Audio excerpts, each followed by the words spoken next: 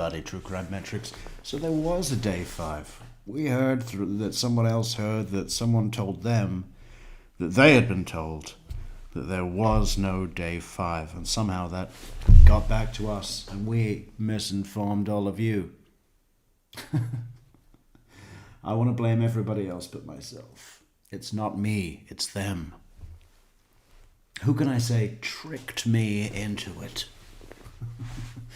So we'll have a look at that. But, to be honest, we've got to do day 4. I was expecting to do day 4 because we had the space.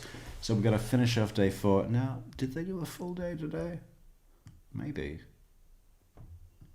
Are we doing a full day today? Maybe. What about tomorrow? Will we be back then? I don't know about that. Maybe I won't be, because if I don't sort that kitchen out by tomorrow, I'm going to fucking burn it down.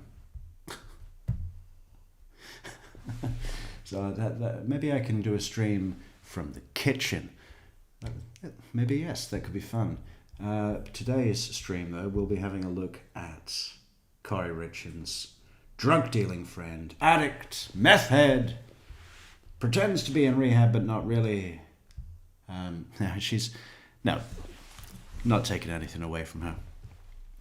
But it's pretty common for people that have been sober for a year, or what do you call it? Clean for a year, where they just go, yeah. Well, I could do that any time, so.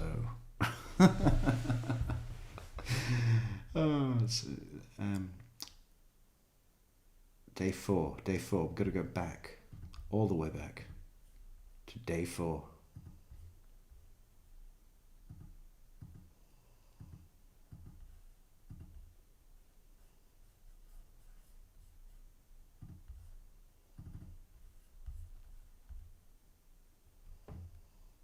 So it was just after that crazy break they had, right?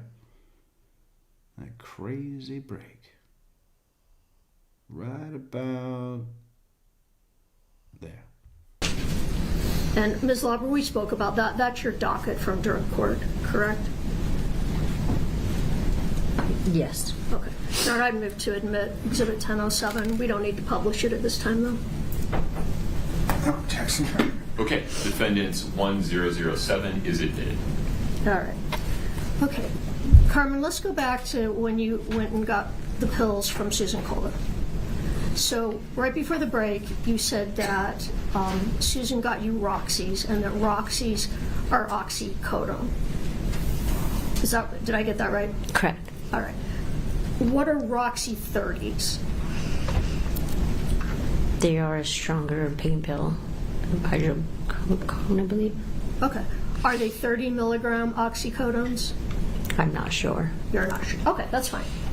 All right, let's see. Now, but Susan got you some prescription oxycodone, and when you were interviewed on May 2nd, the interview we're talking about right now, you said that you left those pills in the fire pit at the house in Midway. Do you remember that? No, I don't recall.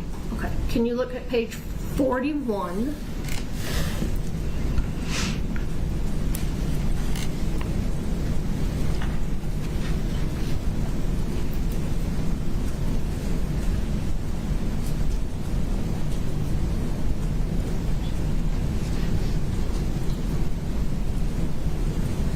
Do you see that?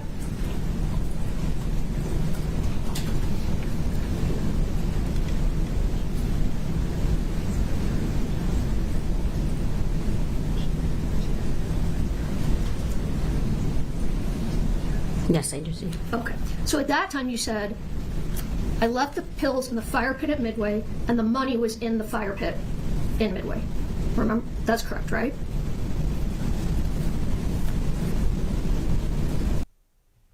Hey, Michelle, acapella. Rob, Suze, how you doing? Dee Dee.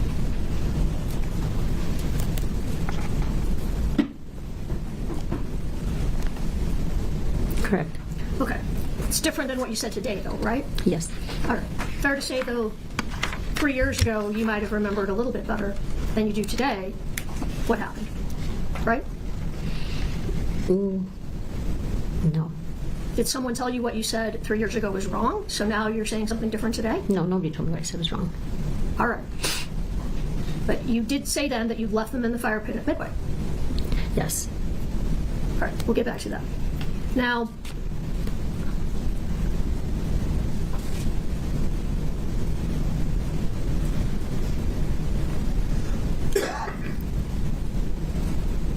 in that interview, you told Detectives Maynard, Detective O'Driscoll, and Agent Sorensen that you never did a hand-to-hand exchange with Kouri. Turn to page 41.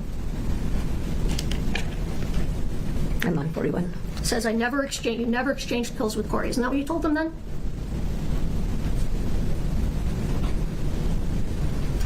Yes. So you said then, I never did a hand-to-hand exchange with Kouri, but today you're saying you gave those pills directly to Kouri. Yes, in my driveway. Okay. And you said that the pills were $600. Yes. And that you fronted the money. That's what you said today, is that you fronted the money. Yes, to Susan. So you didn't make any money off doing that? No. So you just Not this month, no. did that. It's not a very good drug dealer, correct?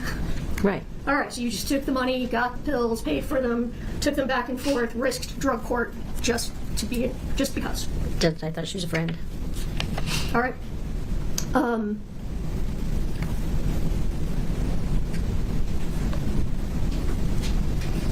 So at that time, at that interview, you told detectives that, again, that you bought the pills from Susan, left the pills in the fire pit, and you told them that this was the first of 3 times you bought drugs from Ms. Richins. That's what you told them back in May of 2023. Yes. Okay. You bought pills once from Susan, twice from Robbie. Oh, one's from Susan, 3 from Robbie. It's not what you told Ah, this fucking attorney just annoys the fuck out of me. It's like a complicated maths problem. So you bought 3 pills for Rob and 2 for Jill. But if you took 2 from Jill's pill bottle and put them back into Rob's bottle, the pills that you borrowed from Wednesday, how many pills would Jill have? Okay, it's a story about, to make it more complicated, everybody's name has to rhyme with pills. So if Jill had 2 pills, but Bill only had 6 pills, how many pills would Will need to put back in Jill's bottle for her to have enough to give back to Bill?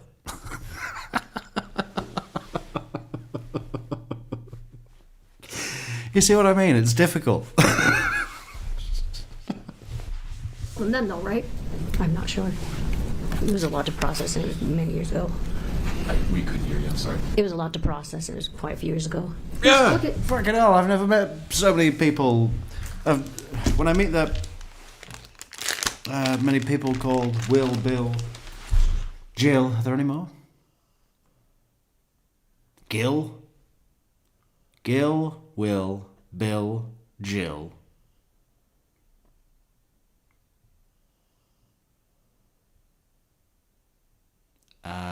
Phil. Phil took a full bottle of pills to Bill. And Bill said, "Those are not my pills, they're Will's pills." I can't do it anymore. But man, that's good. That's the sort of thing that they teach children about math. Page 54, I think it is. Let me just be sure.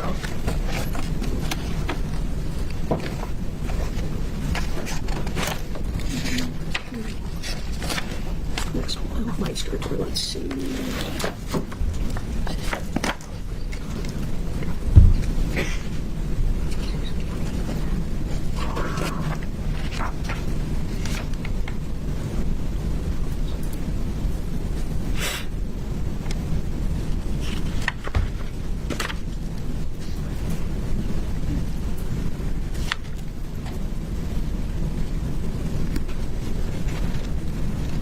Okay. This is different. I'm kind of looking right here and right here. Okay. All right. So when you were being interviewed in May, and you were telling them in May of 23, and you were telling them, I picked up the money from the fire pit, I got the pills from Susan, I left the pills in the fire pit. Detectives told you that it was really important you had to be very clear what had happened, right?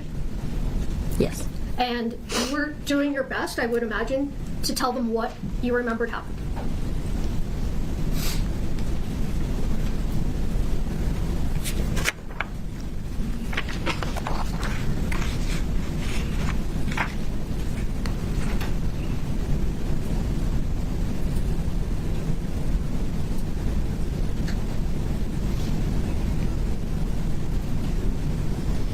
No, I'm just asking you if you were trying your hardest to tell them what you remember. Yes, there's a lot to process. Yeah, I understand. But that's what you told them. I left the pills in the fire pit. Yes. And you talked more that day about how you really needed to stay in drug court, correct? Yes. And, which you turned to page 62, but you told them you were gonna fight. You were gonna fight hard to stay in drug court, correct? Yes. And they told you, well, lucky for you, we're on your side. And as long as this relationship continues, we're here for you. Remember that? I don't recall. We'll take a look there on page 62. 62? Yes. Okay, so do we have to skip this, Michelle? Because, I mean, did they say anything good? Or was it just her beating around? Interviews. The Kouri Richins never asked for fentanyl. Yes. And you kept telling them during this interview that you got Roxy's. Yeah, it's day 4, but we didn't watch it. I mean, do you just want to go ahead? I mean, I don't know. The ones from Susan Kouri, yes.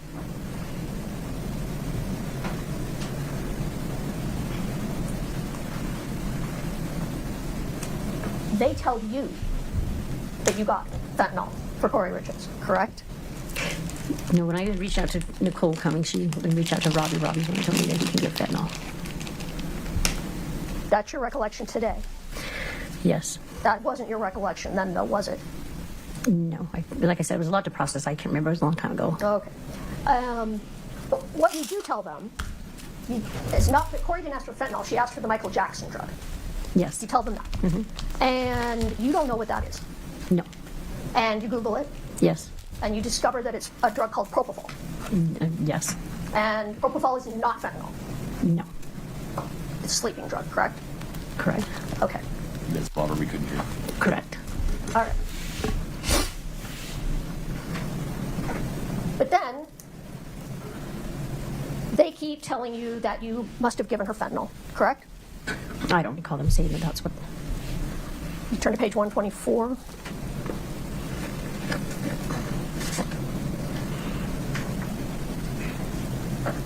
And while you're looking, let me just, so up to this point, you've told them you got Oxycontin, Roxy's from, I said Oxycontin, oxycodone, from Susan, that Kouri asked you for the Michael Jackson drug, that you didn't know what that was, and then they tell you it's fentanyl, and you said, well, they tell you M30s are fentanyl, and you said, well, I didn't know that, just to recap. And now at this point, you say, well, I must have asked for fentanyl, because why else would I have asked unless Kouri told me to ask for fentanyl, right? Correct. Ms. Barber, I need you to speak loud. Correct, sorry. And as you turn to page 125, you say, I want to say, that is the only way that got in my head. Correct. So you're telling them, well, I guess Kouri must have asked for fentanyl because how else, why else would we be talking about fentanyl? When I reached out to Nicole, she gave me Robbie's number. Robbie said that... Why else would we be talking about Aerosmith? I don't think any lawyers... What is it with lawyers? If they're ugly, they just have to look like Garth? he had a friend with... I asked for the fentanyl, or he said he had fentanyl, and I reached back to Courtney and said that he has some fentanyl. Okay, we're going to come back to that because this is a new story today that you've never told before. But let's talk about the story you told on this day. This day, you said, how else did I get fentanyl in my head? Right? Correct. Ms. Lauber, isn't it fair to say you got fentanyl in your head from Detectives O'Driscoll and Maynard? They're the ones that put fentanyl in your head. No. Really? Yeah. Because up till this point in the interview, you've said no fentanyl. I don't deal in fentanyl. I didn't get her fentanyl. I got her Roxys. I got her Oxys. Oh, she asked for Michael Jackson drugs. Oh, I guess I got her fentanyl. How else would fentanyl be in my head? Right? That's what's happened up to this point. Correct. And the only person up to this point who has put the word fentanyl in your head are these detectives, correct?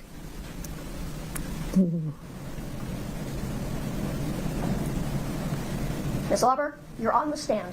At that point, they are the ones that told you it was fentanyl. They're the ones that told me that Eric passed away from fentanyl. They're the ones that put the word fentanyl in your head. They're the ones that told me that that's why Eric passed away from. Okay.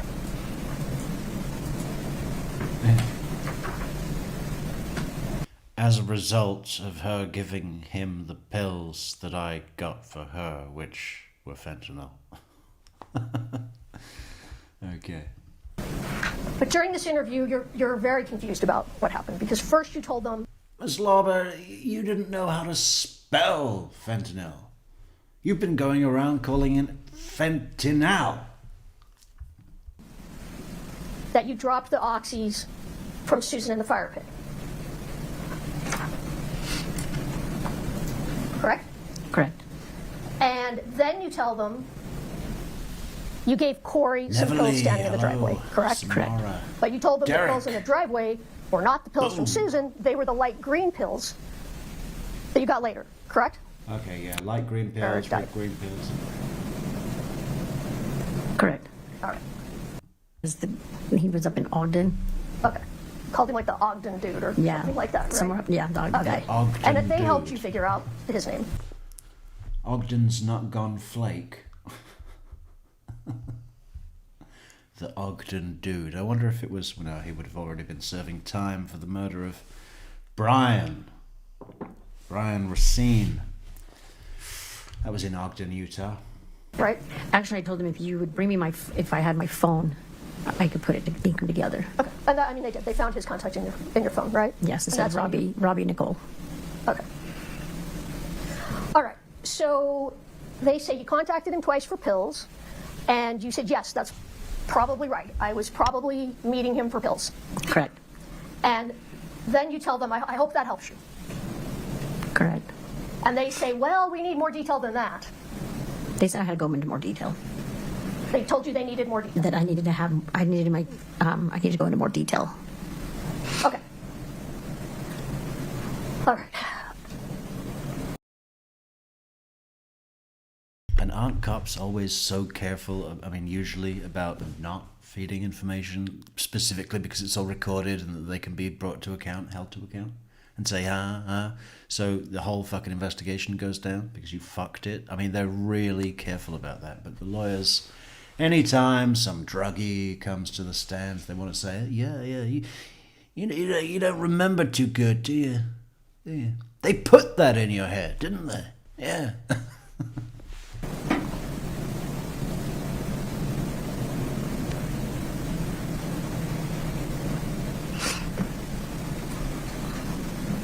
So you're going back over again and about the first buy from Susan during this interview, correct?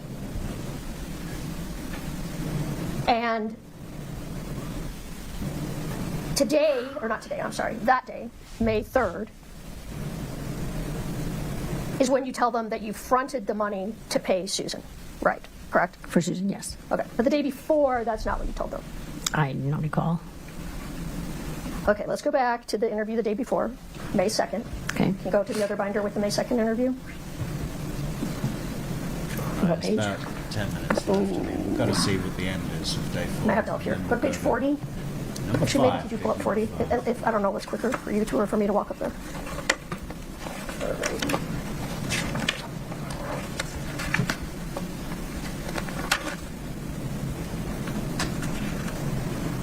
Actually, would you take that off that? All right. So the day before,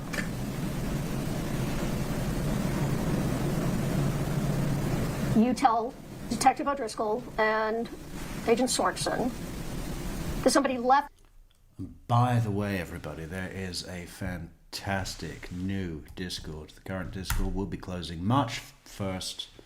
And the great thing about this new Discord, there it is, there's the link, click that link, join the new Discord. The great thing about the new Discord is that things will actually be happening in it.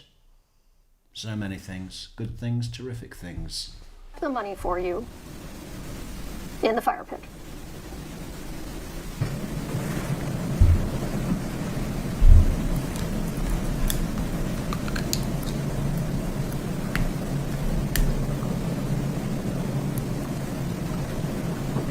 Look at the bottom.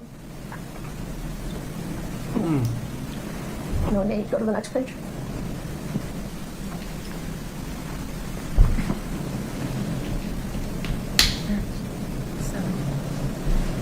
So in that interview, you're telling them you picked up the money in the fire pit, and then you picked up the pills, and then you went back to the Midway house and left the pills in the fire pit. That's what you told them on May 2nd.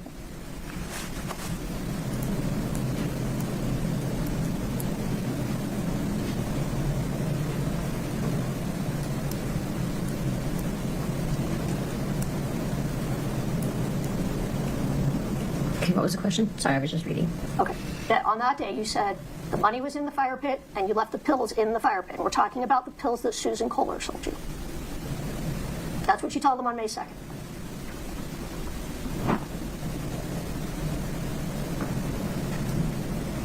Correct. Correct. Okay. And you said, I never exchanged money with Kouri.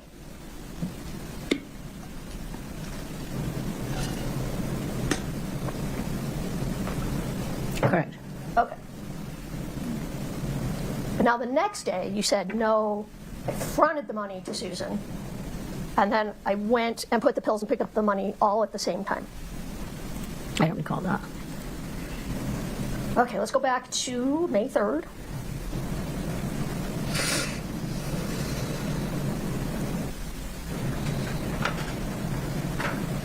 Page 108, going over to 109, Which binder? the May 3rd interview, binder 2. Okay, go to what page? 108 to 109.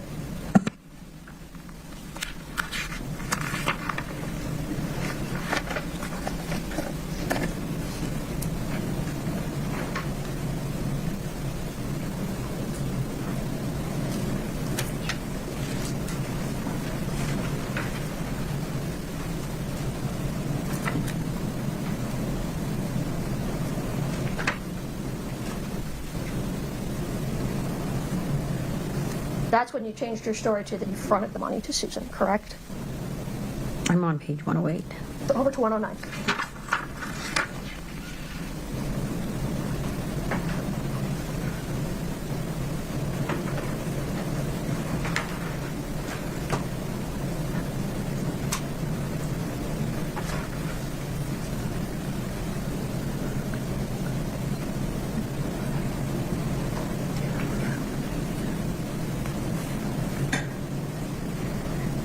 I've got to be in the wrong binder. Please help. Yeah, I think I'm going to be in the binders. Because that one's showing different. Oh, yep, I wasn't in the wrong binder.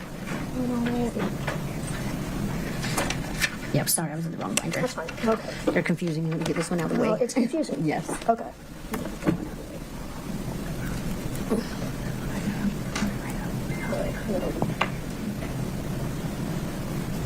So that's where you're telling them, I didn't get any cash from Kouri ever. I'm not sure what question is pending this. Yes. All right. What's your question? I was backing up a little. I'm going to back up a little from the last question. You said you didn't get any money from Kouri ever, and then you said that you fronted the money to Susan. Correct. And then later got it in the fire pit. That's what you told them on this interview. Correct. I think I was mixing up the purchases. That's not what you told them.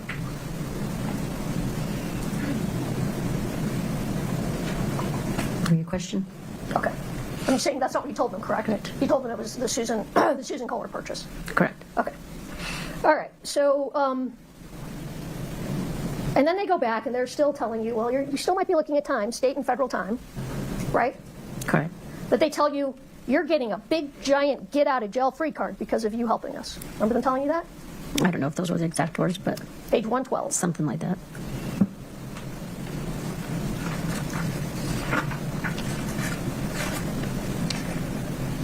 Bottom of 112 over to 113.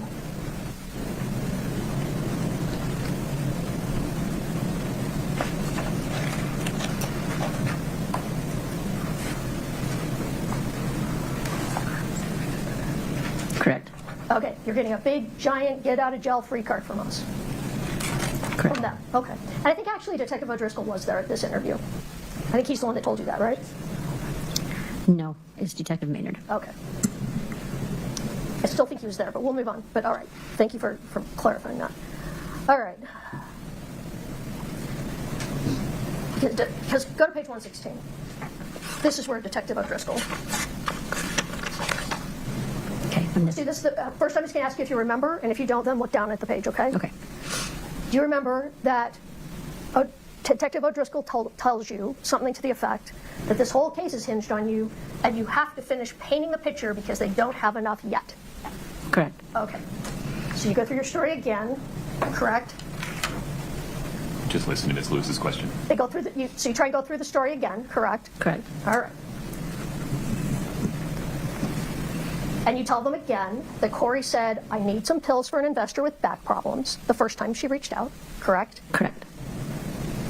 And then you tell them that you know for a fact the first 2 times you bought pills were not fentanyl. I don't recall that. All right, let's go to page 127. No, actually, I'm sorry. Let's go to page 131, I think it is. So 131? Yes. Let me see. I'm not sure which page. Right. Okay. Do you see down towards the bottom of the page?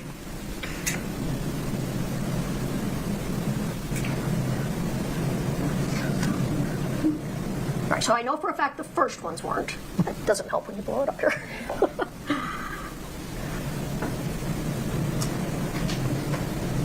And then let's go to. Do you see that? I'm sorry. Yes. All right. And let's go to 134. Wait a minute.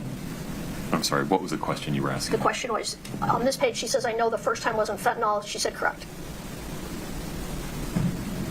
Right? Oh, sorry. I didn't know you were asking a question. What was it? So at this point, you say, I know for sure the first time wasn't fentanyl. Correct? It says here, I know for a fact the first one in the beginning was not fentanyl. Okay. Now, can I see page 134?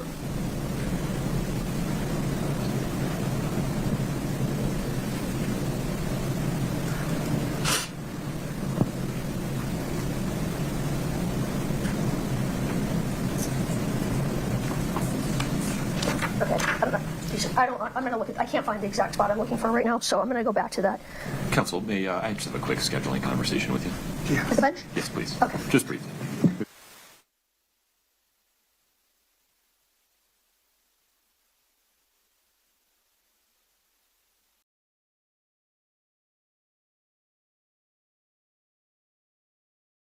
That's it. I mean, they're done now. I mean, we've got day 5. Oh. And end of day 4 was fucking rubbish.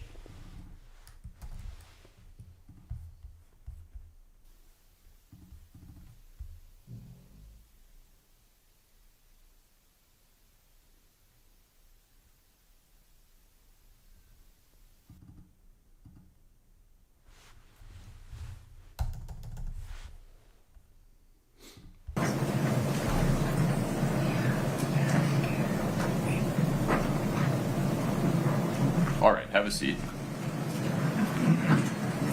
We're on the record. Ms. Lewis, I understand you'd like to refresh Ms. Lauber's recollection with a couple of audio recordings, correct? Yes. All right.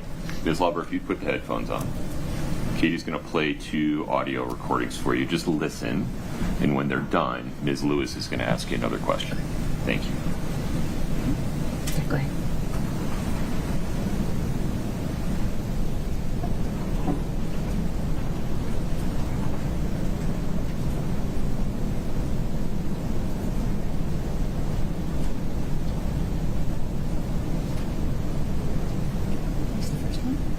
Oh, yeah, that was it. Okay, and then we're going to do the second one. Okay.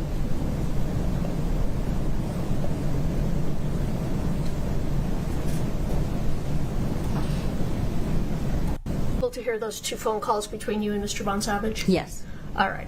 So you were having a conversation where Mr. Bon Savage was saying to you, hey, remember, Carmen, we couldn't get any more of those pills after we've got those in March of 2022, right? Correct. And he said, remember, we tried to get more. We asked Kouri if she could get more, and she said she didn't want any more, so we couldn't get any more, remember? Correct. Why was it that you wanted more pills? I don't think I was the one asking for them. Nick did. Nick wanted to know because Nick benefited from it when he got made the $300. Nick said that was the last time we could get them, correct? Correct. Meaning you and Nick. Nick was the one that drove me down the last one, yes. Correct. And that Nick and you wanted to get more pills, correct? I don't recall me on that video. It wasn't me asking for them. Your Honor, can we, I'd like to admit the recording. Mr. Bloodworth, you've heard it. Any objection?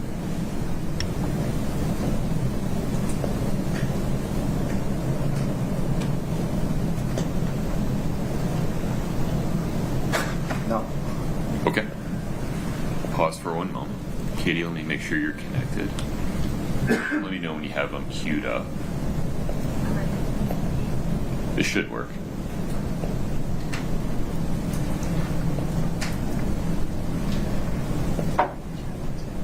Are you connected? Here, we'll start again. My apologies. And this is Defense Exhibit 307 for the record. Okay. 3007. This is actually 308. The one you admitted to. Oh, I'm sorry. What's Katie, wrong would with- you do me a favor? 3008. Plug back in.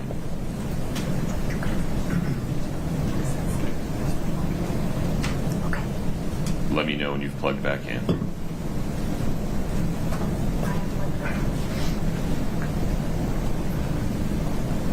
You're not showing anything on your desktop. It's just the Forgive me, I'm not sure the audio player is connected. Can you drag it into? Well, because remember I kept asking, like, hey, text Kouri, do we need any more? And that, so me and you was the last time we were able to get any because she didn't want any anymore. Because remember her guy was out of town or whatever? I don't know. Can we play the next part? I mean, I know that, like, I kept asking, like, hey, does her guy want more? Does her guy want more? So, and you were like, and she'd always say no. So, like, I know you and me, it was the last time, unless you cheated on me and went with somebody else, which I don't think you would have. Yeah. All right. So Nick said he's the one that texted, but then he said that's the last time you and me could get any of those pills, correct? That was the last time Nick and I had gone to the Maverick. Right, we listened to the call. He said that's the last time you and me could get any of those pills. That's what the call says. That's the last time him and I went to the Maverick. Correct. Right. I'm going to try and ask the question again. Your Honor, objection. Asked and answered. It's in evidence. It says what it says. Sustained. Please ask your next question. Sure.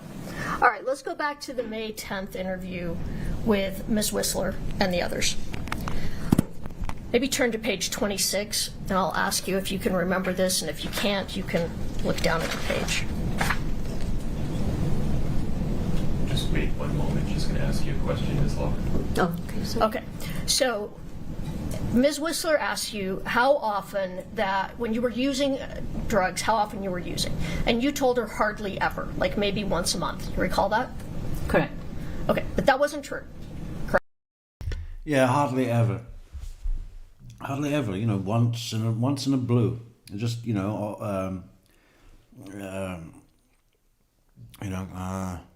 every night and all day every weekend, but never in the morning. Okay, in the morning, but definitely not before 12 or 9. Correct? Correct. Because you were using a lot more than once a month during February and March of 2022. Correct. Okay. So you weren't honest with Ms. Whistler, correct? Correct. All right. So then she wants to talk to you about the first drug purchase, the one with Susan Kohler. And turn to page 34, just so you have it ready. But first I'll ask if you remember, and then if you don't remember, you can look at the interview, okay? All right. Now, you told Ms. Whistler that you couldn't remember when you sold pills to, or I'm not sorry, excuse me, when you bought pills from Susan Kohler, but it was wintertime, correct? Correct. And then you tell Ms. Whistler the other guys, referring to Detective O'Driscoll and Maynard, they made it much easier because they drew it all out for me. Do you remember that? No, not. Take a look at page 34.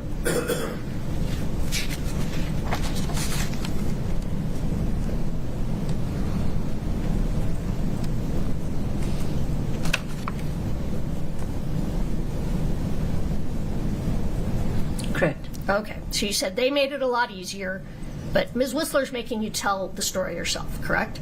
Yes. All right. So again, you say you went to Susan Kohler and bought oxycodone, correct? Correct.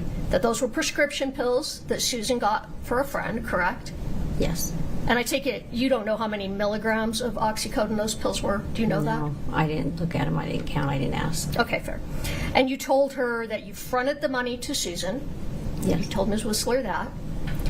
And then you told Ms. Whistler and the U.S. Attorney's Office that you were supposed to leave the pills in the closet in the Midway house, the small Midway house, and the money would be in the closet. But instead you decided to leave them in the fire pit, correct? I don't recall. No. Okay, let's go to page 46. And if you take a look at that, and look at where it talks about you were supposed to leave the pills in the closet.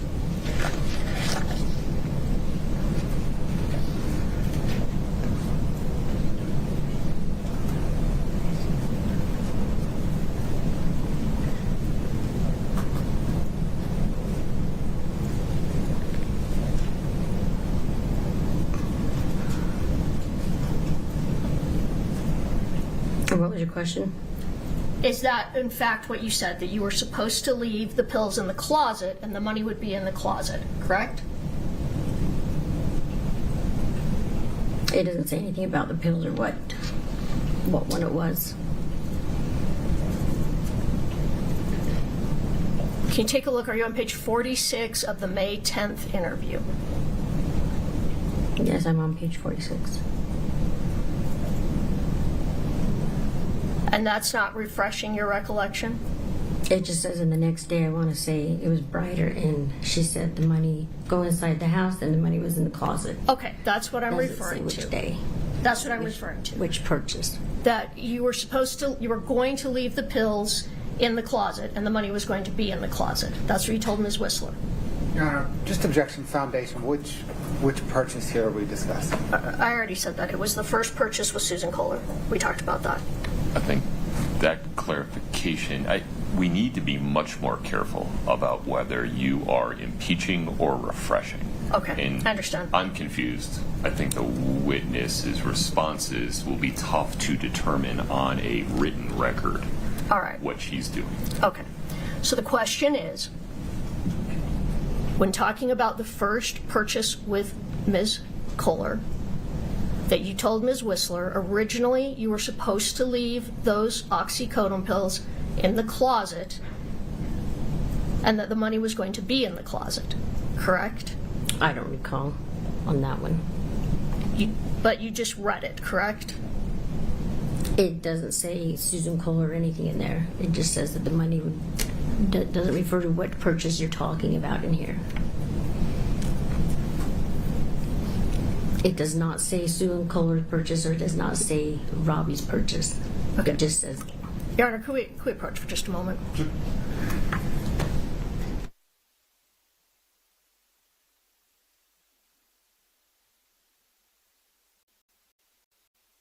Confusing, but Ms. Lewis, if you don't leave it in front of her, she won't be able to read along with you.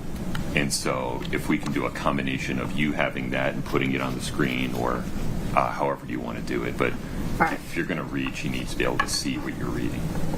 okay, let me just figure out. Well, why don't you just have her go over to the witness stand and like really get in her face and put some pressure on? I mean, what the fuck is going on here? Where I'm at, and then we'll do that. No problem.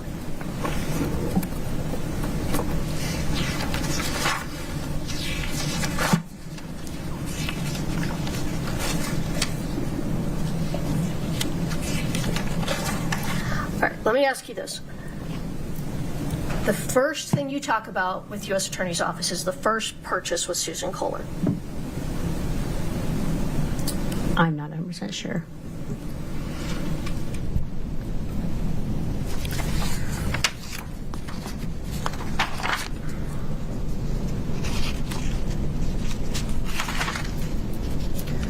All right, give me one moment.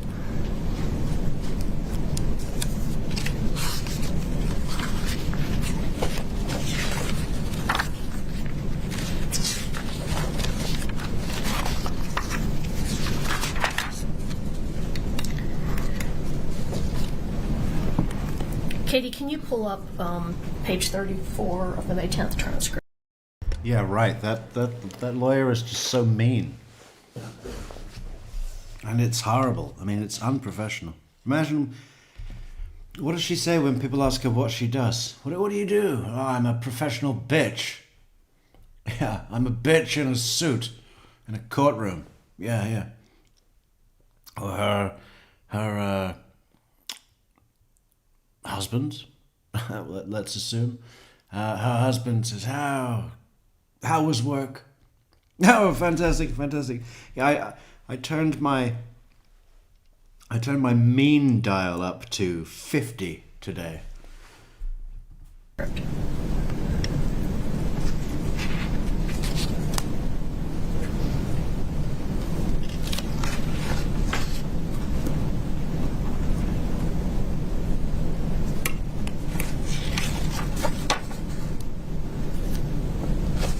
All right.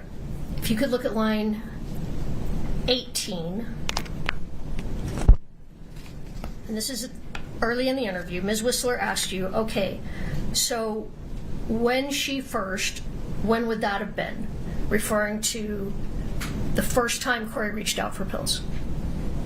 Do you see that? Yes. All right. And Yes. that's when you said the other guys made it so much easier because they drew it out for me. I need you to read it exactly. The other guys had it so much easier, drawn out for me. Spacey Dove, good evening.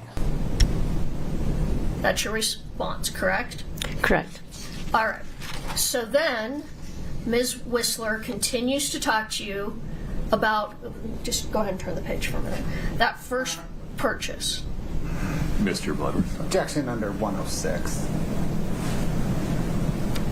forgive me for a moment.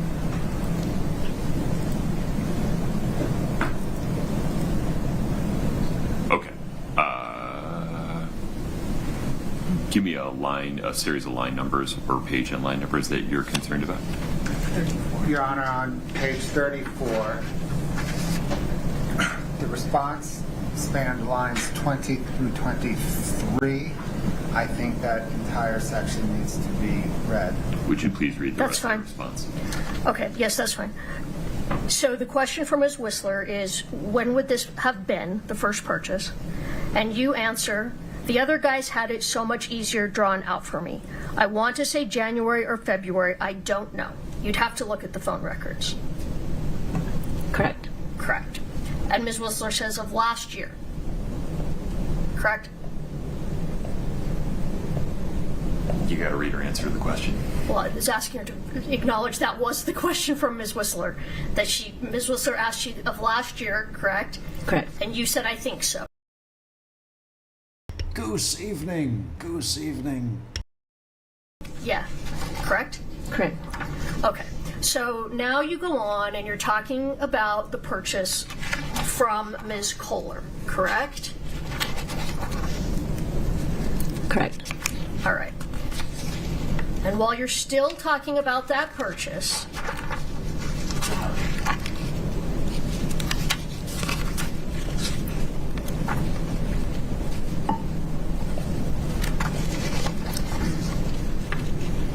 that was the purchase that was $600, correct? Correct. So let's pull up page 43 of the transcript. And Ms. Whistler says that on line 10, so at your best recollection, it was $600, correct? Correct. So we're still talking about the first purchase. Correct. All right, thank you. And then as we move forward, as we're still talking about it, on page 46,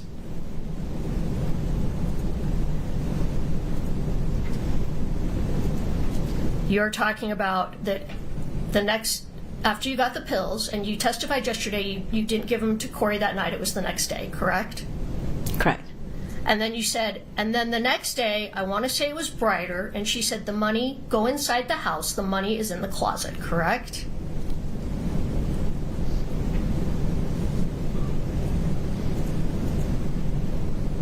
Correct. All right. And then Ms. Whistler asks you, 2 lines down, 3 lines down, you took the pills you had gotten from Susan to that address, correct? Correct. All right. And so as you're talking about that, You have to read her answer. The question is not evidence of anything. well, now I forgot what the question was. So you're on line. Oh, I'm sorry. 19. You took the pills you gotten from Susan to that address, and you said yes, correct? Correct. All right. And she asked if you'd been to the house before, and you said no, correct? Correct. All right. So then, as we move to page 47, line 14, Ms. Whistler says, okay, when you got there, did you go inside, correct? Correct. And she's talking about the small Midway house, correct? Correct. And you said, no, it was late at night and I put them in the fire pit, correct? Correct. And Ms. Whistler says, outside, and you say, yeah, correct? Correct.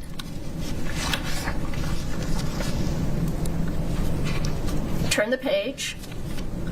Ms. Whistler asks on line 7, okay, so you dropped this envelope full of pills in a fire pit in a vacant house in Midway. Did you think this was odd? Correct? Correct. And you said yes, but I didn't think nothing of it because if you're keeping a certain somebody out of the picture, you're not, I mean, if you know anything about the drug world, and then you don't complete that thought. Correct? Correct. All right. So you told, Objection, Your Please Honor. pause. Go ahead, Mr. Butler. Completeness, she does complete the thought. You just have to read down. Yeah, we've got to read through. all right, I don't know that it's relevant, but that's fine. Ms. Whistler then says, well, I've been doing this for 20 years. Oh my God, did you hear that? She just interrupted the judge and dismissed him when he was in the middle of a sentence. We're putting that on normal speed. Fuck 125. I want to hear that again. I don't think I've ever heard anybody do that. Oh, we are on normal. Okay.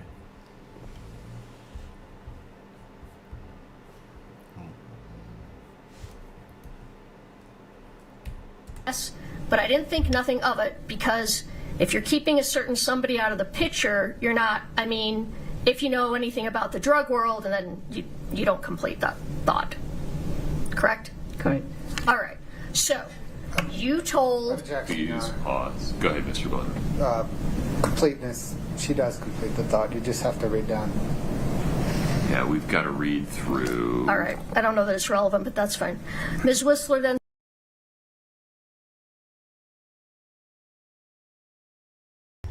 I don't know if it's relevant, but that's fine. Yeah, moving on. Shut the fuck up, Judge. I mean, one more time. Ballsy. I mean, she's just on a rampage, right? She's just working Says, out. She's well- a bit like Marisol Descalzo. Motor Mouth Miami, baby. What was it? Punchy. Miami Punchy. I've been doing this for Punch the judge. 20 years, so I think I do. I guess referring to know something about Yeah. the drug. Judge, I've been doing this 20 years, okay? We're moving on. Judge, okay? So you told, Objection, Your Please Honor. pause. Go ahead, Mr. Butler. Completeness, she does complete the thought. You just have to read down. Yeah, we've got to read through. all right, I don't know that it's relevant, but that's fine. Ms. Whistler then says, well, I've been doing this for 20 years, so I think I do. I guess referring to know something about the drug process, correct? Correct. And you say, no, I'm just saying some addicts, or, and she says, uh-huh. And you say, some people don't really ask questions, correct? Correct. Okay. So, Objection completeness. Your Honor, keeps going. I think though if that's the part that's relevant to my questioning. I think if Mr. Bloodworth wants to bring in the rest later, he's welcome to do so. We're actually changing the topic here back to the investor now. Oh, are you? How considerate. Why don't you just read through the sentence, the period on line 23. I understand your position, but I think her thought goes through before changing of a topic, the period on line 23. All right. So when you say some people don't really ask questions, Ms. Whistler says okay, and you say, or they don't want to get caught in the middle of anything, period. Correct. All right. So, I'm going to give this back to you for now.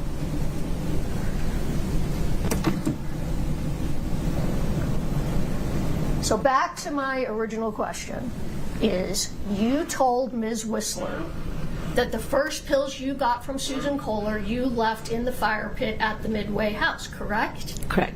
But that's not what you're saying today, correct? Correct. Now, is it fair to say when you were talking to the U.S. Attorney's Office, who could potentially charge you with a 20-year minimum mandatory crime, you were doing your best to tell them the truth? It was a lot to take in, so I probably had confused a little bit. Were you doing your best to tell them the truth? Yes. Is that fair? You Correct. were. Mm-hmm. And this conversation was approximately a year after these events took place. The conversation with Ms. Whistler took place about a year after these things happened, correct? I'm not sure on the dates.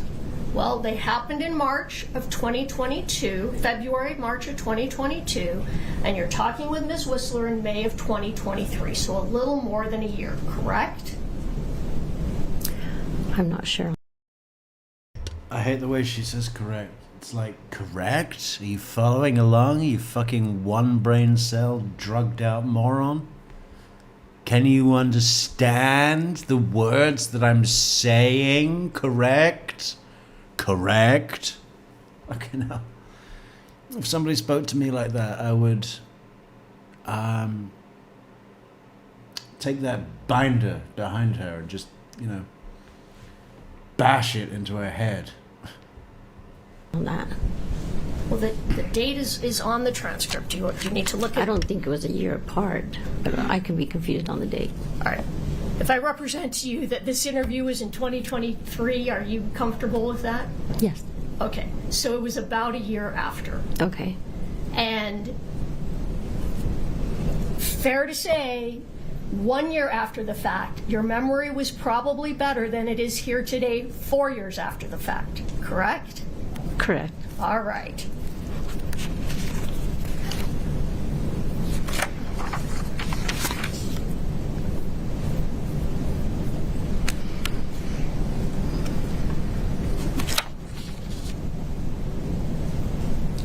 Okay. Now I want to move to the second buy. We're going to talk about the second purchase, which would have been the first purchase with Robert Crozier, okay? Okay. All right. So you reached out because Kouri said she needed something stronger, like maybe the Michael Jackson stuff, correct? Correct. What about the Bruno Mars stuff? Who else could we do? What about Prince? Do we have anything that Prince... the Prince stuff? What about the Sinead O'Connor stuff? Huh? What about that stuff? And you couldn't remember if this was by text or phone. You said you weren't 100% sure, correct? Yes. All right. Can you pull up page 50? You turn to page 57. I'm going to let you use the book. You put 57 on the screen for me of the May 10th interview.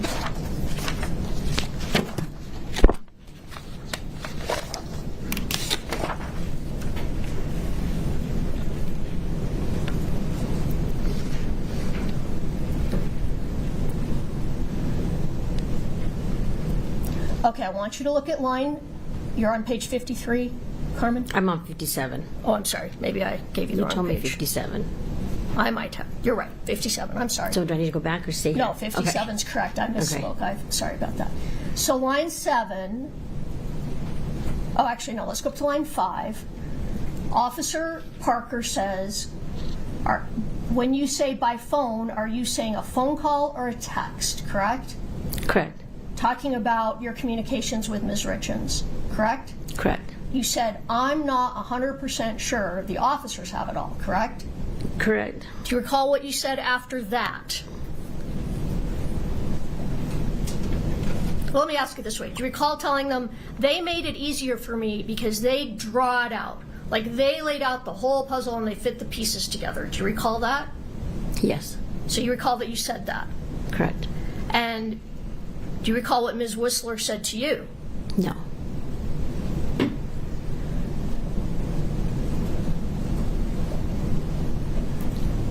All right. Can we pull up Defense Exhibit 1033, the video?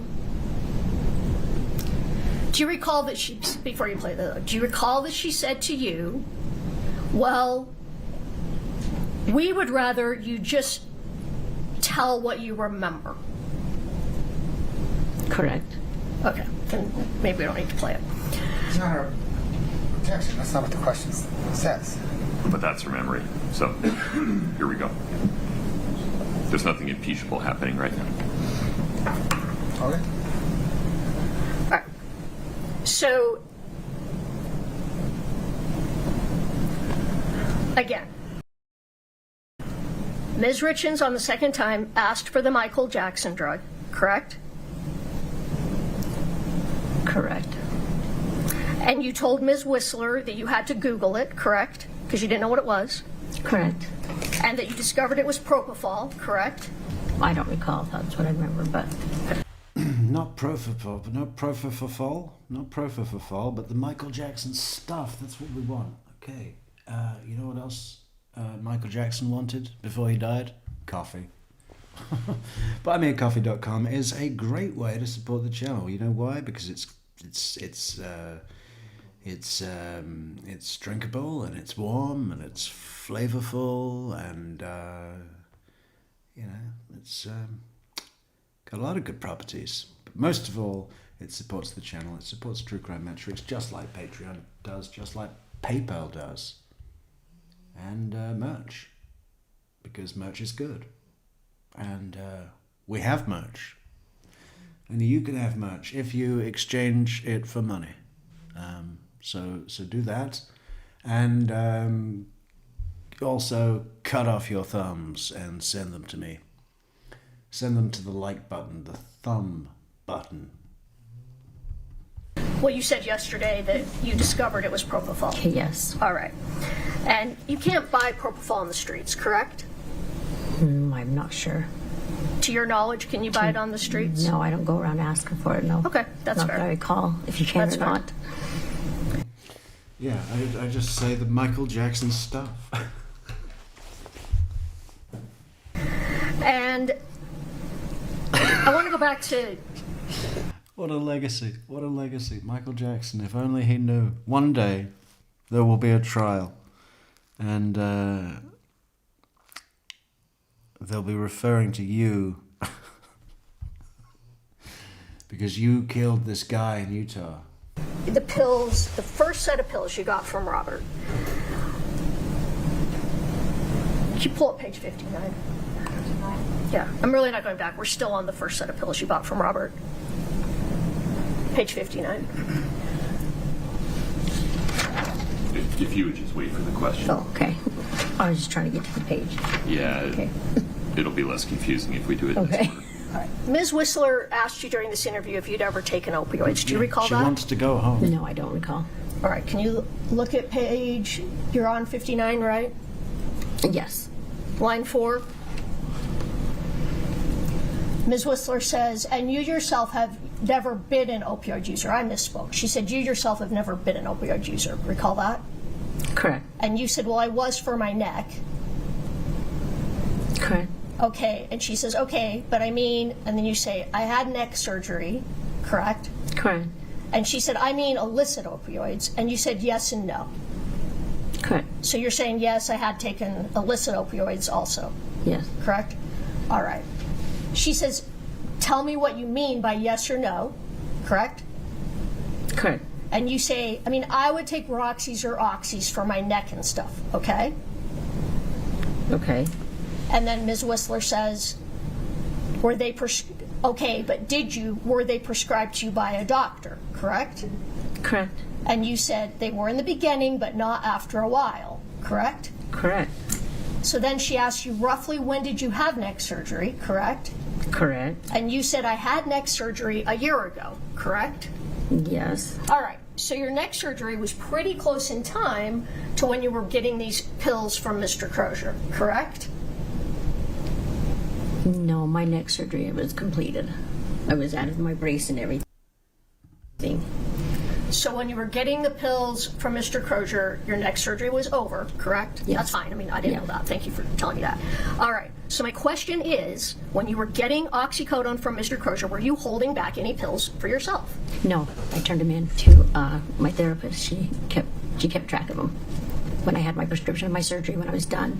Right, but you said you were getting some that were not prescription. You were getting illicit pills. I take it you didn't give those to your probation officer. All right. So were you holding back pills for Mr. Crozier to take for yourself? No, I was not. All right. So then you talk more about that Kouri had asked for the Michael Jackson drug. And that's when you told her, well, it's not a pharmacy. I don't know what you want. I can't just go get you a stronger dose of pills, correct? Correct. All right. But the first pills you gave her were prescription oxycodone, correct? From Susan Kohler? Yes. Correct. From Susan Kohler. And then you asked Mr. Crozier for Roxy 30s, correct? I don't recall if that's exactly what I asked for. Well, we talked about that I yesterday. said blues. Blues, or I asked for pain pills or an opiate pain pill. All right. Yesterday you testified you asked for Roxy 30s or blues. Remember that? Yes, from yesterday? Objection, Your Honor. I'm not sure that's accurate. I'm not either. Foundation. I can go back and find it, I guess, but that is accurate. All right, let me find it. I think the difference is whether, to be a little bit specific here, she testified to that yesterday or acknowledged having said it in a prior interview. That's fair.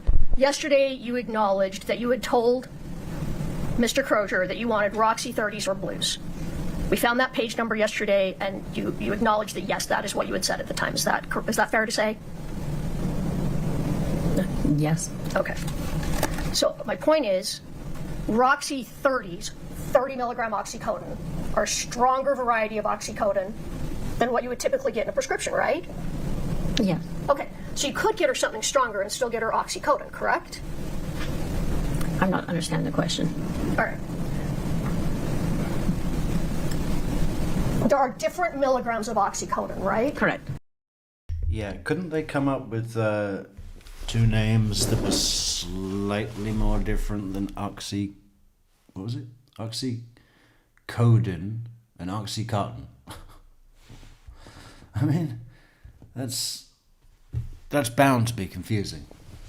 Prescription oxycodone, and then, which are weaker, and then Roxy 30s are a stronger variety because they're 30 milligrams, correct? Correct. All right. So you could, in fact, get the same drug, oxycodone, and get a stronger version of it, right? If you knew somebody with the prescription. Okay. All right. And this is when you reach out to Nicole Cummings, and she refers you to Robert Crozier to get the stronger pills. Correct. All right. But you never did ask Crozier, and we talked about this yesterday, you never asked him for fentanyl, correct? Correct. And you told Ms. Whistler, Kouri never asked you for fentanyl, correct? She never asked you for fentanyl. I'm not 100% sure. All right, can we pull up Defense Exhibit 1035? Do you need to see this? It was provided in discovery. Can you remind me? I don't. We'll put it on. I want to introduce this. So we'll preview it for Okay. council. What's inside? Can you put the transcript next to it so he can? Yeah, the transcript is more helpful. Can you scroll through? Katie? And why is it that Nope. Not yet. Just let him read the transcript of what is in the video. If you take the video down for a moment, Katie, let Mr. Bloodworth review the transcript.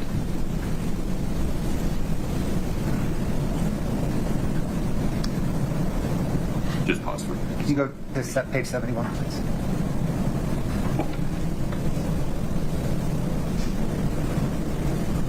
Right, through line 25. Yeah, that's it. So we only have that one page. So just 71? Whatever page you had up. As long as you pause for a minute. Thank you. What was the next page? Oh, now I don't know. It was the page you had up right a moment ago. Oh, I'm I sorry. read 70. Okay. Does the clip start at page 70? It is, right? It's just, yeah, it's just a Oh, little bit. okay. on page What line does what page and line does the clip go through? 7. Line 70, line 25. Okay, then please back to 70.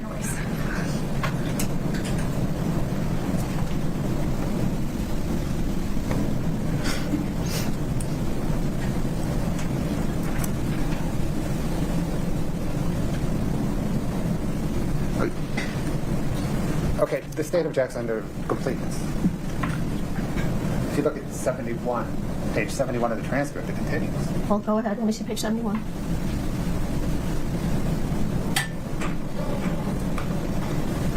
All right. I mean, Your Honor, I Through think line that, 11 of 71 at least. I think he can introduce that. She's testified to that If on you, redirect. you got to play the whole thought, Well, how about if I play it and then I read the rest because the clip doesn't include that. but you just read the complete part and then ask her if you read it correctly. How about I come up there and be the judge? Judge, and you sit down here in the gallery with the public. How about that, yeah? How about that? Am I too confident for your courtroom, Judge? Why don't you shut the fuck up, Judge? All right. Can't play any complete clip. You can pull it back a page to 70. All right. So Ms. Whistler, and we're on page 70, line. Let's see. Let's back up. Page 70? 70, Ms. Hubbard. Okay, that's okay. I just want to make sure that's what I want. Let's go back then to line 11. Ms. Do you see that? Yes, I do. Ms. Whistler asked you, when you met with Robbie, did you specifically ask him for fentanyl? And you answered yes. She says, you used that word, you said, uh-huh. And she said, and if, and why is that you specifically asked for fentanyl? And you said, because that's what was asked for. I mean, that was the Michael Jackson drug, right? Or that was the Michael Jackson thing. So let's stop there for a minute. Is that what it says? Is that fair? Correct, yes. All right. But we already talked about you knew the Michael Jackson drug was not fentanyl, correct? Correct. Okay. All right. So then Ms. Whistler says, okay, so that's what Kouri had asked you to get. Is that fair? And your answer is, did she ever come out and ask for fentanyl? No. Correct? Correct. All right. Next page. Ms. Whistler says, okay. And you say, she asked me to get Michael Jackson stuff. Yes. Ms. Whistler says, okay. Did you tell her what she was getting was fentanyl? And you said yes. And that's on the second transaction that took place in my driveway when she came to pick it up. Correct? Correct. Okay, but great.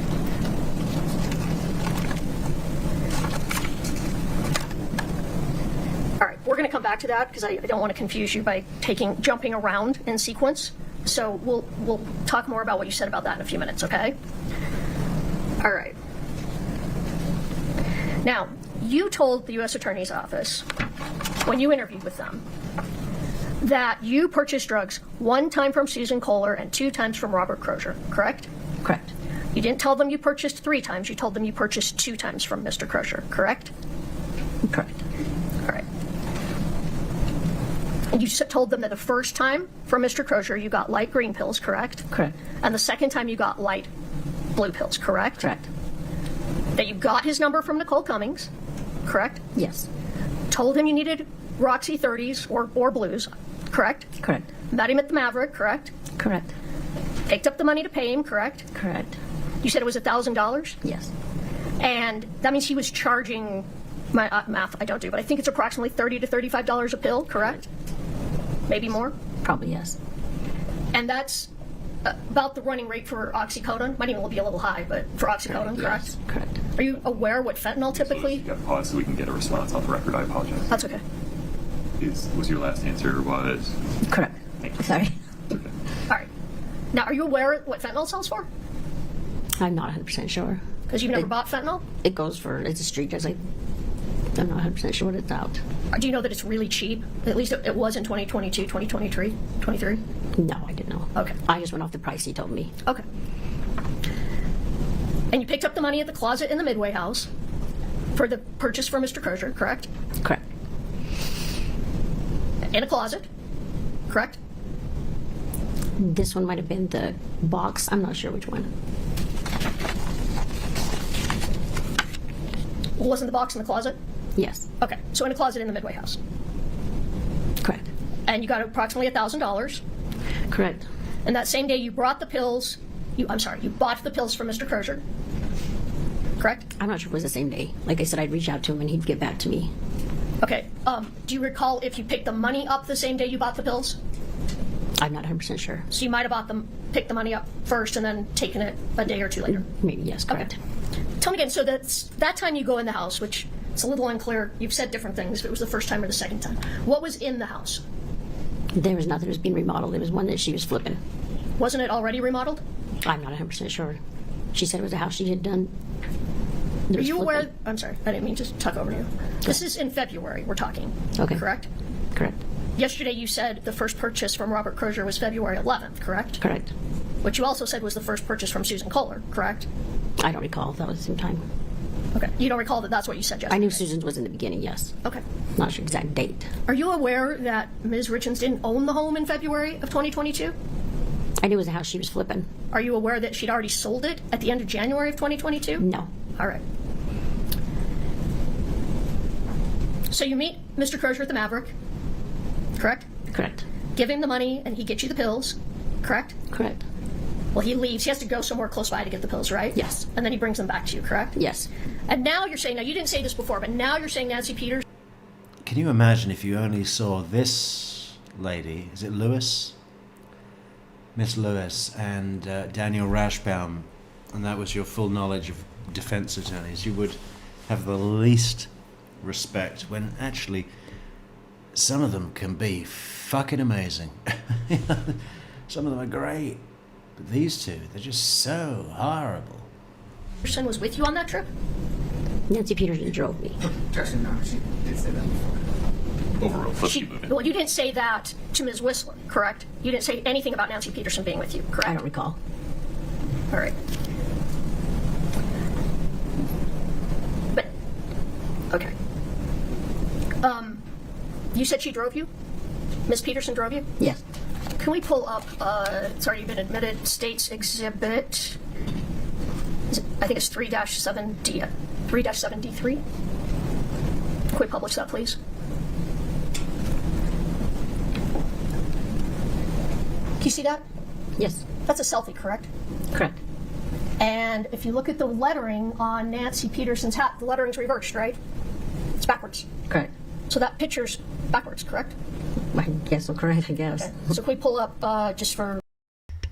The greats, I don't know if I can think of the greats off the top of my head. Defense attorneys that are good. Who comes to mind? Well, I loved the guys in Making a Murderer, Dean Strang and Jerry Buting. Yeah, I thought they were good. But that was kind of, it was dramatized, so that doesn't really count. There's that guy up in Wisconsin who represented the Apple River killer and Ezra McCandless. And there's something about him I like. There's something...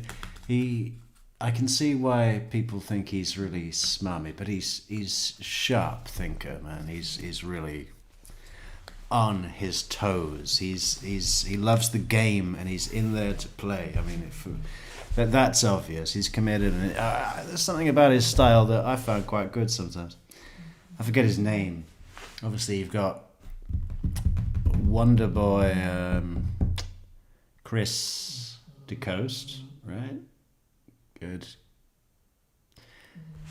And some people say, oh, Chris DeCoste is only good when he's on that Wendy and for the rest of the stuff. But if you look at his closing arguments, I think it was for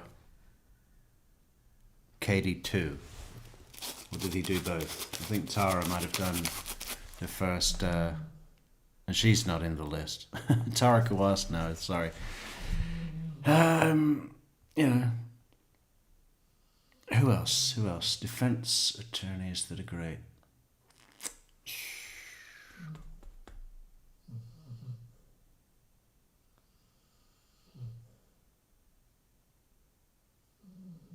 Nothing's leaping off the page. Alan Jackson.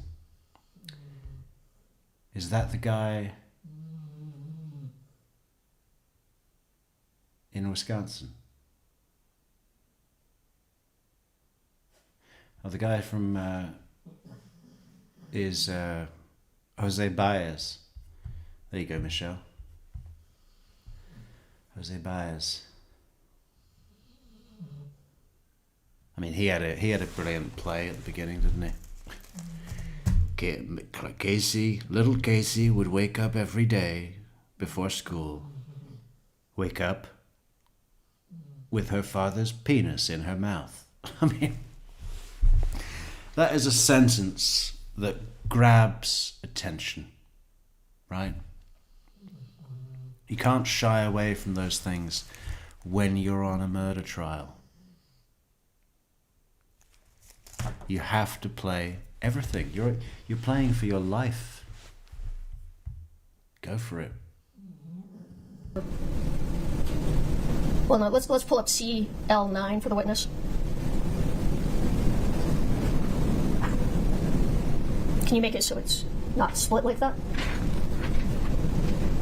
That's how that picture really looks, correct? Because now it's not backwards. Correct. So you were driving, correct? On the way back, I drove back, yes. Well, on the way there, the first picture was... On the way down, Nancy drove. On the way back, I drove because she wanted to get high. Okay, well, you testified yesterday that this photo was of Nancy driving and you in the passenger seat. Recall that? Correct. But you're in the driver's seat and she's in the passenger seat, correct? I guess so, correct. Okay, can we publish IMP-CL9 to the jury? We can move to admit it and publish it. Mr. Bloodman. Yeah, 3,000.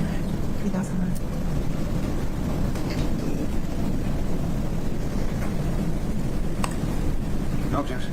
Okay, one moment. We're going to keep this number the way it is, right? Sure, that's fine. So you testified yesterday that... Hold on a second.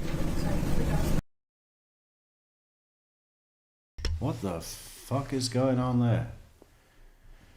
Is that Kouri in the white hat? So this is Carmen in the front. Diesel power. Diesel power.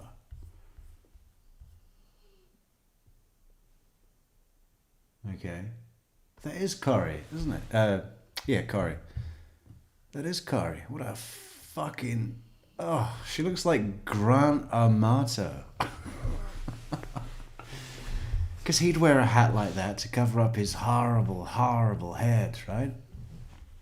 Or make some stupid fucking roll-tongue frog face for the camera. That's exactly what Grant would do. Why are we renumbering them? It makes it harder on Brittany. All the 3,000s are impeachment documents that were not on the witness list, so to make it easier at the end. And we've been bringing the next day ones that have a new sticker on them and giving them to Brittany.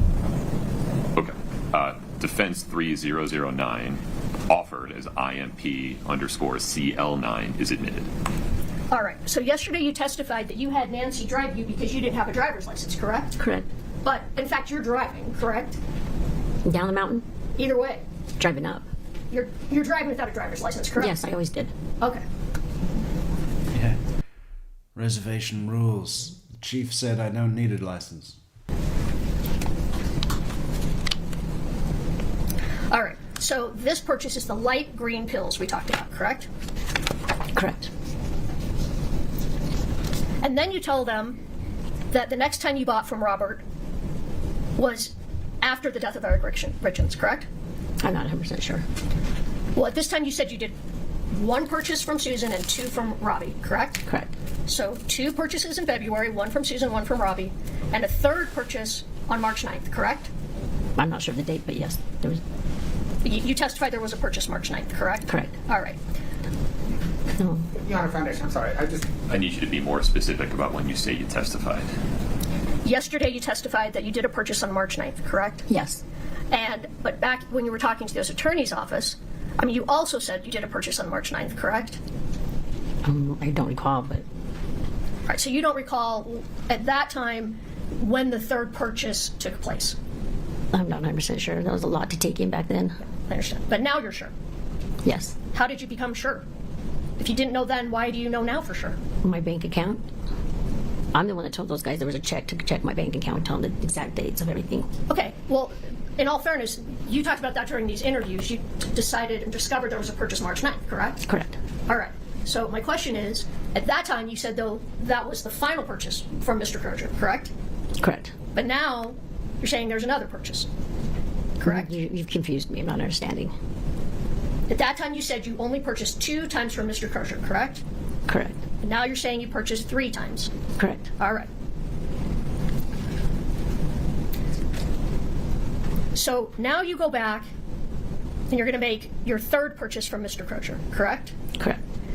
And in that purchase, you didn't tell him you wanted something stronger, correct? In the last purchase? Yes. You've confused me. What's kind of confusing because we have a bunch of statements you that bounce they're... back and forth. It's confusing. All right. We're going to talk about in May of 23 when you said there were only 2 purchases from Mr. Crozier. Okay. Okay. The first purchase you said was light green pills. Correct. And then the second purchase, you actually said, just give me the same thing, correct? I don't think those are my exact words. I think just Okay, let's kept look at purchasing page... through him. I'm sorry. I just kept purchasing through him. Okay, let's look at page 86.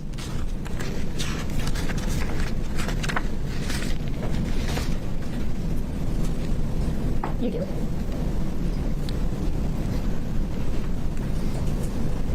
Katie, I need 86.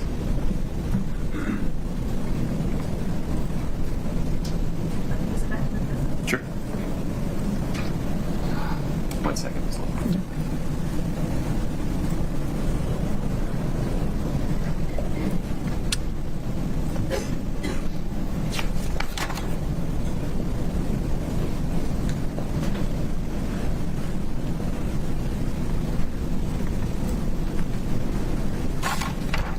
Okay, Which line number are we at, Ms. Lewis? I'm checking.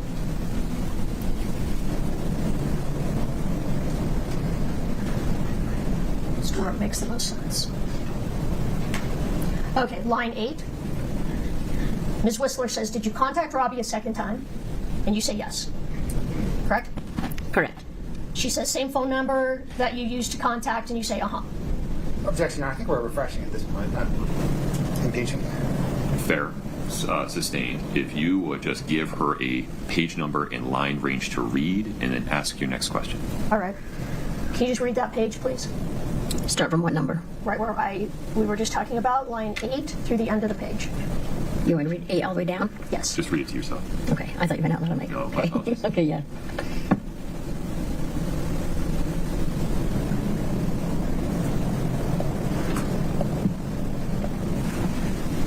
And then will you give me the next page up on the screen, please?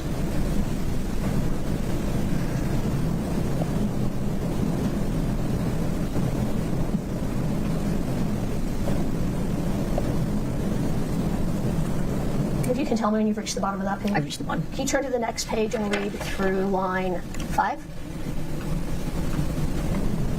Katie, I need 88. Thank you.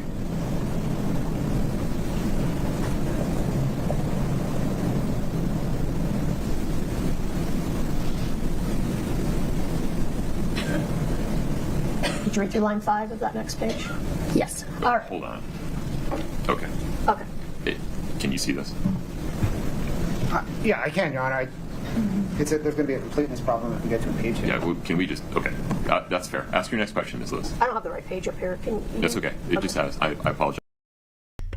All right, all of the fucking 26 people in this stream tonight should vote in that poll. I mean, fucking hell, we should be able to get 26 people's thumbs, shouldn't we?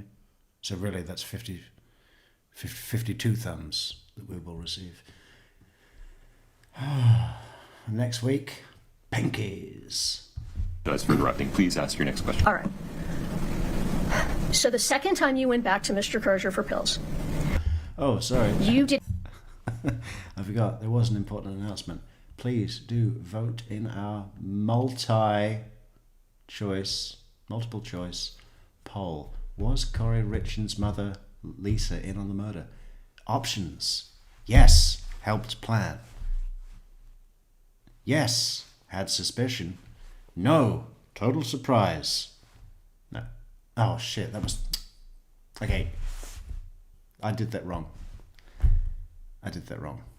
Sorry. We're going to restart the poll. Hold on, everybody. Fucking... Was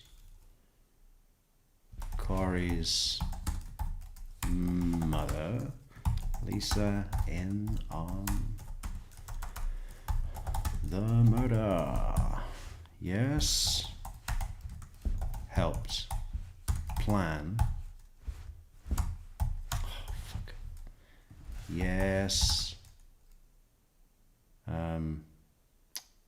Had suspicion. No. What was that mistake? No. But not surprised. Or no knowledge, no foresight. Okay, that is better. Vote in that poll. That's the good poll. It was a very healthy split in the run-up. But please do vote again, even if you just voted. It doesn't matter.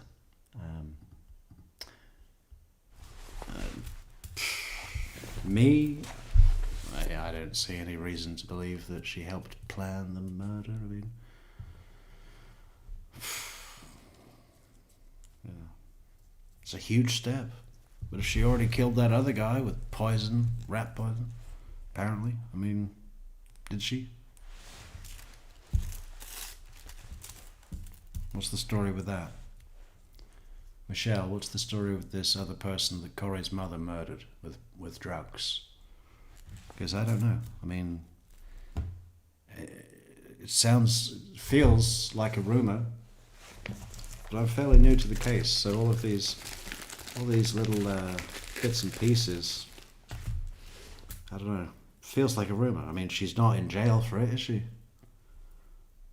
Was it suspicious circumstances? I mean, that can happen. I mean, that doesn't mean she's guilty. People can be poisoned, and you know, what if whoever the mother killed just died on accident by poisoning, but it gave Kouri the idea, and then Kouri did it. Now it looks like that Kouri's mother did it, but that was actually an accident. Maybe. I don't know what happened, but I'm just saying that sometimes things can happen after. You see, if there's an accident,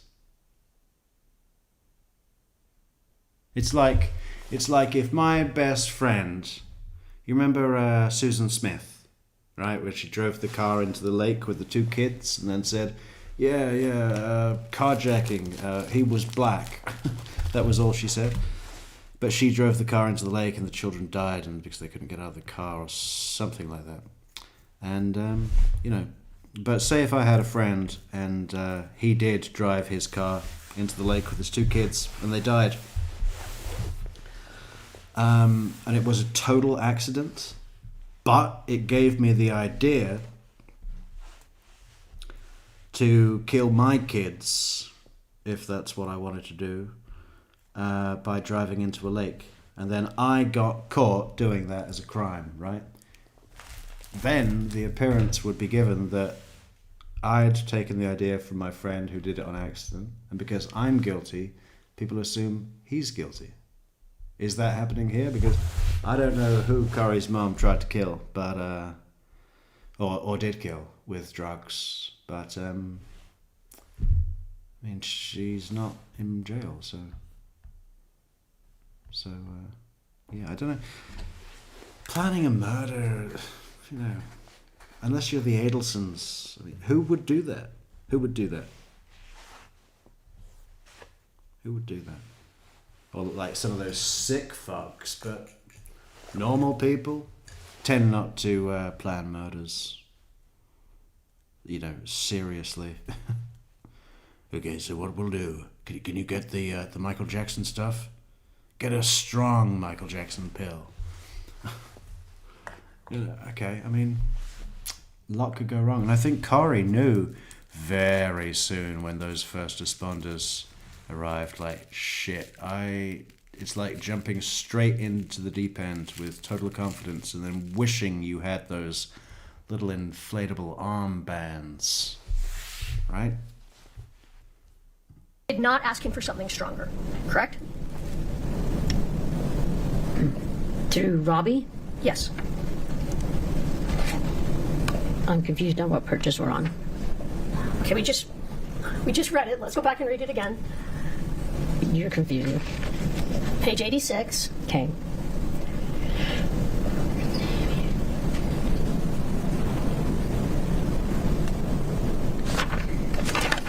And the top of 87. You see that? Through line 5. Correct. All right.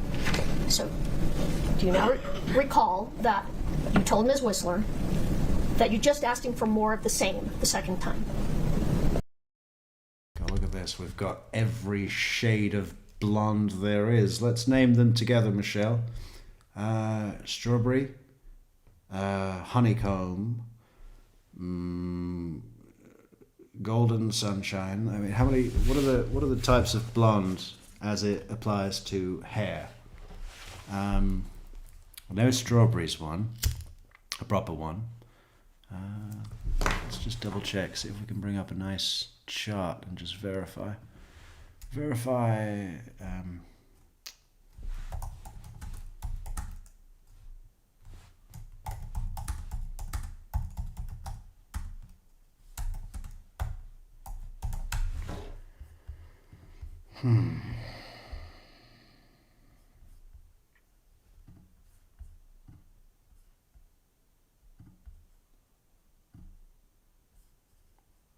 Copper shimmer. Wow, that's nice.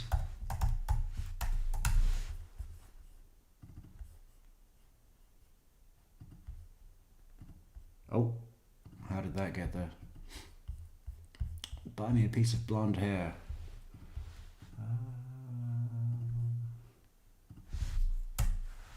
Okay, so what have we got?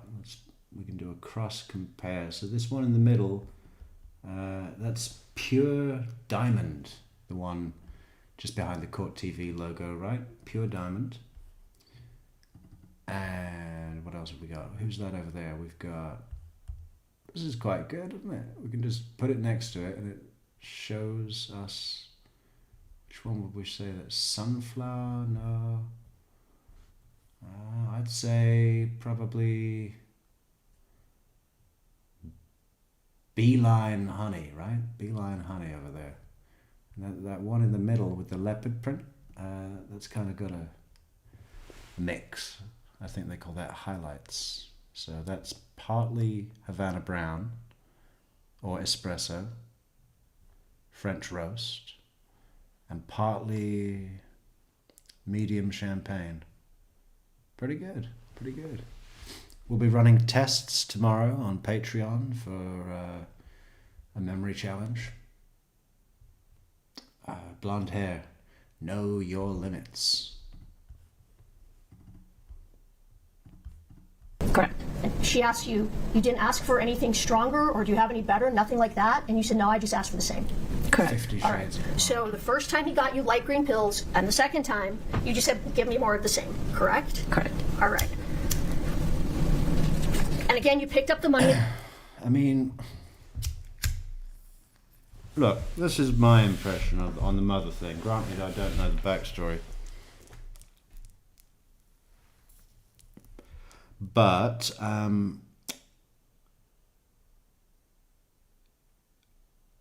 Kouri got the first responders that round there. They came, they were speaking with her. Kouri got on the phone to her mother. Something, I don't know, he was fine. That sort of shit. And then her mother went, I'm on my way. right?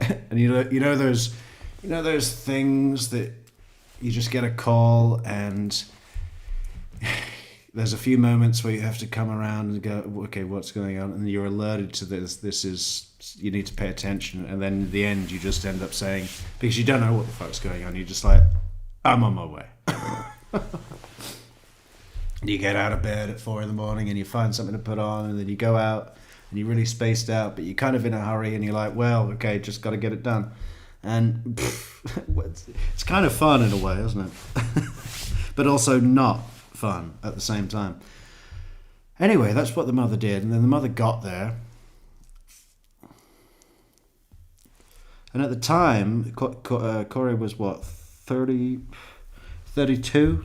Maybe even 31, because her birthday is in April and the death was in March. So she was just about to turn 32. So pretty young. And the mother got there, and I'm sure picked up on the tone, because the mother's able to be calmer than Kouri. Obviously, she's there to find out what's going on, and when you're there to find out what's going on, you really listen closely to stuff, don't you? Because you're trying to find out what's going on. And those cops were asking questions that were obviously not good questions for Kouri. Like, yeah, well, we don't know at this point. I mean, the medical examiners, the coroner, and then detectives, yeah, they're going to be coming because, you know, he's young, no heart problems, so blah, blah, blah. The mother would have picked up on that, and I think she would have quite easily put the pieces together. Oh my God, she has fucking poisoned him.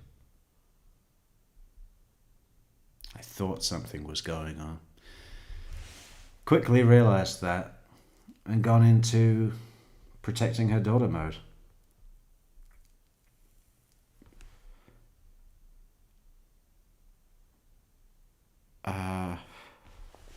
What do you expect her to do?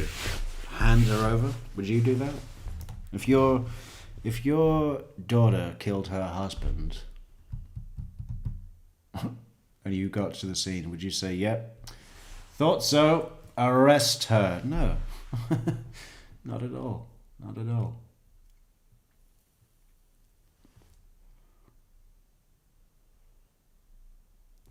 Not at all. At the Midway house and the cup in the closet, correct? For that second purchase with Mr. Crozier. Correct. You went back to the Maverick, correct? Yes. With Mr. Von Savage, correct? Bon Savage wasn't that one. That's what you told Ms. Whistler, though, Savage. in 2022, correct? Oh God, if she says fucking correct one more time. I'm sorry, I misspoke. 2023. Pause for 1 second. I think that question's fine. I think the lack of foundation is confusing the witness as to whether she's testifying about what she said yesterday or what she said in the course of this interview. Or what she recalls happening. I just need you to be a little Okay. bit more specific. All right, we're still talking about the interview on May 10th with Ms. Whistler, where you told her you only purchased twice. Good point, Lego person. We will find out what color the defense attorney's hair is right now.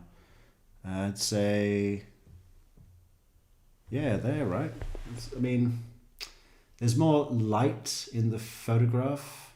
That's clearly under bright light. So I'd say light ash blonde, or no, definitely light ash, right? From Mr. Crozier. First time light green pills. Second time you asked for more of the same, correct? Correct. And that you picked the money up in the Midway house, correct? Correct. And at that time, you said there were only 2 purchases with Mr. Crozier, and it was the second purchase that Mr. Von Savage went with you to pick up the pills, correct? Bon Savage was the last purchase. Right, but the His 20... lover. pause for a moment. Ms. Lewis's question is, do you recall saying that you went with Mr. Bonsavage to, forgive me, what's the name of the woman from the vet? Jesus, thanks, Michelle, but that's too technical for me. Michelle says, never heard of those types of descriptions. It sounds like box dye descriptions at the drugstore. So, cheap shit. yeah. That make it try and sound good. Pure diamond. Medium champagne. What does that even mean? Medium champagne. I'd give you the actual numbers that they are. Luke 8.3 for the golden, bleach tune with 10V, 10P, and clear. Wow. You see? God, so technical, isn't it? PhD in colorant, right? Not dye, colorant. Ms. Whistler. Yes, Ms. Whistler. To Ms. Whistler during that interview. I don't recall saying I was with Bonsavage. All right.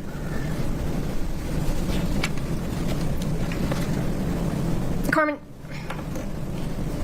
you were really clear in the interviews in May. You said more than once that you did a total of 3 purchases for Kouri Richins, correct? Correct. 1 from Susan Kohler, 2 from Mr. Crozier, correct? Correct at the time, yes. All right. And during those interviews, Detective Maynard and Detective O'Driscoll told you that you purchased drugs from Mr. Crozier on March 9th, correct? Correct.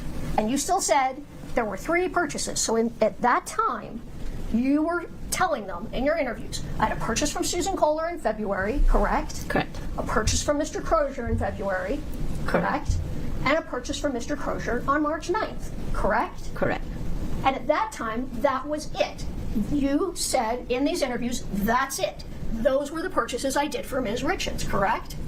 Correct. All right. So that's what we're talking about right now. I know you've changed your story, and you're now saying there was another purchase, but we're talking about what you told them a year after these events. Do you understand? Yes. Okay. So, you meet with the U.S. Attorney's Office on May 10th of 2023, correct? I'm not sure the date, but All right, well, you're getting me confused on the dates, but let me just show you. Maybe this will help. I haven't had the witness, which is marked as impeachment CL8, but I'm using it to refresh. Can I All right. see a copy on the screen? Oh, I'm sorry. These are just they're the dates of all the interviews with, it's just the first page of each transcript. Oh, it doesn't have May 10th. Oh, it does. It's at the end. No, it's not a order. May 10th, May 12th, May 13th. I'm going to put that in the right order. But it doesn't say who the interview's with. Transcription with interviews with Carmen. I'm just going to get the dates straight. But we know Carmen's at all the interviews. We don't know who is interviewing her by the face of these transcripts. It doesn't matter. I'm just asking her for the dates because she can't remember the dates. Oh my God. All right, let's see what she Counsel, says. would you pause for a Let me minute? just see what she says, and then I'll clarify. What is she doing now? She's arguing with who now? Oh, fuck. May 13th. I'm going to put that in the right order. But it doesn't say who the interview's with. Transcription Yeah, with interviews with Carmen. I'm just going to get the dates straight. Let's But start we with know the Carmen's dates. at all the interviews. We don't know who is interviewing her by the face of these transcripts. It doesn't matter. I'm just asking her for the dates because she can't remember the dates. All right, let's Oh my God. Can you imagine being married to this woman and doing something like, I don't know, going to the airport, right? You get your passport? I told you to get your passport. What do you mean you left it on the side table? I told you to put it in your pocket. You can't even do one thing. We have a taxi coming in 10 minutes. You can't even get into that taxi cab, can you? Correct.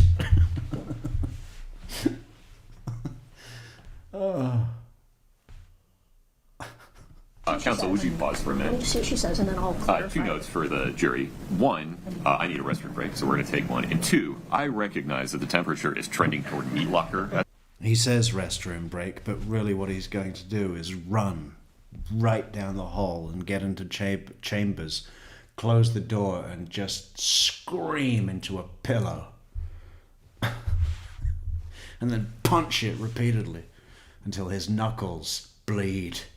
at the moment. That is my fault. I asked them to cool it off. I didn't think we were going to overshoot by this much. I'm working on it, I promise. Please rise for the jury. I wondered why my toes were getting cold. He has to keep his beard chilled to a even 28 degrees.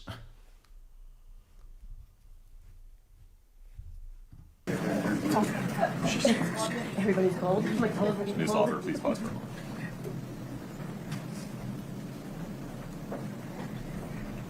moment. Okay. What do we think about that kind of floral shirt over there? When I first saw it, I thought it's ghastly, but actually, it's not too bad. It's okay. Quite like it.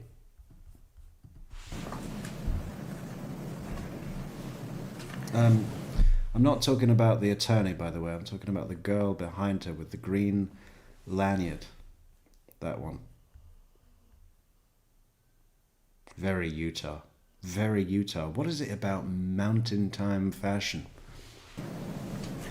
Okay, we're going to take a restroom break. Everybody can have a seat for a minute. We'll be in break until 10:20. Ms. Lauber, I have a thought. Ms. Lauber, same rules. You cannot speak to anybody. If you need to use the restroom, that's fine. Otherwise, you got to keep to yourself. You're allowed to stand next to Mr. Moffat, but you can't talk to him about your testimony, okay? Mm-hmm. Can you do that? Yes. Mr. Muffet. The Muffin Man. All right. Mr. Bloodworth, Ms. Lewis, maybe we can talk in my office for a moment. Would that be all right? Mr. Blood Sausage and Mr. Muffin. Board, Your Honor, can I ask for a little more than 10 minutes? I have something I need to attend to. Oh, no problem. How much time do you need? Can I ask for a little more than 10 minutes because I have something I need to attend to? I think we know what he needs to attend to. Flush. Flush. 10 minutes ain't gonna do, Your Honor. I need 35. Can we come back 10? How long am I going to be in your chambers? You know, we can do that second if you want to attend to something first. Can we do that, please? Yes, sir. Nobody can start without me, so we'll just take the time it takes. That's okay. Okay. When Yeah, start without the judge. That's a good idea. I didn't even know he was here for the most part. Apart from announcing the breaks, he's more like the fucking usher. you are ready to have a brief conversation, please grab Ms. Lewis and come around. Yes, sir. Thank you. Thank you. All right. Court's in recess. Thank you.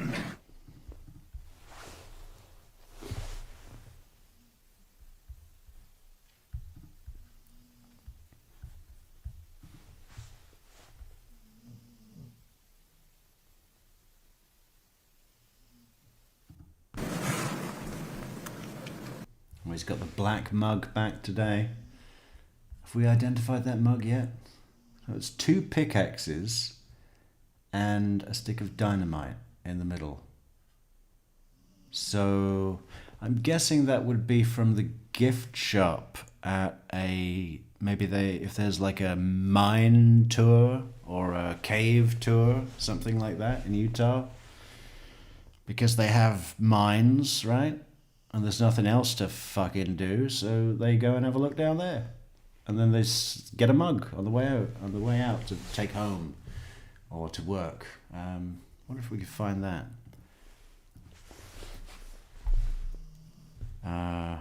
Mine tour,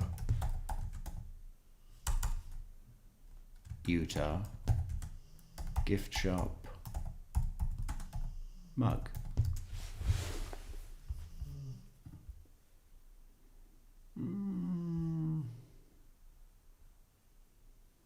That was a good guess, wasn't it? But no, it's not coming. Oh, what's that?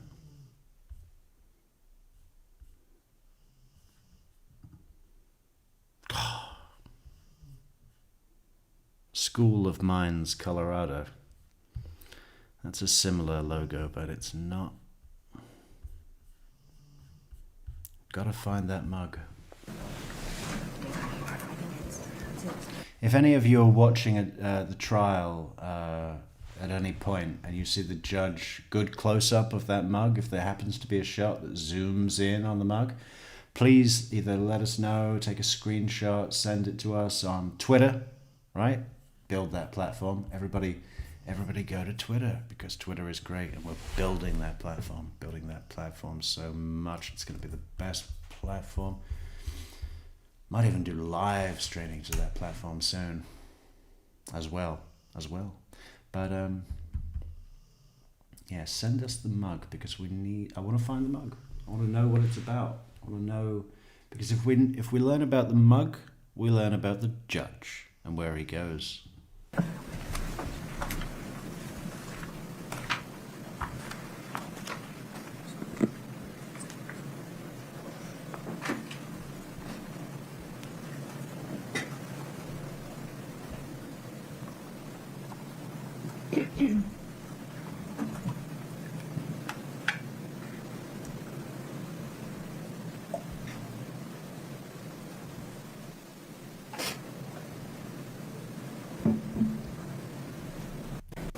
Under oath.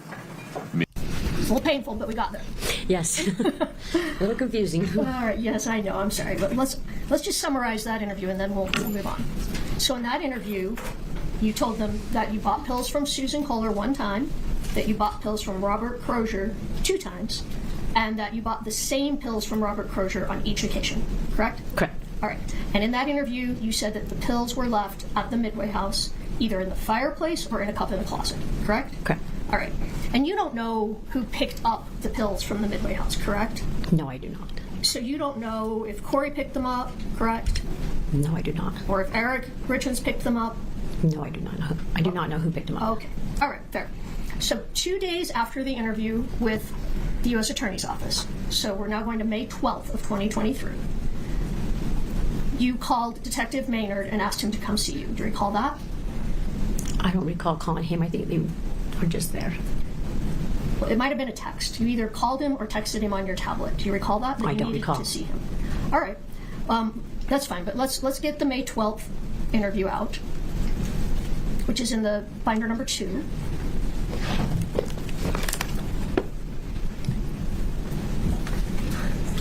Okay. May 12th. Move this into the middle wall. You know, I'm going to take that out of your way. Okay. I think we're done with that one. Okay. Okay? Okay. Now, May 12th, what page? No page yet. I just want you to have, Oh, that's the interview we're going to talk about. okay. Okay?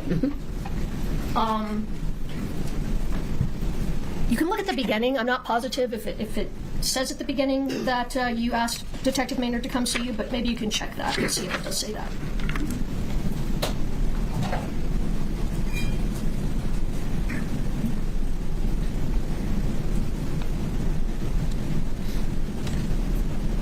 And if not, that's all right. Yeah, it doesn't say that I Okay. asked to see him. They were already there. All right. So either way, you talked to him on May 12th. I have a Driscoll and a Maynard in both this. You think they're both there on May 12th? Yes, it says that they are. Are you on Well, the- I'm on page 2 or 1. Of the May 12th, 2023. Ms. Lauder, would you look at that blue tab and tell me what the date is on the blue tab? Interview 5/3 of 23. It's the wrong one. Would you go to the tab that has 512? Oh, way back here. Okay. Oh, Now that might make sense now. okay. Thank you. Wait for Ms. Lewis's question. Okay. All right, well, go ahead and look at the beginning again, and like I said, see if it indicates if you asked him to come see you.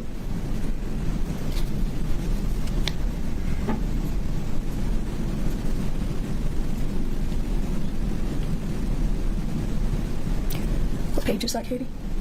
Page 3.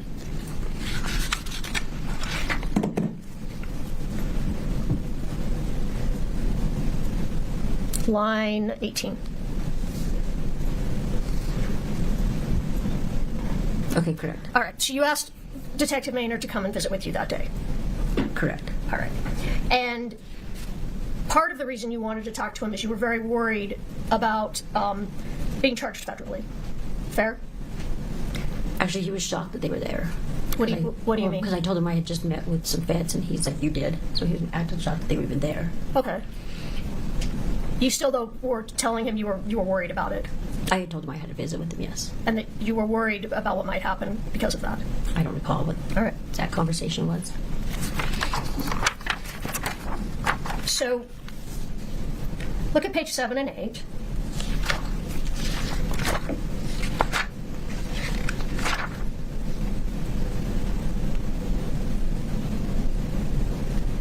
Seven and 8. The bottom of 7. Okay. Oh, I can't see the top, Katie.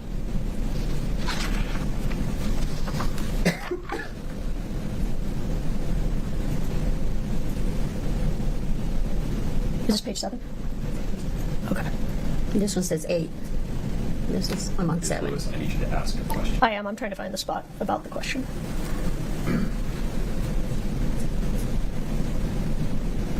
All right. So on page 8, you're talking with Detective Maynard again about getting it laid out for you. Correct?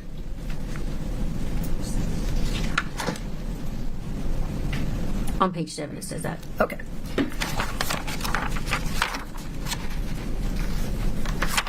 And that's because up to this point, they've been explaining to you what had happened, correct? They were explaining more to me what happened. They've had the data from my cell and everything correct. All right, yeah, that's true. They did have your, not all of it though, because you'd lost some cell phones, correct? No, I've had that cell phone forever. Well, you told them you'd had a lot of cell phones, and some of the ones that you were using back in 2022 were broken, but they did have some cell phones. They did have right? to, yes. Okay. So initially, they were the ones that told you that Kouri asked for fentanyl, correct? I don't recall. That's what they said to me. Yesterday when you were testifying, we talked about this. They told me Eric had passed away from fentanyl and right. overdose. And we talked about that it was the detectives that possibly put the word fentanyl in your head. Do you recall that? Correct, yes. Because they are the ones that told you about the fentanyl, correct? Correct. All right. And in this interview, you're telling them you're worried because of all these possible charges that you might get, correct? Correct. And Detective Maynard says that the goal is to convict Kouri for aggravated murder. These parallel drug investigations, those aren't a priority. Do you recall that? I don't recall. Can you look at page 12 of that same interview?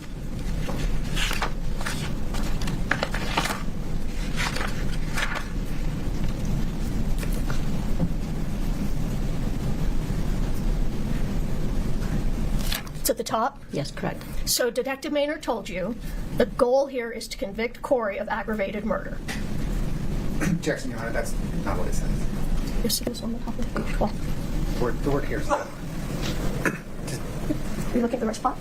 You added a word. You added a word. Oh, I'm sorry. So, Ms. I'll read it Lawler, exactly. The question is, does that refresh your recollection that Mr. Maynard stated the goal is to convict Kouri for an aggravated murder? Correct. You're right. Is that I yes added or it. no? Yeah, sorry. I added the word here. So what was it Detective Maynard said to you? Why don't you go ahead and tell us? I said that the goal is to convict Kouri for an aggravated murder. And then he said, the rest of that the next sentence? Read the rest of what he said. These parallel drug Yes. investigations? Those aren't a priority. Okay. So they're telling you they're not worried about what you're doing. Their goal is to convict Kouri of aggravated murder. Right? Correct. All right. And again, you're telling them it was just so much easier when they put the puzzle pieces together for you, correct? Do you remember that? I don't recall. Want to look at page 16? 16?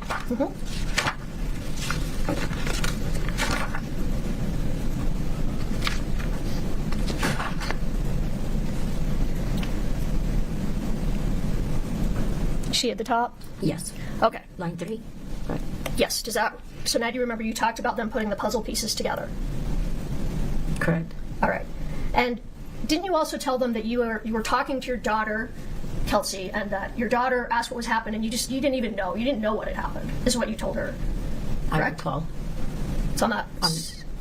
On a jail call or? Yes. Okay. Well, no. Let me rephrase that. That you were telling Detective Maynard that you had been talking to your daughter, and you were like telling her, "I don't even know what happened." Correct? I don't recall. All right. Let's look at page 16. Do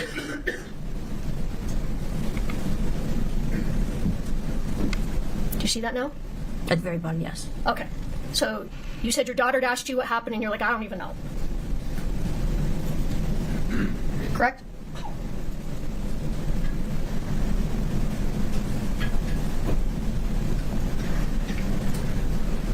Your Honor, foundation. I think at this point, counsel's using this portion of the transcript to refresh a witness's recollection. I think the next question should be, does this refresh your recollection? She's still reading, so I wasn't quite sure. But are you done reading that? The objection is sustained, and also we're having pronoun and article trouble here. I'm really not sure what this is about. If you can be just specific and All right. provide context in your questions. So this is while you're still talking about, laying the pieces together and all of that. And You have to ask her if that's her memory. do you remember What are you saying? that, well, we just talked about it. You remember that you had spoken with Detective Maynard about, putting the puzzle pieces together. That made it easier when they laid it out. We just talked about that a minute ago, right? Correct. And then you told him, look at line 16. Ms. Lewis, I sincerely don't want to interrupt you. You have to ask her if she recalls. You cannot ask her. I just thought to she read. said yes, she did recall. Then there's no reason to go. Oh, well, I haven't asked her if she recalled the second part. Then that's why you can't just read from it. So do you, I think I asked this, but let me ask it again. Do you recall telling your daughter, or not telling your daughter, do you recall telling Detective Maynard, yes, I talked to my daughter, she asked me what was going on, and I said, I don't even know, or something to that effect? I don't recall that. Okay, so if you look at line 16 through line 23, Read that to yourself, Ms. Lauber, and then wait for the next question. Okay.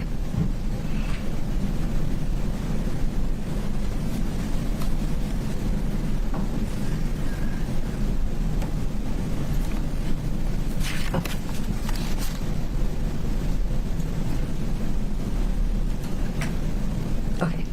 all right. Do you remember now that you said that? Correct, but I'm confused on what she's actually asking me. What I'm asking you? What we're talking about in this conversation. It doesn't say exactly what we're talking about. Okay, so you just don't recall exactly what that was about. That's Not the fine. If you don't conversation. remember, that's fine. Yeah, I don't recall what we were talking about. It just says. Okay. I don't know what happened.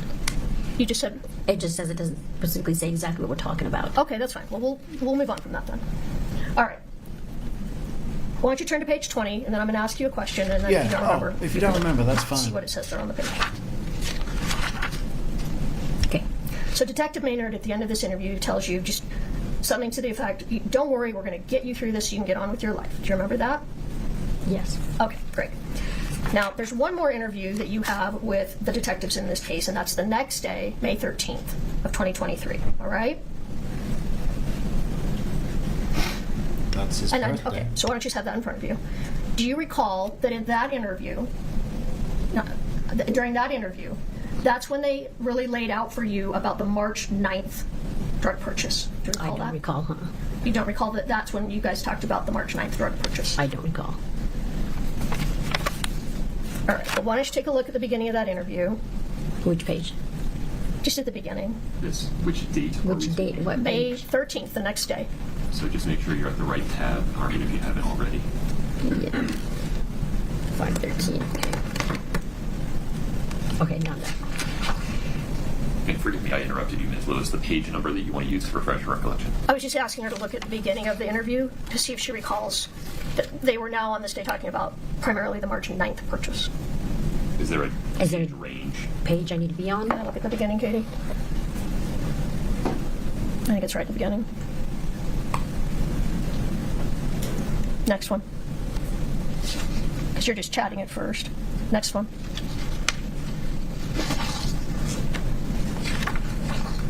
Okay, well, let's start here. On page 5. Page 5. Okay. This is when they tell you that they've met with your friend Nick Bonsavage. Do you recall that? No, I don't recall them. Do you recall, let me ask it this way. Do you recall conversations with Detectives Maynard and Detectives O'Driscoll where you talked about they had talked to Nick Bonsavage about the last purchase that he went on with you? I don't recall them saying that they talked to Nick yet. All right, well then take a look at page 5, line 9, 10, 11. Does that, take a look at that.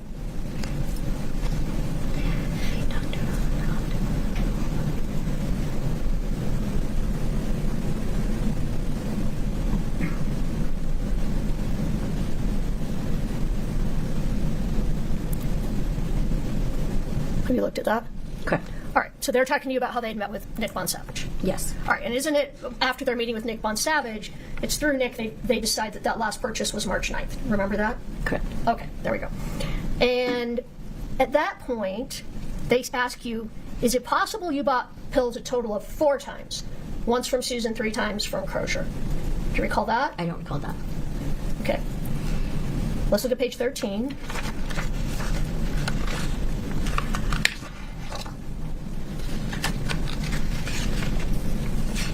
Okay, on the page.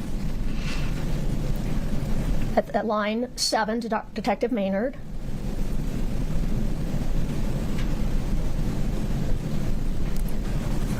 Okay. He asked you if there's a 4th trip, correct? Correct. And you said absolutely not. There were only 3, correct? Correct. All right. And then you've told them again in that interview, I just know totally there were only 3 total purchases. Do you recall that? I don't recall. All right. Let's go page 29.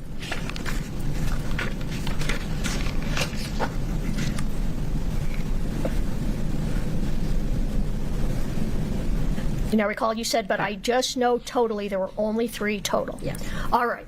So again, back on March 13th of 2023, I'm sorry, May 13th of 2023, you told the detectives more than once, not 4 purchases, I know total 3 purchases for Kouri. Correct. You told them that 2-3 times, correct? Yes. You told that to Ms. Whistler with U.S. Attorney's Office 2 days prior, correct? We talked about that. Yes. Yes, okay. But today, you're saying there were 4 purchases. Correct. So even though you were totally sure in 2022 there were 3, your testimony now is that there were 4. Yes. Okay.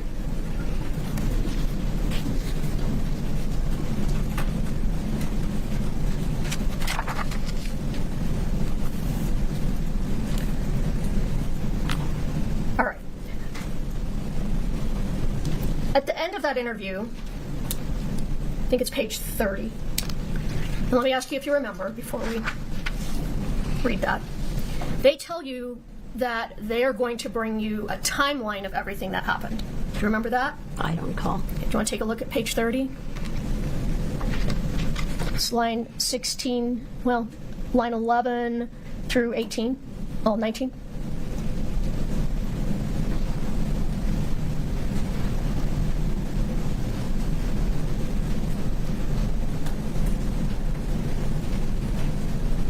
Okay. All right. So, just like today, the timeline was confusing then too, right? Correct. And they said, well, we're going to bring you a timeline to help you figure this all out, something to that effect. They're going to bring you a timeline, correct? Correct. Did they ever bring you a timeline? You pause for one moment. Mr. Lever. Your Honor, just foundation. This we're going to bring you a timeline or something to that effect. We can use the precise words. We have the precise words. Overruled on this one. Keep going, Ms. Whistler. So they said they're going to bring you a timeline. Did they ever bring you a timeline? I don't recall. So you don't know if you ever got a timeline from the detectives? I don't recall if they ever brought All it right. or not. So it's after this, I'm not sure if what day, and I don't know if you remember, but sometime after this interview, they released you from custody. Correct? I had to be on ankle monitor. It had to be approved through Judge Maybe to be on ankle monitor. I could not leave the jail without that being on my Okay. ankle. So they put an ankle monitor on you and they released you from custody, correct? And did you went back to see Judge Maybe, correct? No, I was not allowed in drug court at the time Why weren't you allowed in drug court? because I was suspended for a minute. It was on pause. Because you were a cooperating witness? Because what? Because you were a cooperating witness for the state? That's why you weren't allowed back in drug court? Yes. All right, but you did go see Judge Maybe, not in drug court, but you appeared in front of Judge Maybe to get conditions for your release, right? She already had approved the conditions before I was released. Oh, so you didn't have to go to court? It was I still had to go a couple of times. I mean, I still go every 3 months now. Okay. But let me just ask you, when you were very first released, you put an ankle monitor on, you're released from the jail. Did you have to go see Judge Maybe, or were you just released and you already knew the conditions? No, I think I had to go in front of her. Okay. So when you went back to Judge Maybe, she gave you some conditions of release, correct? Yes. And one thing they did is they transferred your probation from Wasatch County to Summit County, correct? I think so, yes. And your new probation officer became Detective Maynard, correct? Yes. All right. So he's now your probation officer. You testified yesterday that you only talked to him a few times after these interviews in May up until today. I text him every morning, so I still have to check in with him. Oh, all right. You didn't tell me that. So you text him every morning to check in with Detective Maynard. Correct. To tell him what? I just have to send him a text saying good morning, and he responds back, Lauber, that's it. Okay. Does he drug test you? He was in the beginning. How long did he continue to drug test you? I don't recall. Do you recall the last time you were drug tested? I don't recall. Has it been more than a year? I'm sure. Has it been more than 2 years? I'm not 100% sure. Could it be more than 2 years? Yes. So you haven't had a drug test in over 2 years, correct? Correct. Even though you are on probation with Summit County Drug Court, correct? I'm not on drug court. I'm sorry, I said Summit County. You're on probation with Wasatch County Drug Court. No, I'm paused. It's in pause. It's in pause. Okay. It's paused. Go ahead. It's paused, so therefore I don't have to interact. I don't interact with anything to do with drug court right now. All right. So you don't actually physically go to drug court because it's on pause until this case is over, right? Correct. I go in front of a judge maybe every 3 months. Okay. And every time you go in front of Judge Maybe, well, tell me, what happens when you go in front of Judge Maybe? They just put it out another 3 months. Judge Maybe? He's supposed to be the guy that makes decisions. Yeah, Judge Maybe, Judge Sit on the Fence, and Judge Indecisive. Judge Maybe. Did they ask you when the trial in this case is going to be? They never have asked me. All right. But they're putting it off until the trial's over, right? Correct. Because what happens is going to depend on if you testify at this trial, correct? Correct. And if you testify truthfully at this trial, then you are not going to go to prison, correct? Correct. And it's the people here at this table that decide if you testified truthfully, correct? Objection. Sustained. Well, who makes the decision if your testimony was truthful? I have no clue. So if you got up here and testified today, I never bought pills from Robbie, I never gave pills to Carmen, would you? I'm Carmen. I'm sorry, I never gave pills to Kouri. Would you still be not charged in drug court? Everything would be fine? You'd just be done? I don't know. Okay. I don't know the answer to that one. All right. So one of the conditions of your release is that there were certain people that you were not to have any communication with, right? Correct. And one of those people was Nick Von Savage, correct? I'm not 100% sure. Well, let me show you. It's been marked as IMPCL7. Right here where it says the defendant is ordered. Just wait for the next question after you read it as well. Yeah, read it and then I'll ask you the question.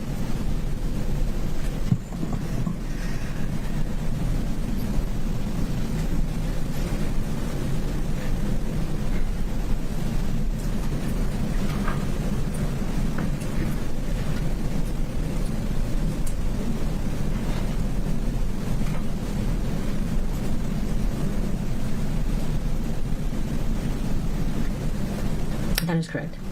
So one of your conditions was that you were not to have any contact with Nick Von Savage. Correct. You weren't to talk to Nick Von Savage. Correct. But you did talk to Nick Von Savage. You've been talking to him for the last 3 years, correct? Correct. It was only until I had the ankle monitor on that I was not to have contact with my kids or Nick Von Savage. It says right there with the ankle monitor on.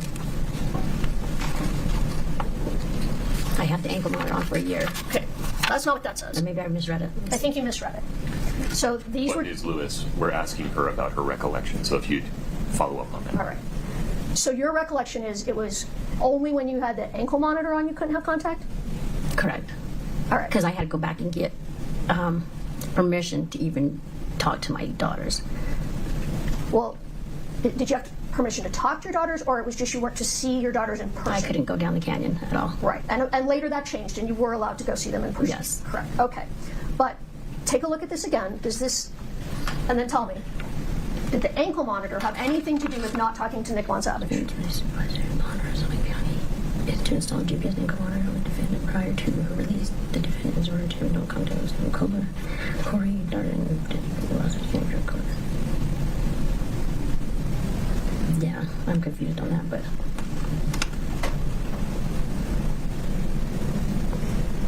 So it doesn't say in there that the ankle monitor is connected to not having conversations with Nick Von Savage, fair? I think that's where I was confused with combines in the top Okay. to the second sentence. So you weren't to have conversations or contact with Nick Von Savage? Correct. But you have had conversations with him throughout the last 3 years. He's your best friend, right? Correct. And you talk to him I don't know if you talk to him a lot anymore, but you talk to him all the time at first. Yes. All right, so you didn't pay any attention to that condition. No, I don't think I recall talking to Nick until he graduated drug court. Because it says that I'm not supposed to have any contact with any people in drug court. Right, but Nick graduated from drug court before you were even arrested in April of 2023, I'm not quite correct? sure when he graduated. Right. If in fact he did graduate by April of 2023, you still weren't to have contact with him because he was a witness in this case, correct? Oh, I don't recall that. All right, I'm just going to ask you one more time. It says here you're not supposed to have contact with him, correct? Correct. And you have had contact with him throughout, correct? Throughout a couple of years, yes. Okay.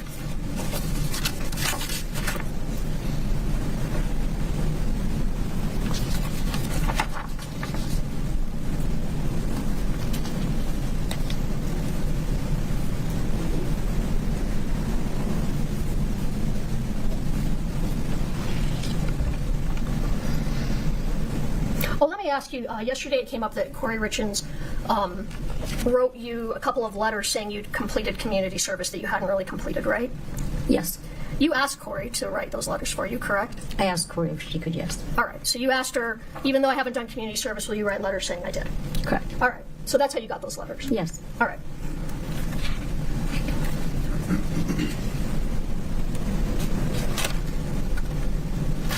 So, Carmen, isn't it fair that you really don't have a memory about what happened in February and March of 2022?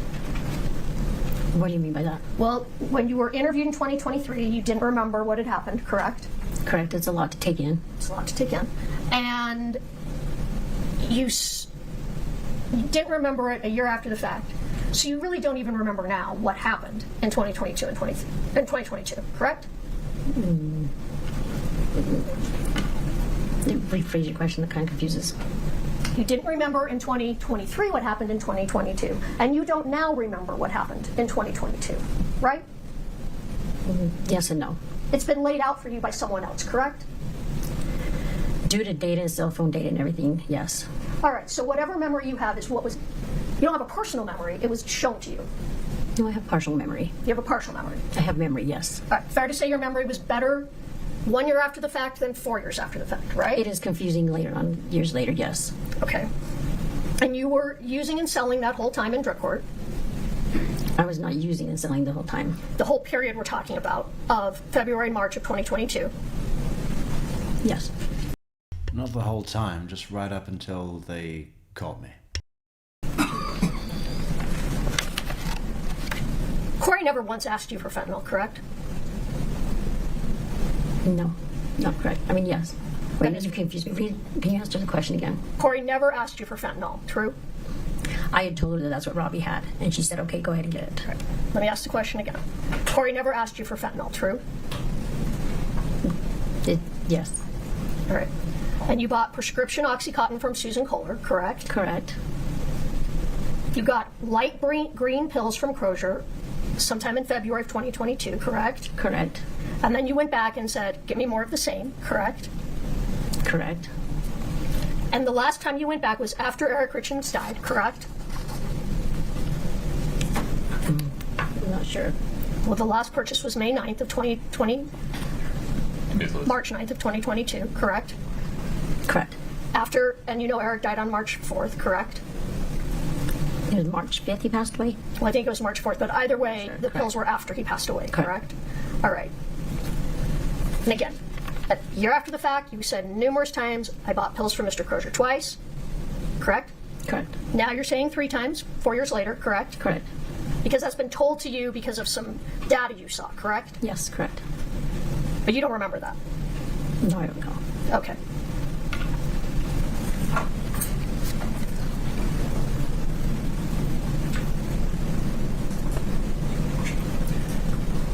So, after you said you were willing to cooperate, and they said you were getting a big jail get out of free card, you got your big jail get out of free card so far, right? Correct. Because you have not been in jail for the past 3 years, Correct. and you haven't had to go to drug court anymore, correct? Correct. And all you do is wait to see how your testimony goes to find out what happens, correct? Correct. You're not being drug tested, correct? Correct. Even though you're on probation, correct? Correct. And your probation consists of, in the morning, you say hi to Detective Maynard, and he says, Lauber. We just text back and forth. If I'm leaving town, I tell him I'm leaving town. If I'm here, you know. Okay, so you tell him if you're leaving town. Are you? I still keep tabs. He still keeps tabs on me no matter where I'm at. He has my work schedule. He has everything. He does have your work schedule. Yes. And you've been allowed to move to Las Vegas, correct? Yes. So because of your cooperation, you got out of going to drug court, correct? Correct. You got your probation transferred to Summit County with Detective Maynard, correct? Correct. You got to stop your drug testing, correct? Correct. You got to move to Vegas, correct? Correct. But I'm not living in Vegas. I'm living here. You're here right now. Judge maybe approved me to move to Vegas, but I'm still here in Utah. You haven't moved to Vegas yet? No. Okay. You've been allowed to go to Vegas numerous times to visit, though, right? Correct. All right. And you haven't done any time for any of the crimes that you committed, correct? Correct. I was incarcerated. I stayed in jail for 23 days. Well, That's it.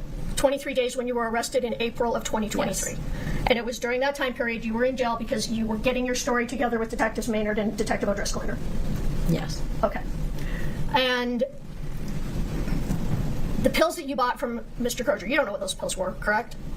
He had told me that he had fentanyl. You didn't look at the pills, correct? No, I didn't sit there and play with them. No. You didn't know what they were, correct? Correct. You didn't have them tested. No. Okay. You didn't take any, you said. No. Correct. Correct. You did or you did not sell them to anyone else? I did not sell them to anyone else. Okay. You don't know what happened to those pills, correct? I don't know who picked them up, if that's what you're asking. Right. You don't know who took those pills, correct? Correct. And you have, sitting here today, absolutely no information about what happened to Eric Richins other than that what you were told that he died of a fentanyl overdose. Correct. And you have no idea what happened the night that Eric Richins died. I do not. And you have no knowledge if Ms. Richins killed Eric Richins. I do not. Can I just have a moment? Yeah, we all need a moment after watching you for 2 days do this. Horrible, horrible lawyer. Mean spirit. Just, ugh. There's a way to do that gracefully, you know? I have nothing further at this time. Look at her there, the little angel sitting in white and baby pink. She looks like she's about to be baptized. I came straight from the Baptist to my murder trial. I want to be prepared. Mr. Bloodworth. Thank you.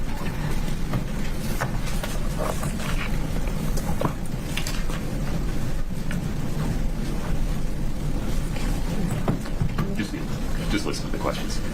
Thank you.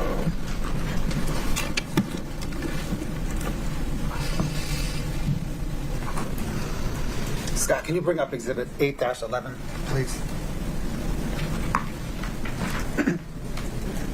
For the witness. For the witness and counsel, Your Honor. Okay. One moment. There you are. Your Honor, the state moves 8-11 into evidence. I don't need version. 8-11 is admitted and published. Ms. Lauber, can you see 8-11? Yes, I can. Do you recognize that? I know you said you didn't earlier, but has Mr. Moffett shown you that exhibit? I don't recall seeing them yet, but I know they were given to me. They're given to him. And their date, you see April the 19th, 2024. Do you think they were given to him? Or do you know what day they were given to him? I don't. Okay. Thank you. Mm-hmm.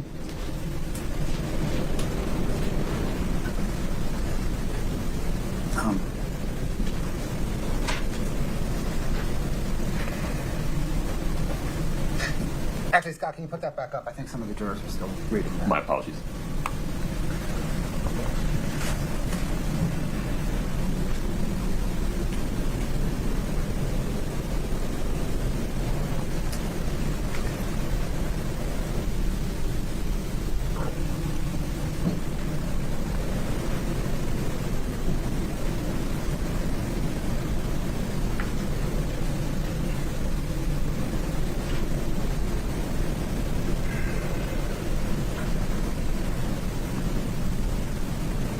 Okay, thank you. Ms. Lauber, do you recall testifying yesterday that you met with prosecutors a few times over the past few weeks to prepare for testifying in court? Yes. Was your lawyer present with you every single minute of every single meeting? Yes. Do you recall yesterday mentioning that you had anxiety? Yes. Have you seen a medical doctor for that anxiety? Not recently, no. Not Have for you me. ever seen one? I did in the beginning of drug court, yes.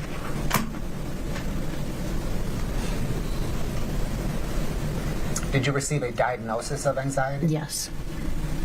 And did you receive any treatment prescription? Yes, a non-narcotic, a boost bar. A boost bar? I can't remember exactly what it's called. Can you describe it? It's just a little white oval pill. It looks like a little bar. I have them in my purse out in the car. All good.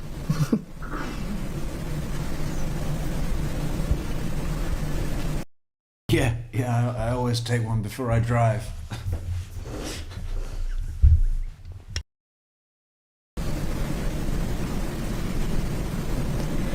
Was that your personal physician that you consulted with? In drug court, yes, they provided one through Wasatch Mental.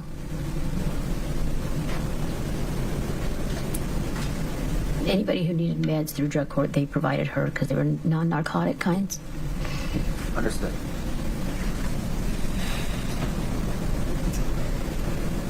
From the time of your entry into drug court in September 2021 until your arrest in April of 2023, did you continue to behave like an active drug addict? In the beginning, I'm kind of confused with what you asked. From the day you entered drug court until the time you were arrested, did you still behave a lot like an active drug addict? I'm kind of confused on that one. Well, did you occasionally use drugs? Yes. Did you lie about using drugs? Yes, an active user will lie. Right. Were your lies to interviewers consistent with being an active drug user? Yes. Have you been clean since you were arrested in April 2023? Yes. And that same day you were arrested was the day that detectives, or was it the day that detectives told you that Eric Richins died of a fentanyl overdose? The day I was arrested, no. When was it? I was in jail for a couple of days till they came to see me. So a couple days. Yes. You didn't use in jail, right? No. So you've been clean since detectives told you that Eric Richins died of a fentanyl overdose. Yes.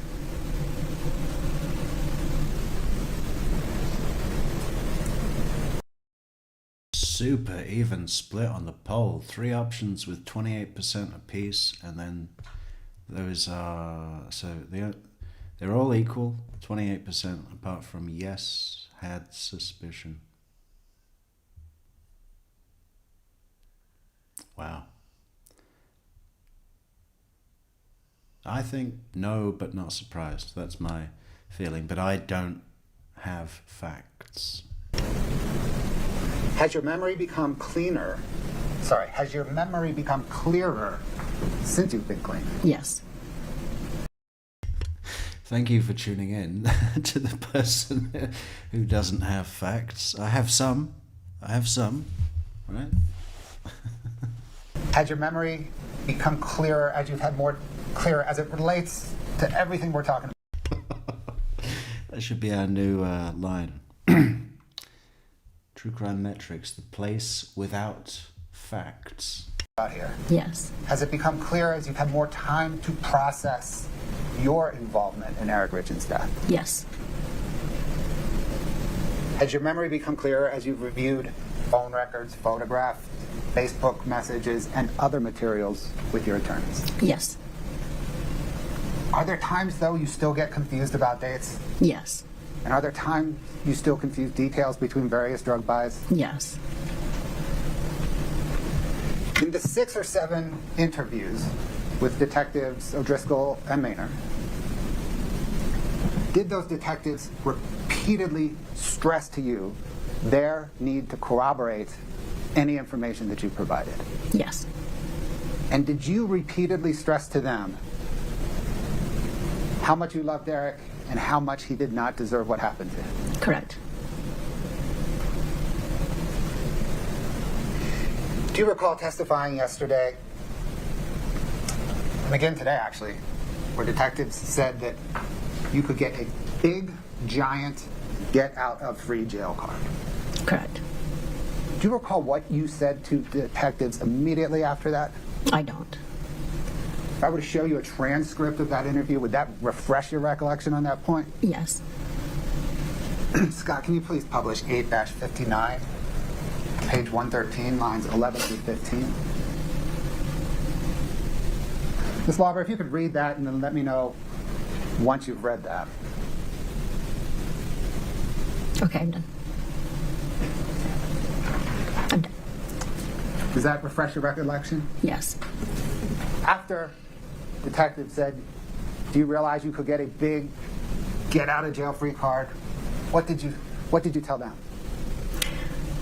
I told them that even if that was the case, I felt like I still needed to step up and take accountability if this is really what happened to Eric. Thank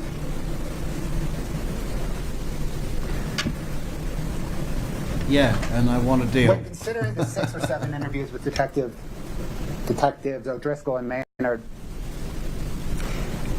in their full and fair context, do you think that did you think at the time, do you think now that detectives O'Driscoll and Maynard were trying to plant information? Real men don't need facts. It's true. But you know what they do need?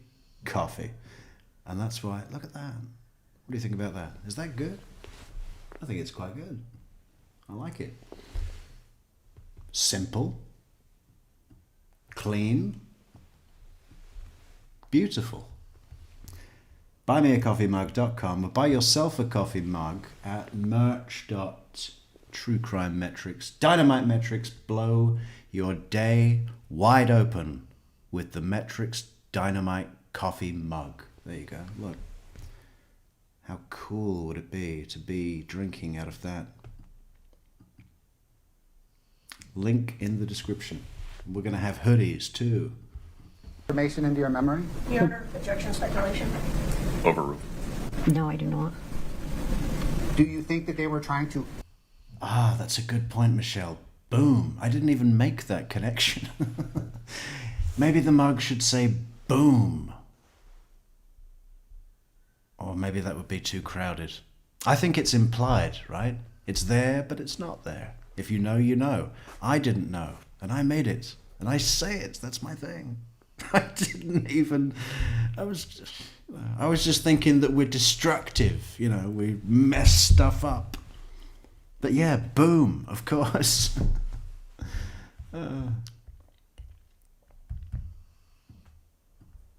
Help you recall information from your memory? Yes. You've reviewed all of those transcripts, and just to be sure, is it April 27th? Do you have the binders up there? I do have them. But Is it April 27th? You may need to help her out. Well, that's okay. We've touched them all. We don't have to review. yeah, that's the one. Were all of those transcripts accurate?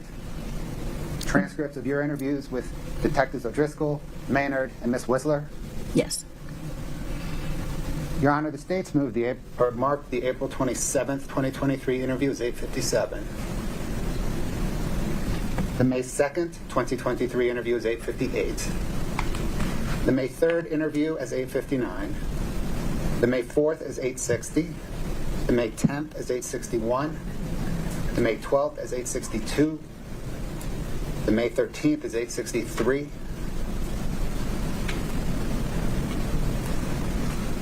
The state moves 8:57 through 8:63 into evidence. Your Honor, we haven't had a chance to go through these transcripts. They're loaded with hearsay. So unless there's time to go through and redact and determine what's hearsay and what's not hearsay, we're going to look at it.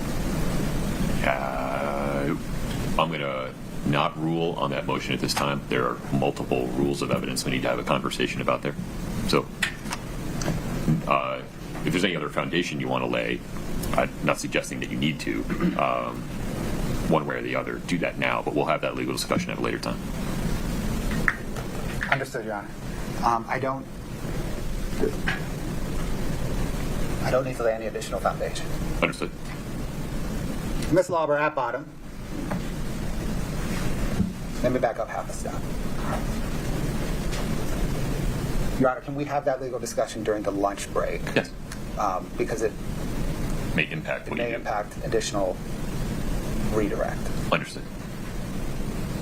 Ms. Lauber, at bottom, did you purchase drugs at Kouri Richins' request 4 times? Correct. Did you deliver drugs either hand-to-hand or by placing them somewhere at Kouri Richins' request to Kouri Richins 4 times? Correct. Did you testify yesterday and today truthfully to the best of your recollection? Yes. What do you think happens to you if you did not testify truthfully? Everything I have on would be revoked. And what happens then? I go to prison. For how long?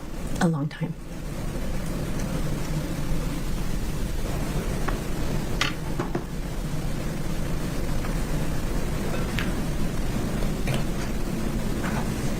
Ms. Lewis, with the reservation that Mr. Bloodworth just made on the record about the potential for additional redirect depending on the court's ruling on the state's motion to admit the transcripts, anything further for Ms. Lauber at this time? Not at this time, no.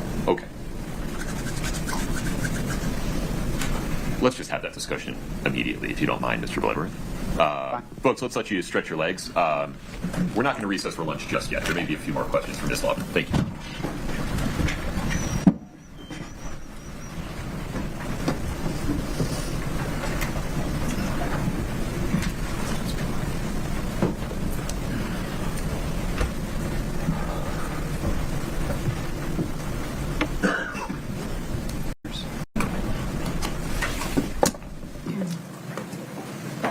She's funny. I like her. Carmen's funny.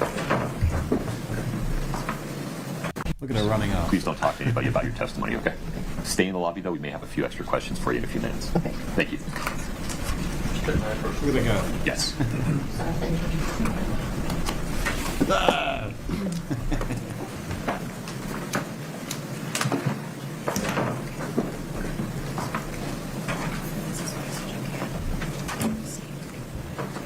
Okay.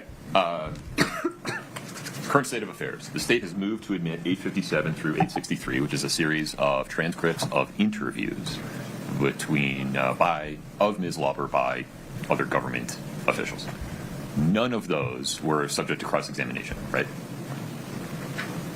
No. They were all just interviews. At the time, no. Not, Correct. At the time, they were not subject to cross. Okay. So they are categorically hearsay that will need an exception for or another rule that would allow them to be admitted, correct? Correct. Okay. The defendant objects to hearsay. If you would respond to that and then tell me which rule you think they come in under. Your Honor, the defense has cherry-picked certain statements that Carmen Lauber made to impeach her credibility, to rehabilitate her credibility. The state needs to enter all of the interviews because they show essentially an ongoing iterative discussion which, when you understand the full arc of, it is clear that she is being credible. While she may be confused, she is not untruthful. So the full scope of Ms. Carmen Lauber's statements need to be admitted for a rehabilitation purpose. Any other statements by, the questions essentially, right, by the various interviewers, that all goes to the effect on Ms. Lauber. Everything you say is true, but I still have to contend with Utah rules of evidence. And so they are out-of-court statements. You could call the other half of those conversations, Detective Maynard, Detective O'Driscoll, presumably, maybe the federal official, and ask how this went. And if they didn't remember, you could refresh their recollection. All I need to contend with right now and it is a genuine question, I don't think I have a basis to just admit them wholesale. There may be a basis for you to ask Ms. Lauber about other prior consistent statements that she's made to rebut the argument from the defense of a recent fabrication. And I'm not suggesting otherwise, but we can't do it through the wholesale. We can't do that through the wholesale admission of the transcripts.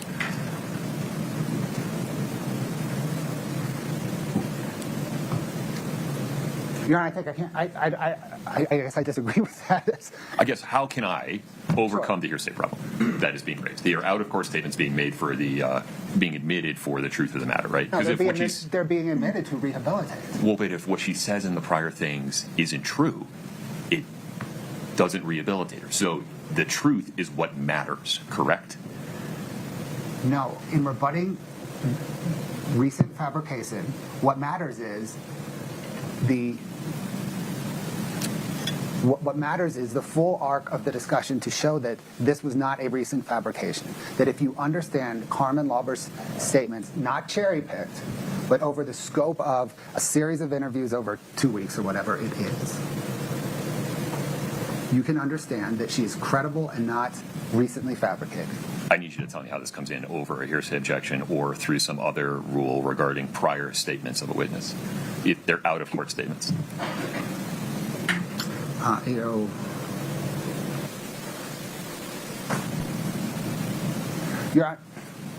don't know. I start with hearsay. They are out-of-court statements, yes. The state is not offering them for the truth of the matter asserted in Carmen Lauber's statements. The state is offering them not to say what she's saying back then is true. We're saying the opposite, actually. We're saying that a lot of what she said back then, we're not offering for the truth. We're not offering Carmen Lauber's statements to show that she had 3 drug deals. We're offering Carmen Lauber's statements to show, regardless of whether they were true or not, this is the evolution of the detectives, of her providing information to the detectives, whether or not that information is true. Because the defense in impeaching Carmen Lauber has suggested that the investigators were planting information with Carmen Lauber. And you can call those people to testify subject to cross-examination to say that's not how it went at all. And the evolution of them was X, Y, and Z. And I think putting in the transcripts does the same thing, and there's no hearsay problem. The statements that are not hearsay, 801 B1A. Yeah, that's why I asked about the cross-examination problem, right? She's been cross-examined. The prior statement has to have been cross-examined, right? Under D01, No. The declarant testified. Sorry. No, subject to cross without prior. 801 D1A, right? She testified about the prior interview statements. Where's the inconsistency? She has been cross-examined about the prior statements, and the statement is inconsistent with the declarant's testimony. But that's the foundation you haven't made.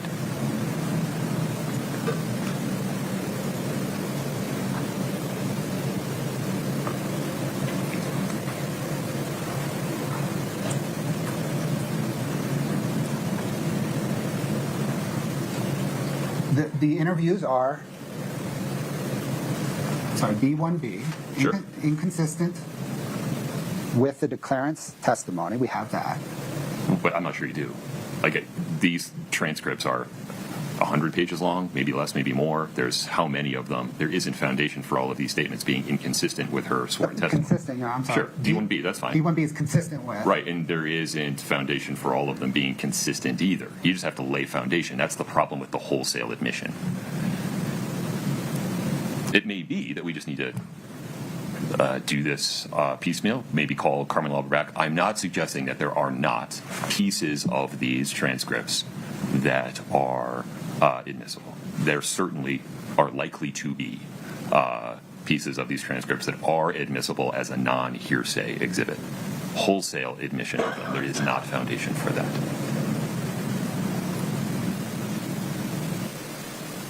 Yeah. Your Honor, I think the consistency comes in the arc of the statements. That's where the consistency rises. Sure, we have individual sentences. This is an ongoing interview, right? It might have taken place over the course of several days. but it is an ongoing interview. And to appreciate the consistency of the interview, the giant interview, the jury, that is the consistent statement. That is consistent with her testimony. Her testimony being that this is generally what happened. I might be confused on days. I might be confused on details between various lies. But she is, in the great arc of her interview, she is consistent. And you have to understand the great arc of her interview to appreciate that consistency. And forgive me, I just want to make sure the record is clear on the scale of what the state is asking here. So if somebody could please give me the page counts for each of these exhibits. Looking at it.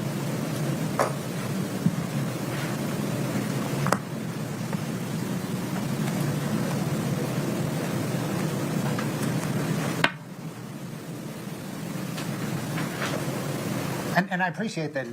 I guess it is somewhat voluminous. And the jury, it might go back to the jury room and they're like, too much. We're not even touching it. That's not my concern.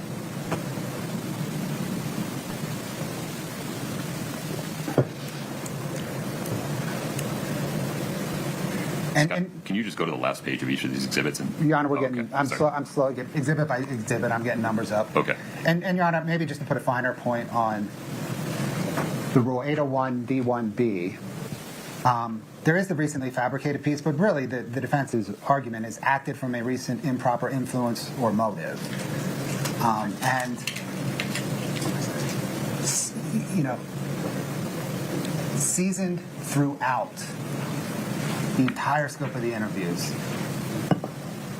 the defendant is consistent. I'm sorry, Carmen Lauber is consistent in her testimony. I understand the state's position. Okay. I still need those numbers, and then Ms. Lewis will give you the benefit of the record. I was just going to tell you there's 932 pages of transcripts Combined. combined, yes. Okay. Ms. Lewis, anything else for the record? Oh, I think Your Honor's identified the issues. I agree. Okay. So the issue currently before the court is the state's motion to admit proposed exhibits 857 through 863, which constitute 932 pages of certified transcript of interviews by law enforcement and other government officials of Carmen Lauber in 2023, correct, Mr. Bloodworth? Yes. Okay. The state has offered those as exhibits. Defendant objects that they constitute hearsay, not subject to any exception.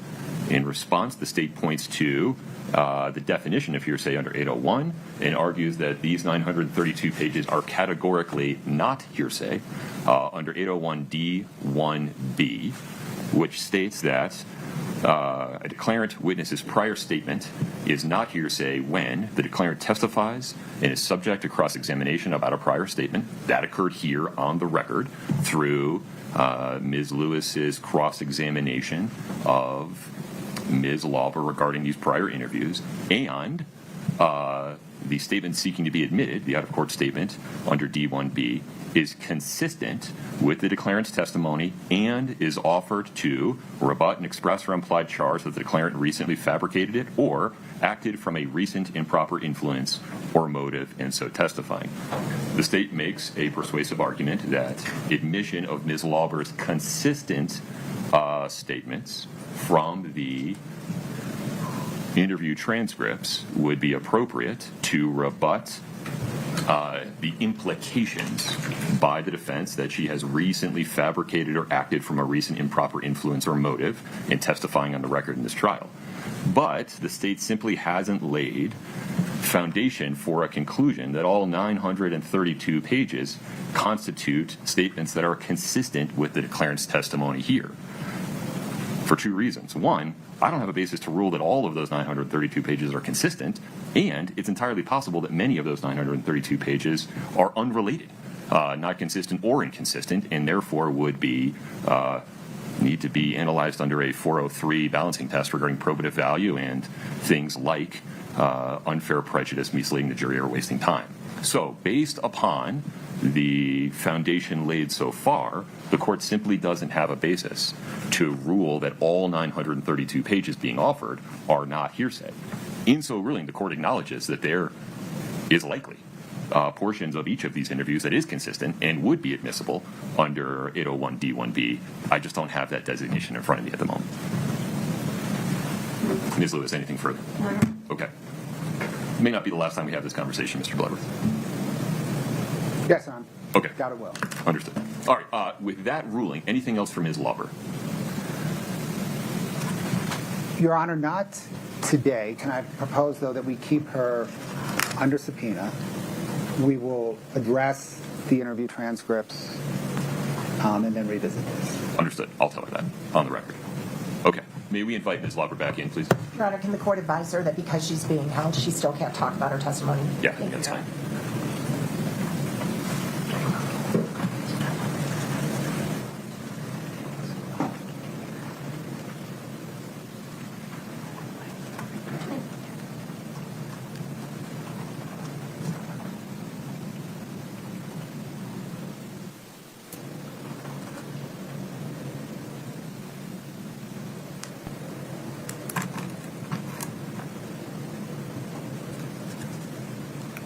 Lunch here. Okay.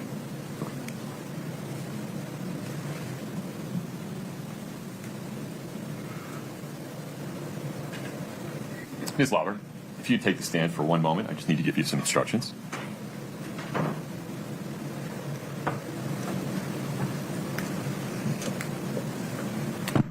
Thank you for your patience.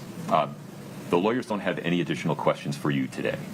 We may need to call you back at some point in the next 4 weeks. You'll get notice. You're still subject to subpoena, which means if you get notice that you need to come back, you have to do it. Okay. All right? Second, you cannot speak to anyone about your testimony between now and either being called back in or the trial being over. You have to affirmatively avoid talking to anybody about your testimony. Okay. So if anybody asks you about it or asks you about this case, you have to say, the judge told me I can't talk about it. Do you understand? Yes. Can you follow that instruction? Yes. All right. Mr. Bloodworth, anything further with Ms. Lauber today? No. Ms. Nestor? Can you also make sure she doesn't watch the rest of the proceedings on television or video? I would imagine you have better things to do. I don't watch any of it at all. But please, if you would not. What are you trying to say? We're sitting here. I'm not even involved with the case. I imagine you would have better things to do than spend your life watching this fucking courtroom. Oh. Judge.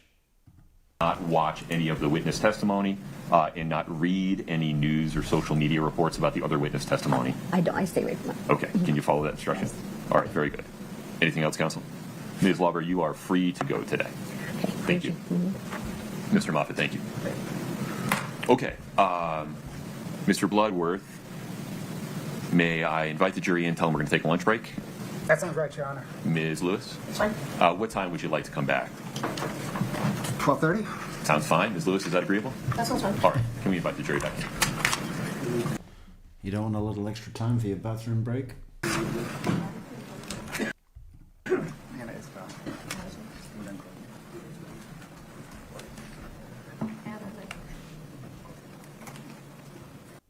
Is she wearing shoulder pads?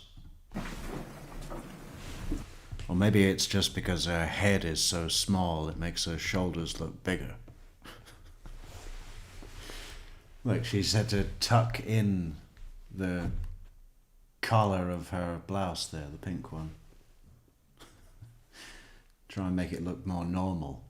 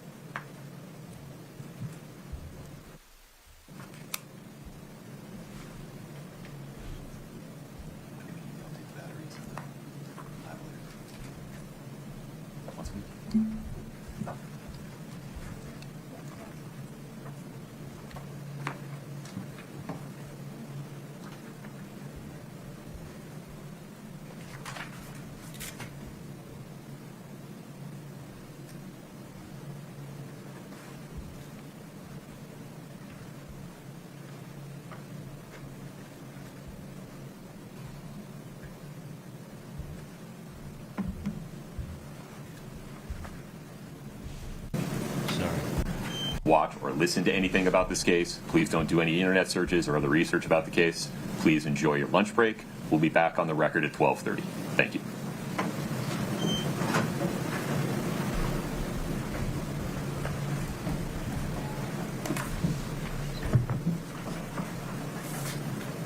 Mr. Bloodworth, anything before we recess? No, yeah. Ms. Lewis? No, Your Honor. Okay, court's in recess until 12:30. Please travel safe. God, we are munching through the day. We've got a brand new witness, thank God.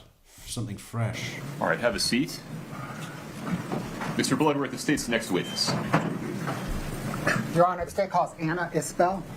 This is Isbell. If you'd step in front of Brittany, we'll get you sworn in. Raise your right hand. Do you solemnly swear the testimony you're about to give in the matter before the court to be the truth, the whole truth, and nothing but the truth, subject to the pains and penalties of perjury? Have a seat. By God. Thank you. Please proceed. Thank you, Your Honor. Good afternoon, ma'am. What is your name? Anna Isbell? Do you spell your last name I-S-B-E-L-L? Yes. Do you know who Kouri Richins is? Yes. How? Knew her from Ms. high school. Isbell, I apologize for interrupting. Turn the mic toward you a little bit. You can sit wherever you're comfortable. It's easier to move the mic. Pick it up. Knew her from high school. Just living in the same area. Do you know who Hayden Jeffs was? Yes. Who was he in relation to you? My significant other for 13 years. And he passed, didn't he? And it was a motorcycle accident? Okay, I can see you're nodding. Yes. Yes. Sorry. Try not to say yes because it'll start making me cry. But yes, he did. I appreciate that. I'm sorry. Do you know whether Hayden Jeffs knew Kouri Richins? Yes. Did they know each other? Yes. How did they know each other? He did handyman work for her.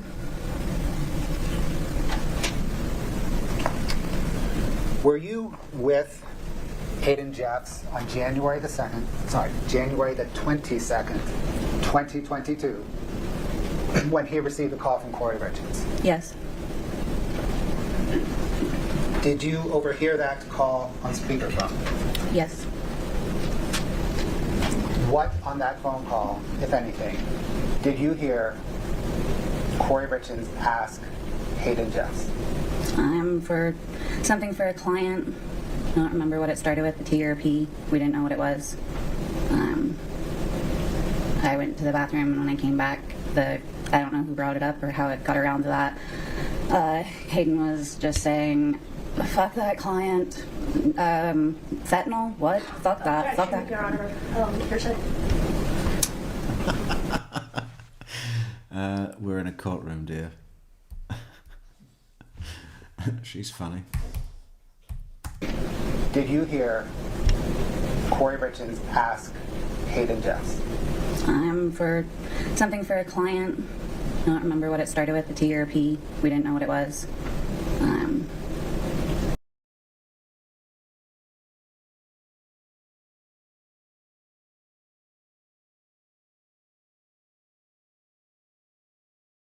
Hey Pinto, look at our brand new mug. Boom. Simple, clean, beautiful. I went to the bathroom, and when I came back, I don't know who brought it up or how it got around to that. Hayden was just saying, fuck that client. Fentanyl? What? Fuck that. Fuck that. Your Honor, here's it. Hayden statements, Mr. Bloodworth. No. Your Honor, Pause for 1 second. No, fuck that. effect on Kouri Richins? Yeah, so, ladies and gentlemen, Mr. Jeff's side of this conversation as related by Ms. Isbell. That's an out-of-court statement that you cannot consider for its truth. The only reason you can consider it is for context for whatever Ms. Richins may have said in response after hearing it. Please proceed. Thank you, sir. I interrupted you. Did you want to say anything else about that?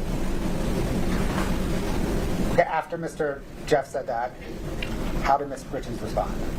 She said, okay, thank you. That's all. Was there a second call then? No. Okay. Did you hear any other of the discussions between Ms. Richins, and Mr. Jeffs? No. Thank you. No further questions.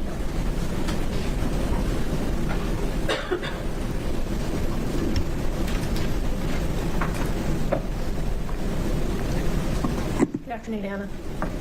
Afternoon. Don't know about good, but afternoon. Afternoon. I'm Wendy Lewis. We've met, right? Yes. Okay. I just want to say, I start by saying I'm very sorry for your loss of Hayden. I know that's been very difficult for you. Now, you, of course, have been called as a witness for the state, right? Mm-hmm. And was there a time a couple Oh, of... yes. And did they reach out to you a couple of months ago to try and get you to come in and meet with them? Yeah, I've tried multiple times. Multiple times. All right. I'm going to show you, just for what's been marked as Defense Exhibit 1002.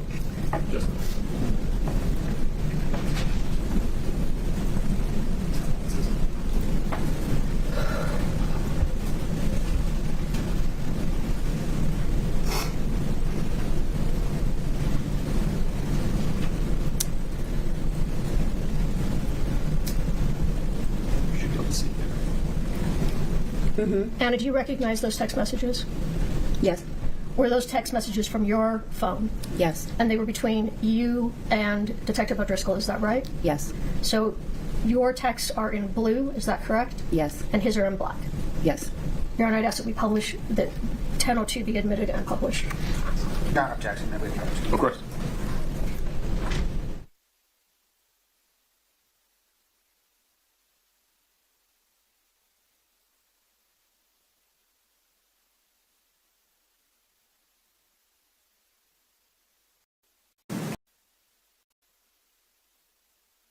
She's a bit fidgety, isn't she? What is she doing in there? Look. What are you doing? Sit still, you... God. What's wrong with her? Here we go. Take a pill. Make Dad take a pill. Up and down, side to side. Too much.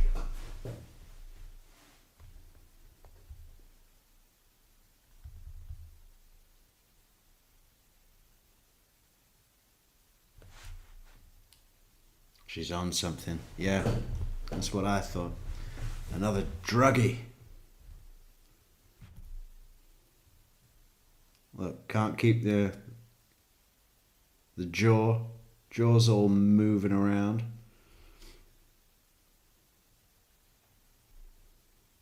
Ah, look at her. Look at her. Search her bag. Full of pills. Look at her.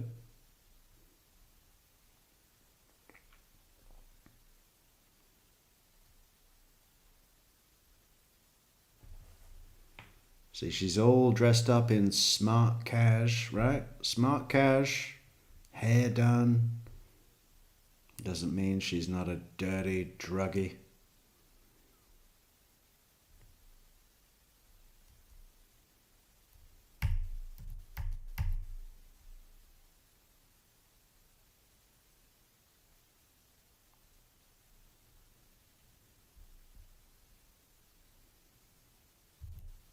Get a glass of water. The text exchange has been offered by the defense. And it's just that one page. Yes. Oh, There we go. Mr. Bloodworth, no rush. Take a moment. Make sure that's what the state regards as. Is it 2 pages, Katie? 4. Okay. she sent it. You know, original. Screenshots. Yeah. All right, I'm sorry, Kate, I don't read that fast. Can we start at the top, please?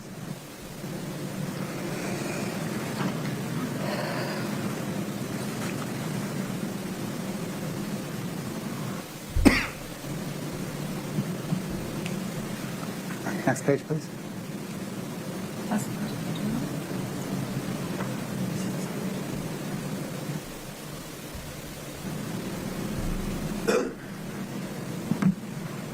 Next page, please.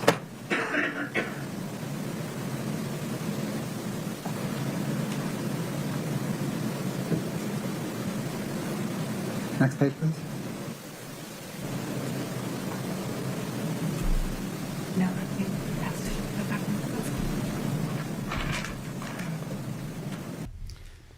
Wow, look at his hair there. That's a really good. I wonder what product he's got on. I don't think I've ever seen anything so straight. It's just. Looks like. It looks like he's like had his head out of the window of a plane. He's been, what do you call it, wing walking.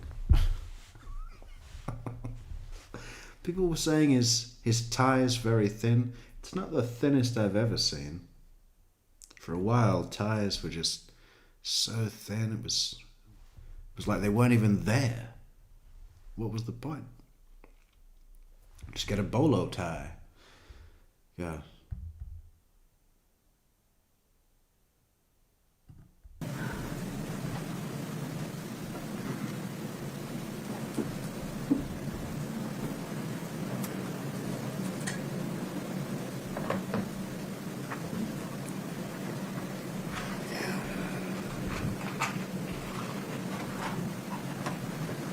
Katie, can you go to the first page, please?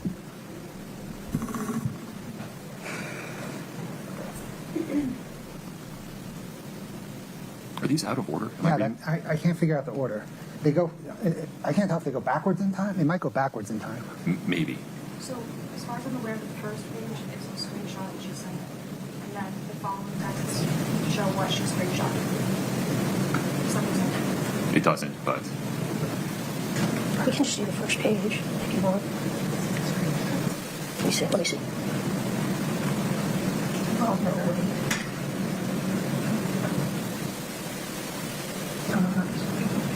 So those are two different texts. pause for a minute. Thank you. Why don't we just do that? I can do that because it's confusing.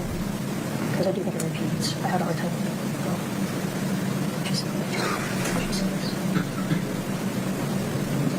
Well, but it looks like there's stuff above this. This is a midstream discussion.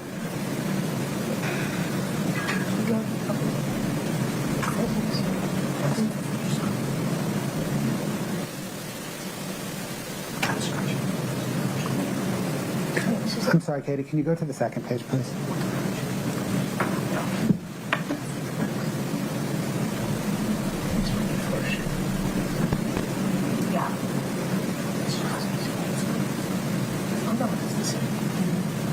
Go back one more page, please. Go back to the first page one moment, Katie.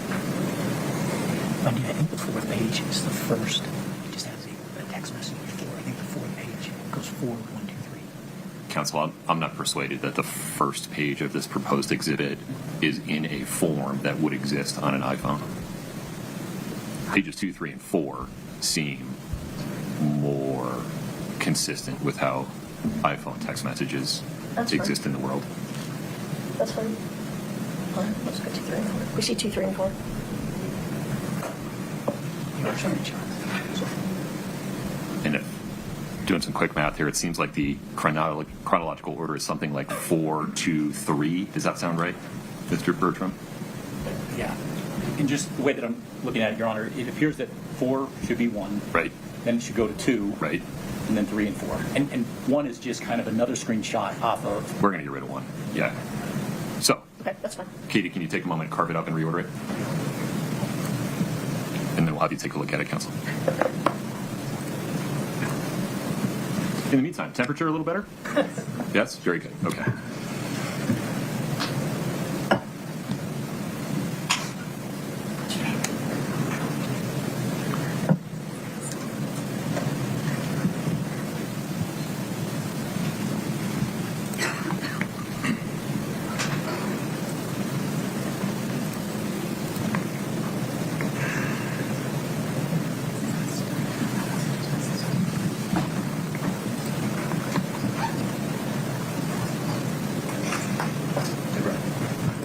Yeah, sir.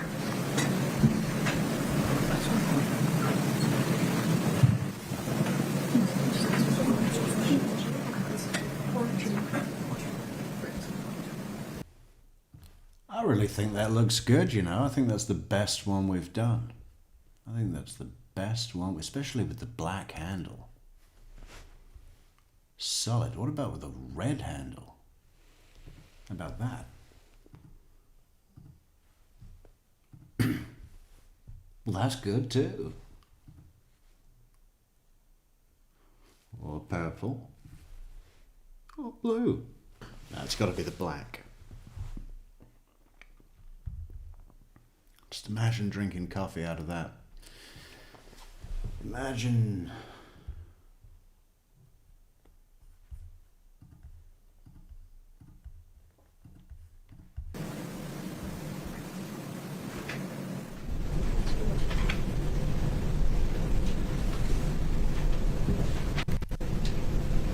Oh, there she is.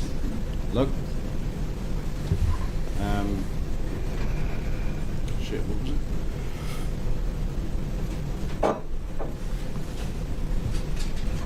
Sarah. Was it Sarah?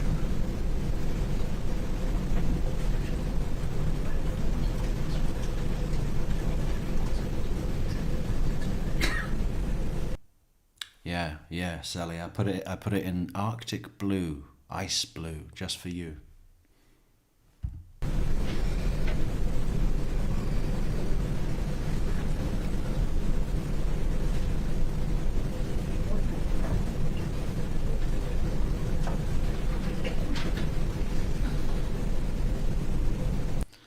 Acapella says no soap bobbleheads. No, the Saudis have got the contract for that. They're rolling them out all over the United Arab Emirates.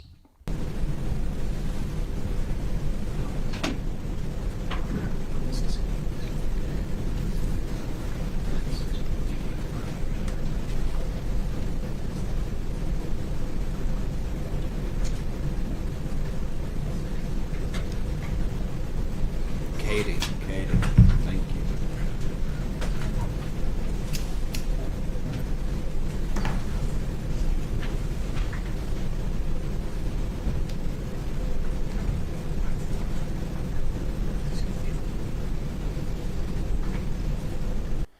I don't sell things that have the word fart on it. I'm sorry. I'm an artist. Okay, I'm an artist.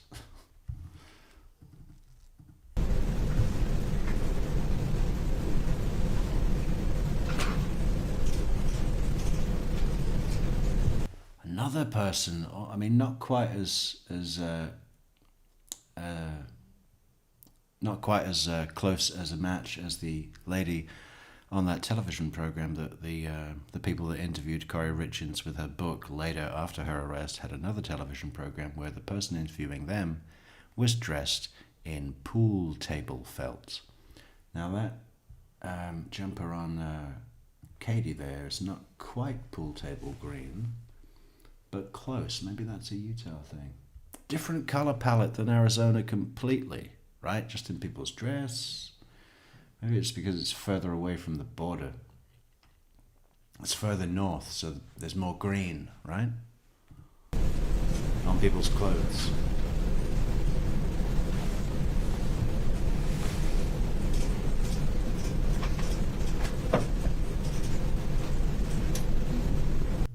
I don't think anyone's deleting your comments. There's no automated thing to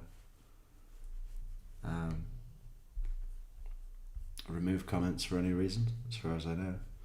No one's deleting comments. Something else must be happening, but it wouldn't be that, Harley. Rest assured. Rest assured. All right, Don, I think get it sorted. No objection to the current version of the text messages. Katie, if you'd show it to me.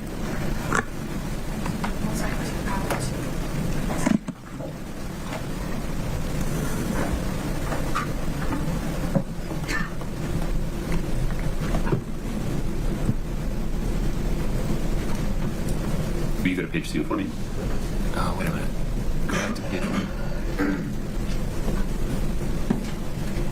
Will you go back to page 1 for a moment? My apologies.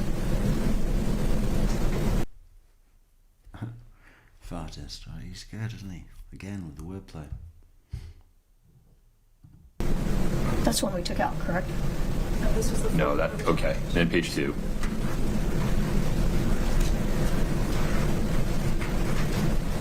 page 3, please.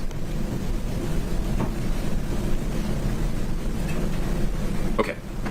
I'm going to show this to the witness. If you would lay some foundation, Ms. Lewis. So, do you recognize this as text from your phone? Yes. And they are texts between yourself and Detective O'Driscoll. Is that correct? Yes. And his original text at the top was sent in December 30th, correct? Yes. And then you responded sometime later, which was sometime in January, correct? Yes. And you recognize all of these text messages? Yes. And are they accurate as far as you recall? Can we show our pages 2 and 3, Yeah. please? Yes. The first one, it's 2 different. That's why it looks weird. But yes, they're all.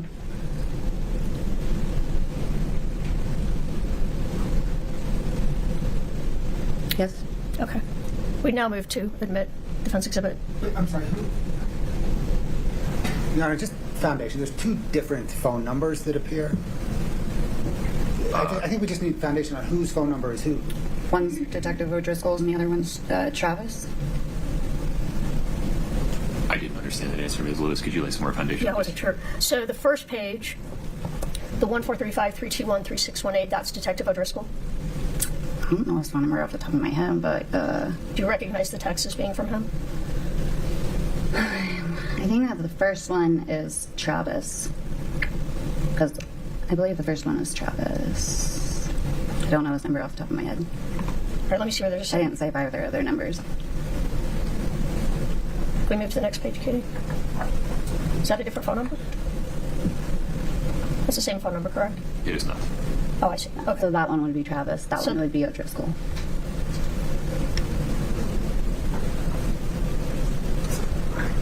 Are you sure? Because they say the same thing. The one is because I sent it to Travis to show him how Detective O'Driscoll was handling himself through this. Oh, I That's why, understand. yeah. All right. So the first text is from Detective O'Driscoll.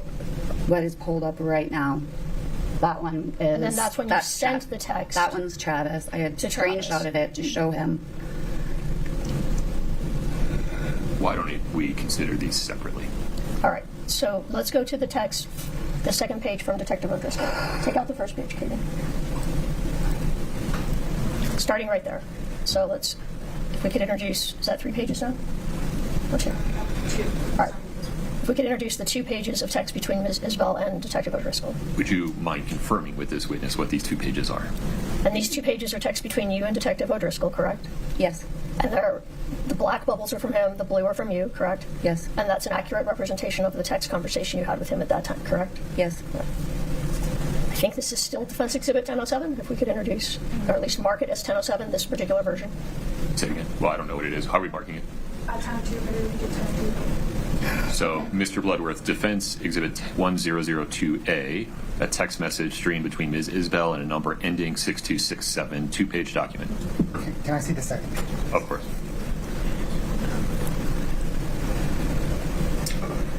Your Honor, no objection to the admission. We're going to need, though, before publishing to anybody, to redact the phone number except for the last 4 pages. No problem. I think that's the only place it appears, right? Is that the top? Can you do that so we can still see the... There you go. Oh, that's on the previous page, though, right? And then on both pages, please, Katie.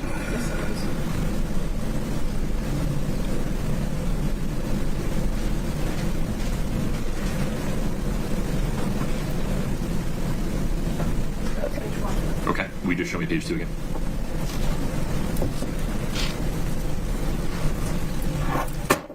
Okay. Numbers redacted. Any objection, Mr. Bloodworth? Oh, Your Honor. Okay. Defense 1002A, a 2-page text stream involving phone number ending 6267 is admitted. Let me publish. Ms. Lewis, take it from there. Thank you. All right, now as we just talked about, this was a text between you and Detective O'Driscoll. Yes. And he sent you a text that said, so you can make our life easier and answer our calls, we can prep you on what you're going to be asked. next time I knock on your door, I'll have a warrant and a catch pole for your dog, correct? Yes. Now, he was talking about that they reached out and asked you to come in to be prepped for your testimony. Overall. Overall, okay. Pause, And Ms. Lewis, for a moment. Your Honor, she misread the text. I know it's up there and the jury can read it for themselves. but If they can. I mean, it's small. Yeah, can we zoom in, Katie?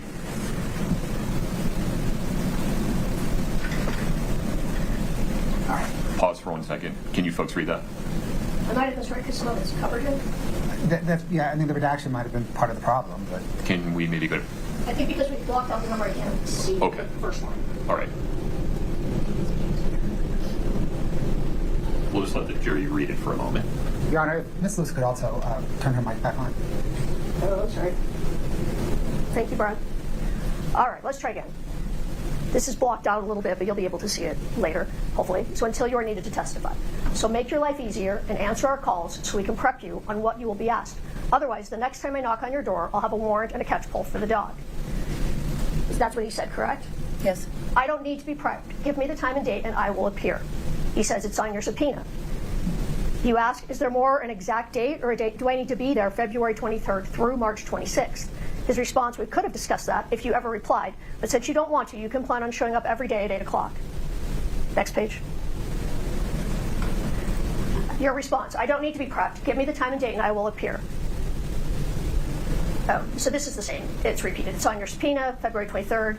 Plan on being there every day. And then you say, I would like it over text message so that I have exactly what you say in writing. And again, he says you're legally obligated to show up on the dates and times on the subpoena. So let's go back. First of all, what was your reaction when he showed you when he sent you these text messages? Oh, I was livid. I was very upset. I thought it was rude, inconsiderate, but not how you should treat somebody that did nothing wrong. Okay. And you were asking if he would give you an exact date. I think she was talking about the attorney. You're rude, you're inconsiderate, and not how you should treat somebody who didn't do anything wrong. To show up to court instead of telling you to be here every day, correct? Yeah. And he said, well, no. Yeah. You'd be Should've here talked to every me. day, correct? Mm-hmm. And that's because you didn't want to come in and be prepped, correct? I didn't want to speak to them at all. All right, but you never refused to come in and testify because you were legally obligated to do so. Is that fair? I never refused. All right. Now, he said that next time I knock on your door, I'll be there with a warrant and a pole for the dog. Mm-hmm. So he threatened to arrest you if he had to come back to try and talk to you. Yes. And he said the next time. He'd been to your home before? Yeah. Did your dog attempt to attack O'Driscoll when he was at your home before? No. Is your dog a vicious dog? He's a big dog. He's very protective, especially after Hayden's passed. He's behind a fence that you aren't supposed to open unless somebody that knows him is there. Did he attempt to bite Detective O'Driscoll? Absolutely not. Did he touch Detective O'Driscoll? Yeah, I don't think he's ever seen my dog. Maybe through the fence. Through the fence. So you didn't sick your dog on Detective O'Driscoll? Never. All right. Okay, thank you. Now let's go back. Sorry that took so long. You recently completed rehab, right, Nana? Yeah. Fairly recently. I mean, it wasn't like last week, but fairly recently. And your drug of choice was alcohol. Is that fair to say? Yes. You're doing well. No. Yeah. Congratulations on that.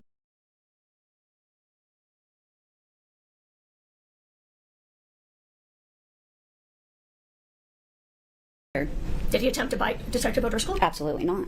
Did he touch Detective O'Driscoll? Yeah, I don't think he's ever seen I bet she's been in a few bar fights, huh? my dog. Maybe through the fence. Through the fence. So you didn't sick your dog on Detective O'Driscoll? Never. All right. Okay. Probably lost a few teeth. Probably taken a few eyes out as well. Thank you. Now let's go back. Sorry that took so long. You recently completed rehab, right, Nana? Yeah. Fairly recently. I mean, it wasn't like last week, but fairly recently. And your drug of choice was alcohol. Is that fair to say? Yes. You're doing well. No. Yeah. Congratulations on that. Thank you. How are you doing in 2022? Sorry, what year was that even? I base my years off Yeah. What year was that, Evan? Let me think. There was the 90s, and then Eric's death, and where are we? was Hayden dead or not at that time. I'm 2022. Let me make it simple. Yeah, give me a point of date. During the time when this phone call happened, were you sober? What phone call? The phone call you're here to talk about between Hayden and Kouri. I had just got done with dinner, so I think like Hayden and I went to Sushi Blue that night. But I probably had Sushi? like a drink there. Okay. So A drink. It's never a drink with you people. Yeah, I've had one drink. What? I've had one, okay? One means 6, okay? I had a drink. before we get to the phone call, just a couple of other questions. So you said Hayden did handyman work for Kouri. Yes. Did he work on a number of projects for her? Do you know? That I know of, yeah. All right. And was Kouri good to him while he was working for her? Yes. She would help him. In what year did 2022 occur exactly? Love that. That's fantastic. That's fantastic. So you don't know how to answer that, do you? Why don't you tell this jury when 2022 was?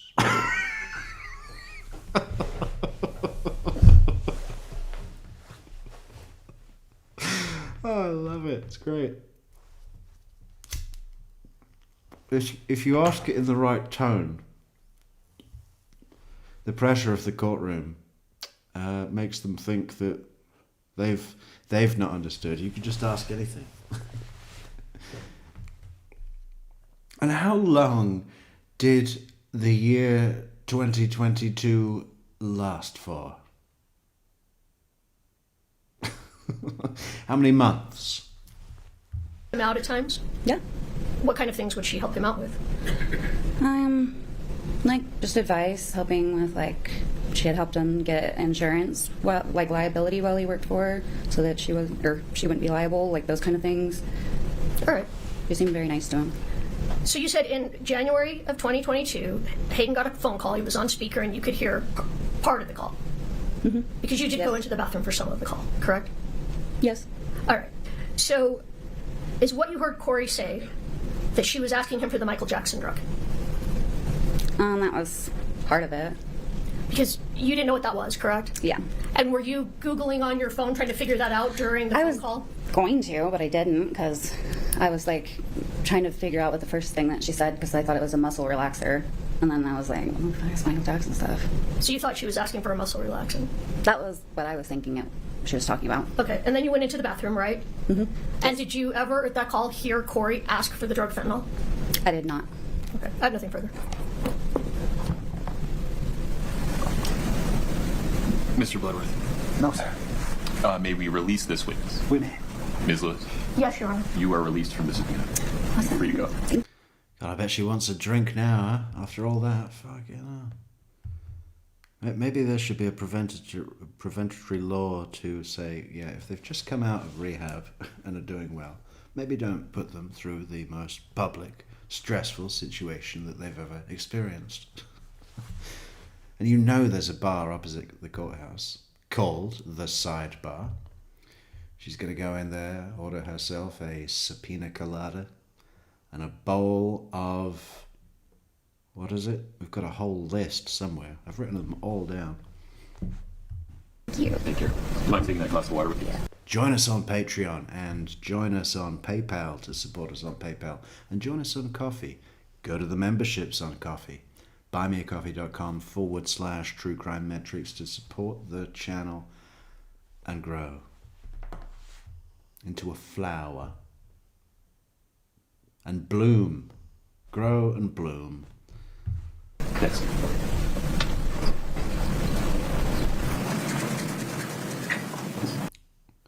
What's in that glass? Hey, can we get a bailiff to smell her glass? The subpoena. Awesome. Free to go. Thank you. Thank you. Mind taking that glass of water with you? Yes. Yeah, water, yeah. Mind taking that glass of London's dry gin with you? Or is it Bombay Sapphire? No, that's blue. Mr. Bloodworth, the state's next witness. Your Honor, the state calls Robert Crozier. druggie.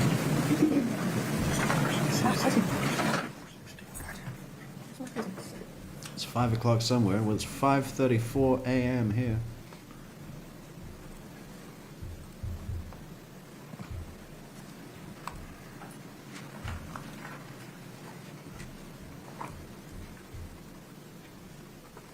God, the mustache has turned all the way around today. Is it a full fucking 90-degree angle?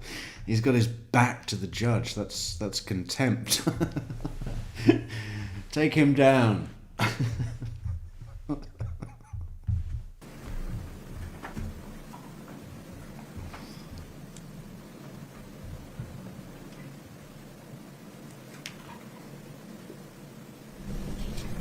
Sir, if you would step in front of... Oh, what's he wearing? I guess he doesn't own a full-length mirror. He sold it to buy crack. He will get you sworn in. Step up here. In front of Brady.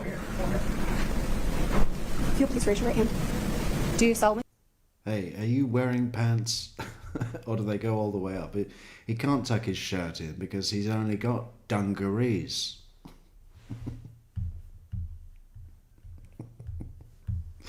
Shit, what am I going to do? You're supposed to just put the dungarees over the top of the shirt, man. Oh. Yeah, but one of the buttons got stuck on my nipple ring. I was trying to put them on and the fucking dungarees got... instead of putting it on the button, I put it on my nipple ring and it won't come off. I'm going to have to go looking like this. I'm surprised he's not wearing odd shoes. I swear the testimony you're about to give in the matter before the court to be the truth, the whole truth, and nothing but the truth, subject to the pains and penalties of perjury.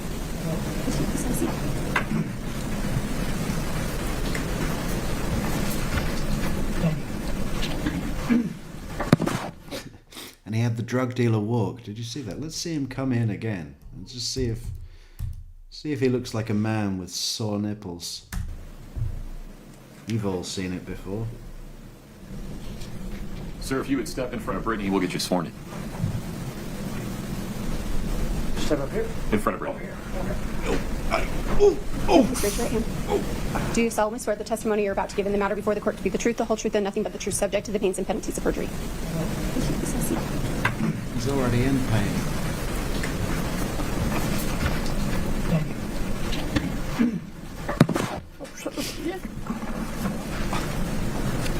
Good afternoon, sir. You have a shot. Good afternoon. What, sir, is your name? You're supposed to slam the glass down on the bar, man. That's Robert Crozier. Do you spell your last name Crozier? Yes, sir. Sir, do you have a criminal drug history? I do. Yeah. Do you have an extensive, lengthy rap sheet for criminal drug activity? Yep. Yeah, we got that from the way you walked in. Explain it to us. Had a distribution charge in December of 22, and 2 possession charges in 23.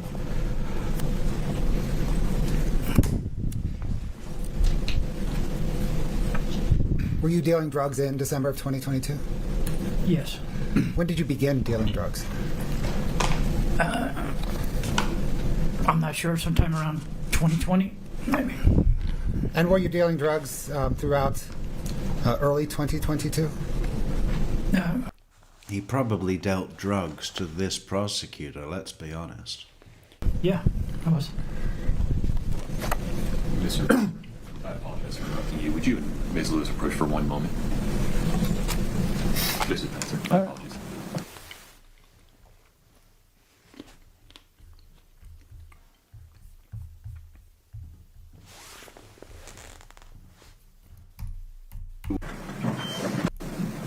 You for a minute.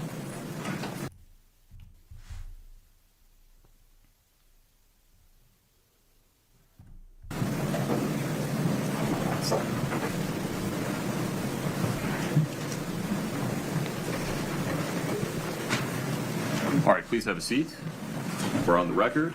Thank you for your patience. Mr. Crozier, you're under oath. Okay. Very good, sir. If Thank you you. need a glass of water, just let me know. All right. Mr. Bloodworth, please proceed. Sir, are you represented today by counsel? I am. And are you testifying pursuant to 3 grants of immunity? I know that there's immunity. I don't know how many of them. Yes. Understand. Are you aware of immunity from Summit County? Yes. From Salt Lake County? Yes. And from the federal government? Yes. Did your attorney assist you in getting those grants of immunity? Yes. As far as I know, yeah. Okay. What is your understanding of those grants of immunity? That I need to be honest, or they're void, I guess. Okay. Do you also understand that you have to testify not only honestly, truthfully, but also fully and completely? Yes. And did your lawyer advise you regarding your obligations under the grants of immunity? I don't understand what you mean. Did she tell you what you had to do? She told me I had to come to court and be honest, and Did she tell you what would happen if you weren't honest? that the immunity would be void, or so that I could potentially be charged with a crime.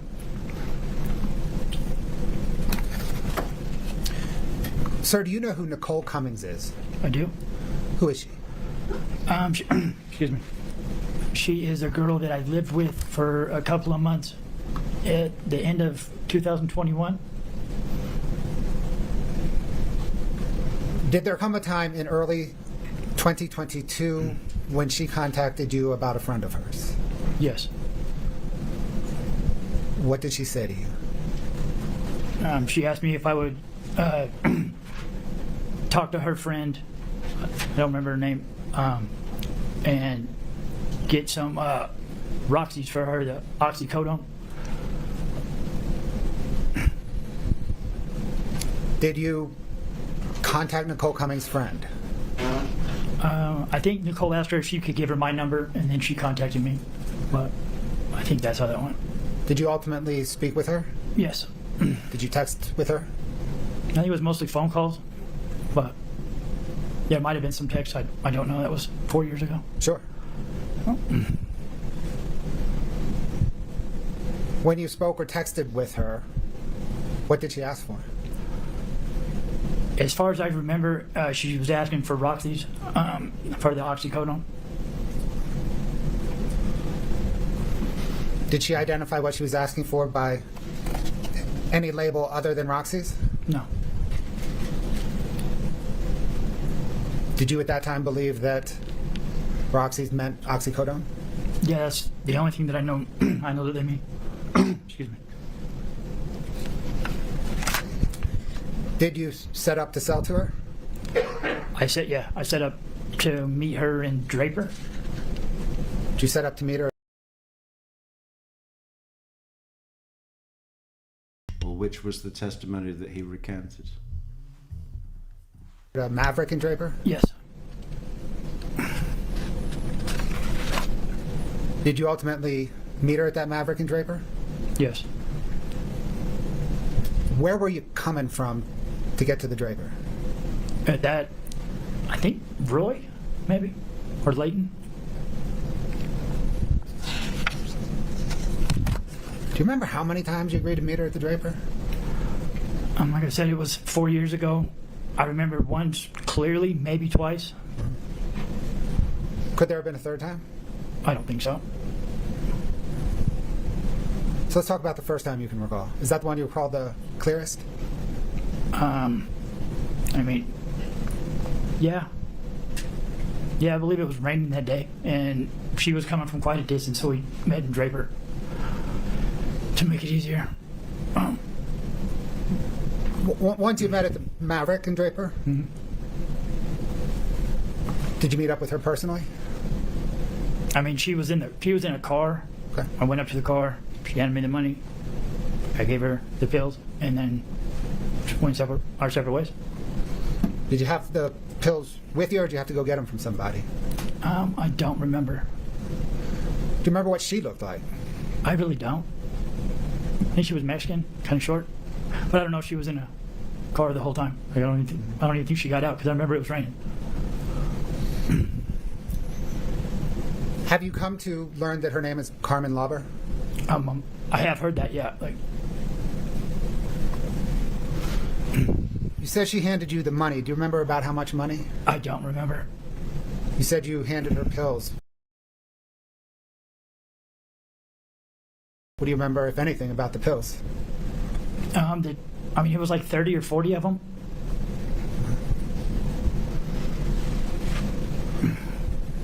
Do you? Okay, so he said it was oxy, not fence. But is it a previous testimony that he is now going to recant here? Like, is the state expecting him to say one thing and he's going to say another? Do you remember anything else about that first buy with this lady?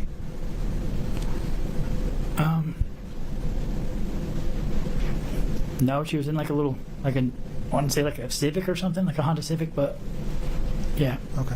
Were you selling a lot of drugs around this time? I wouldn't say a lot, no. I sold or got pills for maybe 3 or 4 people. So yeah, I wouldn't by any means say it was a lot. Mm. Yeah. And was this about early February 2022? Yeah, I believe so. Sharing with friends. Can we talk about the second time? Okay. How did the second time come about? I really don't remember. Like, I'm not even real clear if I had met her a second time. Oh. To be honest with you, like, I know that I met her the one time. And it might have been twice, but I really, like, it was like 4 years ago. So, like, I don't really remember if I met her more than once. But if it would have been the same thing, like, I would have gotten the money from her, given her the things, and left. Like, there wasn't a lot of interaction. We didn't, get a drink together or anything. We just. It's a drug deal. Yeah. Not rocket surgery. Right. Not rocket surgery. This isn't rocket surgery. Okay? Oh, brilliant. We got to put that on a cup as well now. It's not rocket surgery. That's fantastic.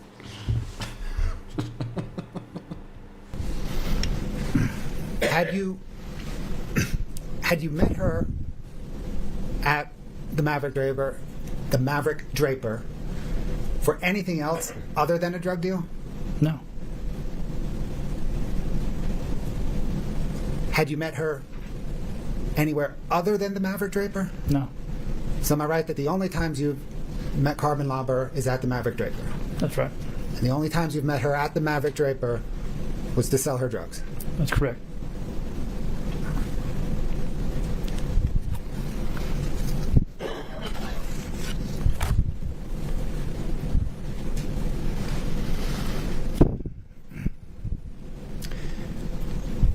Do you recall interviewing with Summit County detectives on May the 4th, 2023? Vaguely. I remember, like, I was in jail. I hadn't been there very long. I was on a lot of drugs at that time, so, like, I was detoxing from those drugs. And I remember, like, going in a conference room and speaking with them, but I don't really recall a lot of the discussion. Which jail? Davis County Jail.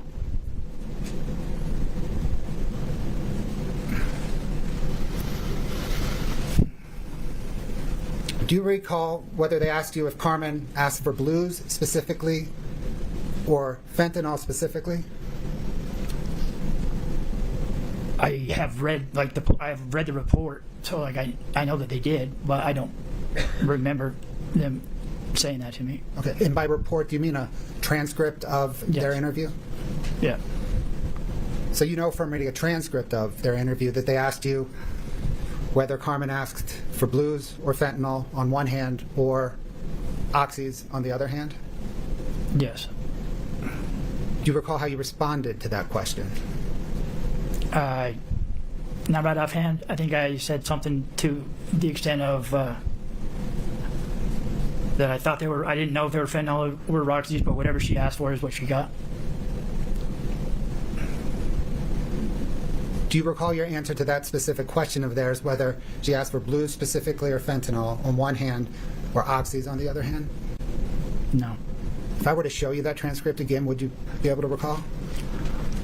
I mean, I'm not going to remember it, but I can. Would that help see you it. refresh it? I could see like what it says. I mean, yeah. So, but as far as remembering it, that was 3 years ago, or however many years ago, and I was in a rough state at the time that I had that conversation with them. Scott, can we bring up for the witness, please, 8-46, Tango? My apologies. Fix that stuff.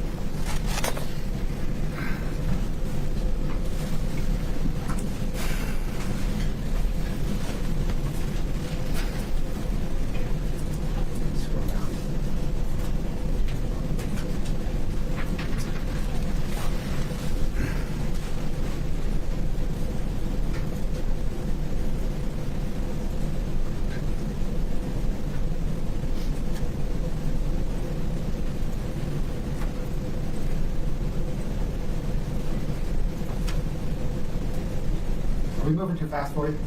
No, I was reading. I'm sorry. Okay.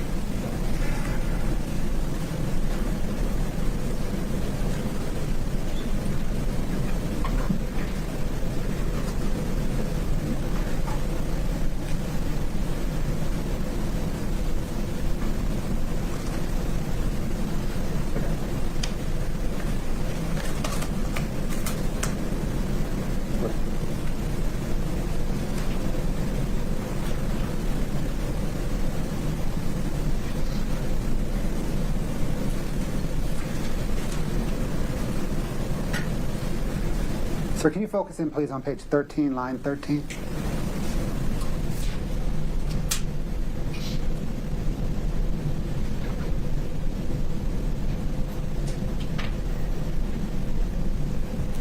Okay. Does that help refresh your recollection on how you responded to the investigator's question of whether she wanted blues or fentanyl specifically or oxys? Yeah, but it says that. It's a yes or Yes. Okay. Yeah. So how did you respond to that? Can I take this witness on guard for just one moment? Not at the moment. You gotta let me answer that question. Oh, we approach. Yes.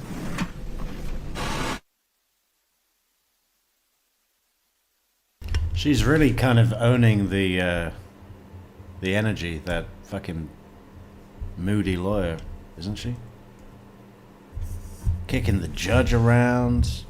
Can we go cyber? Actually, we're proceeding. I'm sustaining my own objection. Shut up, Judge.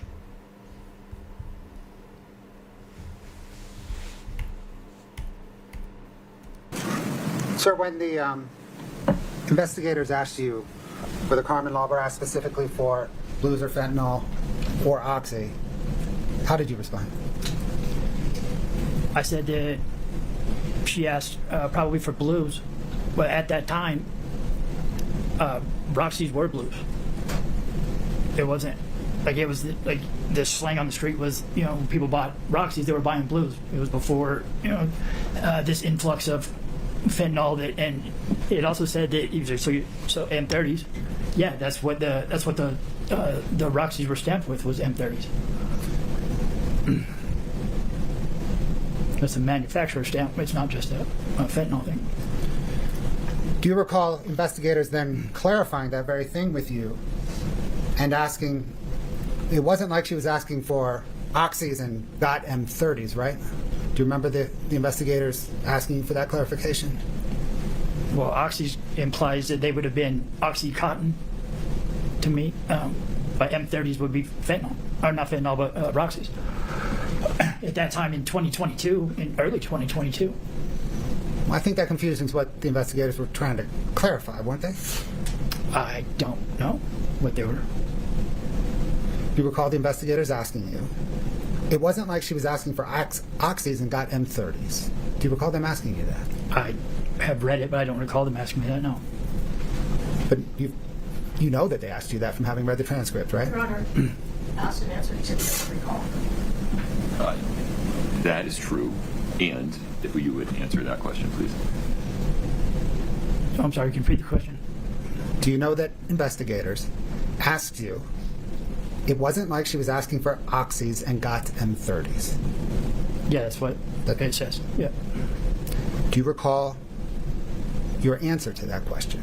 I do not. Would it refresh your recollection if I showed you the transcript of the interview? Sure. Scott, can I get 846T again? Which page do you want to go to? If we can stay, please, on page 13. And, sir, if you could read from...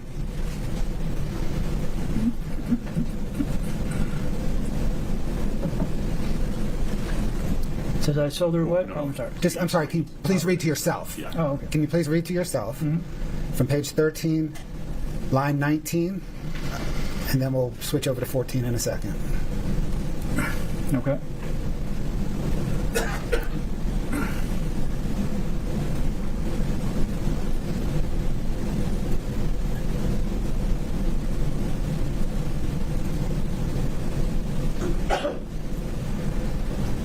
Okay, if you could take that down, please, Scott. Sir, does that help refresh your recollection? I mean, no, but like, I can see what it says, but I don't remember having this conversation. But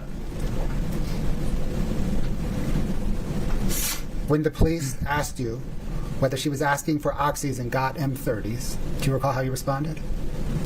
it says no, she would have got what she asked for. Okay. He said he doesn't recall. Sustained. Sir, do you recall whether police asked you if Carmen Lauber knew there was fentanyl in the pills that you sold her? Again, yeah, it said that. It's a yes or no question. Do you recall it? I don't recall. I really don't recall the conversation with the police at all, other than I had the conversation with them. I don't remember details of it other than what I've read. Do you agree in the interview generally that you confirmed that you sold pills containing fentanyl to Carmen Lauber? No, I said that. From what I read, I said that she knew what she was. She got what she wanted. Whatever she asked me for is what she got. But I'm pretty sure it was Roxy's. And it was the whole questioning with those cops was them kind of telling me what I had been doing.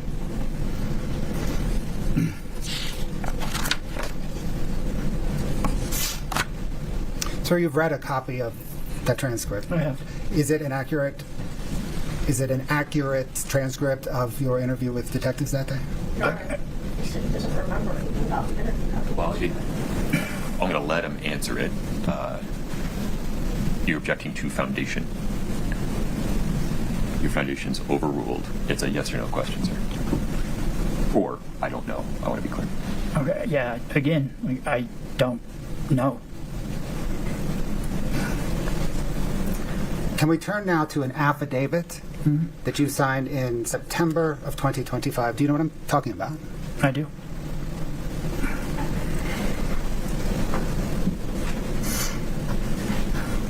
Did you swear to the affidavit saying that it was true? Yes. Did you read the affidavit before swearing to it? I believe it was read to me. In that affidavit, did you say that you sold drugs to Carmen Lauber 2 times in February 2022 at the Maverick in Draper? I believe it said the same thing I've been saying, that it was once, maybe twice. Like, I don't recall if it was more than that. But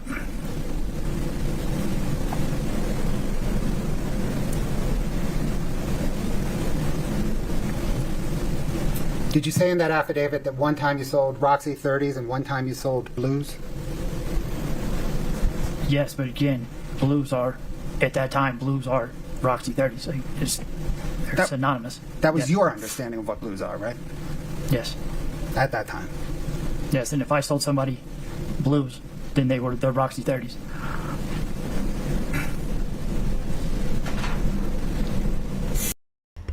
He's taking the opportunity to advertise his reliability. Listen, if I say they're blues, they're pharmaceutical grade, okay? Roxy 30s.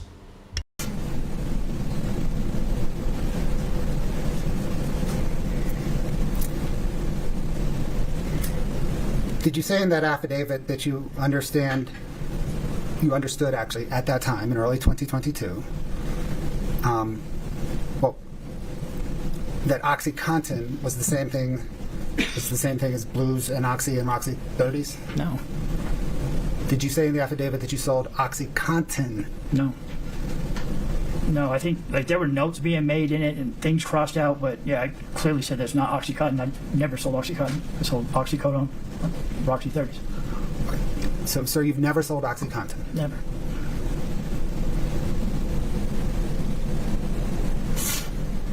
Scott, can I get 847, please?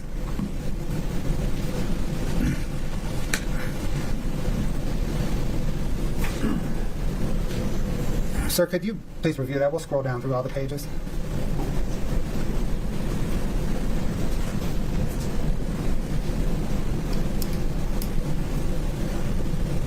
Scott, can you go down one? Yeah, that's a typo. I'm sorry. Go down again, please. And one more to the swearing.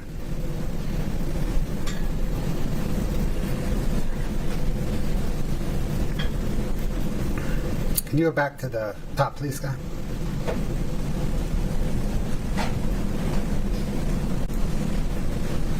Mr. Crozier, is that an accurate depiction of the affidavit that you signed in September 2025? I mean, without all of the corrections, yes. Like, as I was sitting in jail and going over it with the defense attorney, she was crossing like OxyContin out. I kept saying that's oxycodone, and then she was crossing other words out. Like there was a whole bunch of different words that were put in there that were typos or they weren't the right words. They certainly weren't my words. But whether they were your words or not, is this the one you signed? Is that your signature at the bottom? It is, yeah. Your Honor, the state moves 8-47 into evidence. No objection. State's Exhibit 8-47 is admitted. Published to the jury. Yes, Your Honor. Scott, can we just zoom in on the first 4 paragraphs?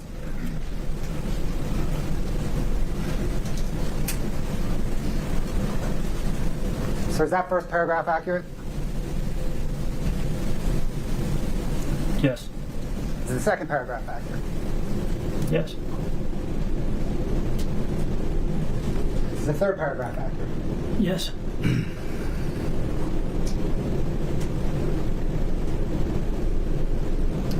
Scott, can you drop down one page and zoom in?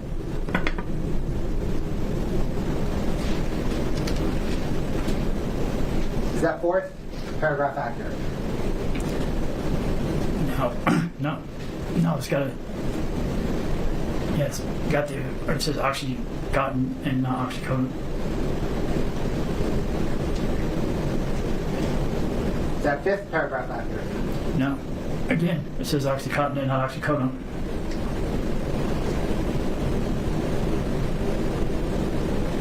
Is that sixth paragraph accurate? No. Again, it says oxycodone. Or oxycontin and not oxycodone. 7th paragraph after.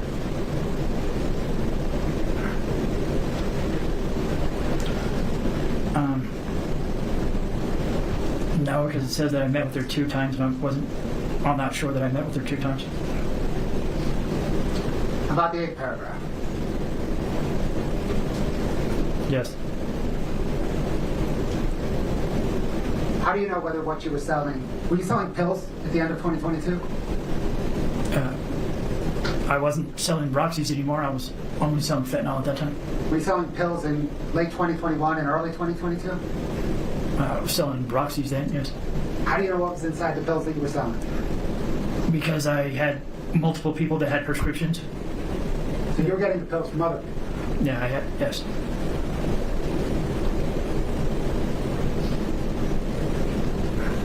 Who did you get the pills from that you sold to Carmen Lauber? I don't recall. Like I had multiple sources that I was getting them from. So you just had a guy? I had a few guys.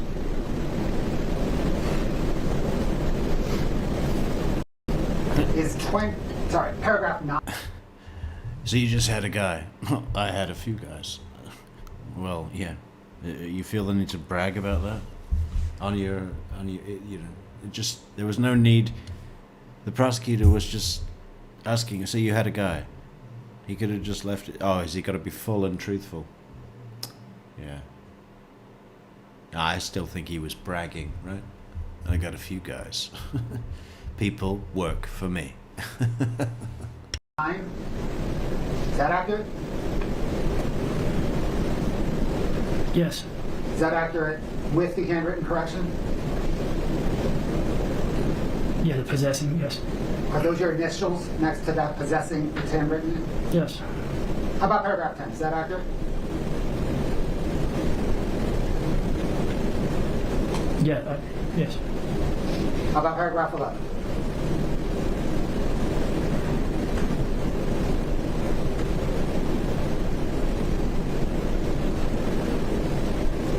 Yes. We go down to. We can go all the way, just do. Okay.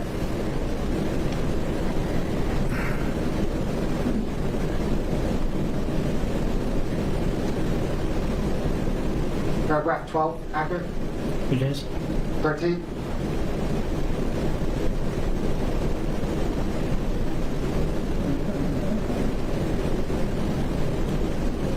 With the exception of the Oxycontin again, instead of oxycodone.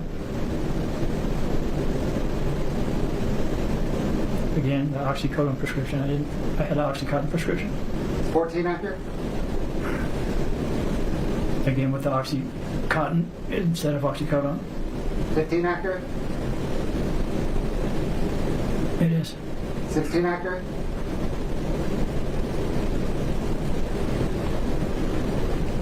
With the Oxycontin instead of oxycodone. And let's scroll down to the. That's your signature? It is. Can we go to the next page, Scott? Is that your signature? It is. Now in there you say that you read the foregoing. Did you read it? It was read to me, yes. Is the foregoing a power of attorney or is it something else? I'm sorry, I don't know what foregoing is. Well, what's above there? First 3 pages. I'm sorry, what was your question? It says right there that I read the foregoing power of attorney and understood the contents thereof. You're telling me that you didn't read it, right? Saying that it was read to me, and every time it said Oxycontin, like we were saying, okay, that needs to be oxycodone. But those changes weren't made. No, I mean, yeah, apparently not. Thanks, Scott.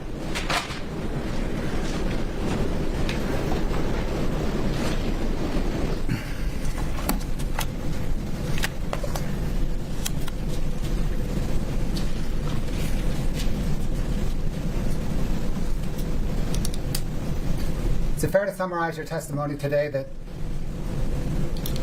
you sold Carmen Lauber on at least 1, maybe 2 occasions, M30s and blues, and you believe that M30s and blues referred to at that time oxycodone? Yes.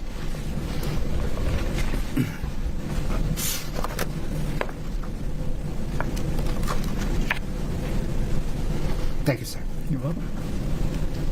Ms. Lewis.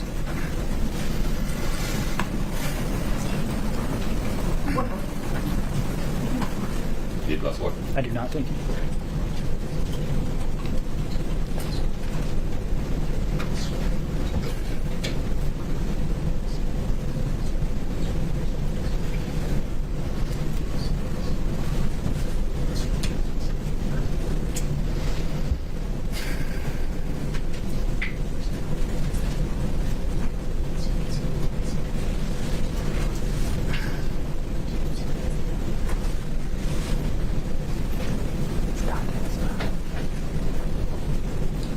Good morning, Robert. Good morning. We've met before. Good afternoon. Yeah. I don't know. It's all a blur. We've met before, right?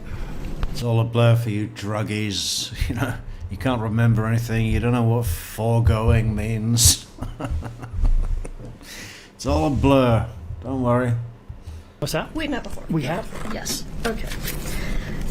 Just gonna ask you a couple of questions about that first interview. You said that with the detectives that you really didn't remember that interview.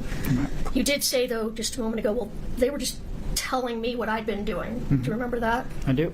All right.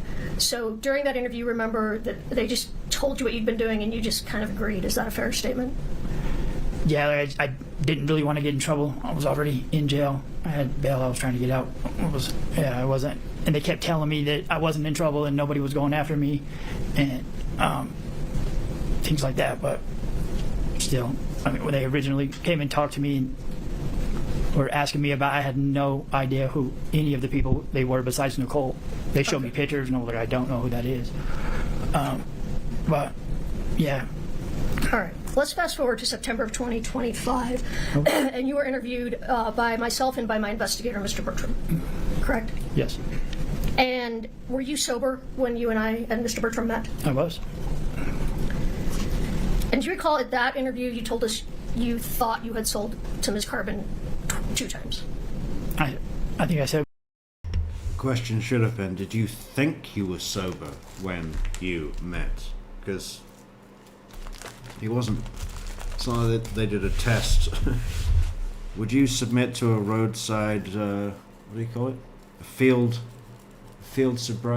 roadside field sobriety test? Yeah. Check my thumb. Do you see my thumb? Check my thumb. What does that even mean? You know, they're just fucking with you when they do that, you know. Yeah. Now stand on your own hip and touch your earlobe with your feet. Check my thumb. Hey, check this thumb right now. Click that like button, that big thumb, that beautiful thumb. Go and get your beautiful mug. Look at that beautiful mug. Never once was there a more beautiful mug. Simple, clean, beautiful.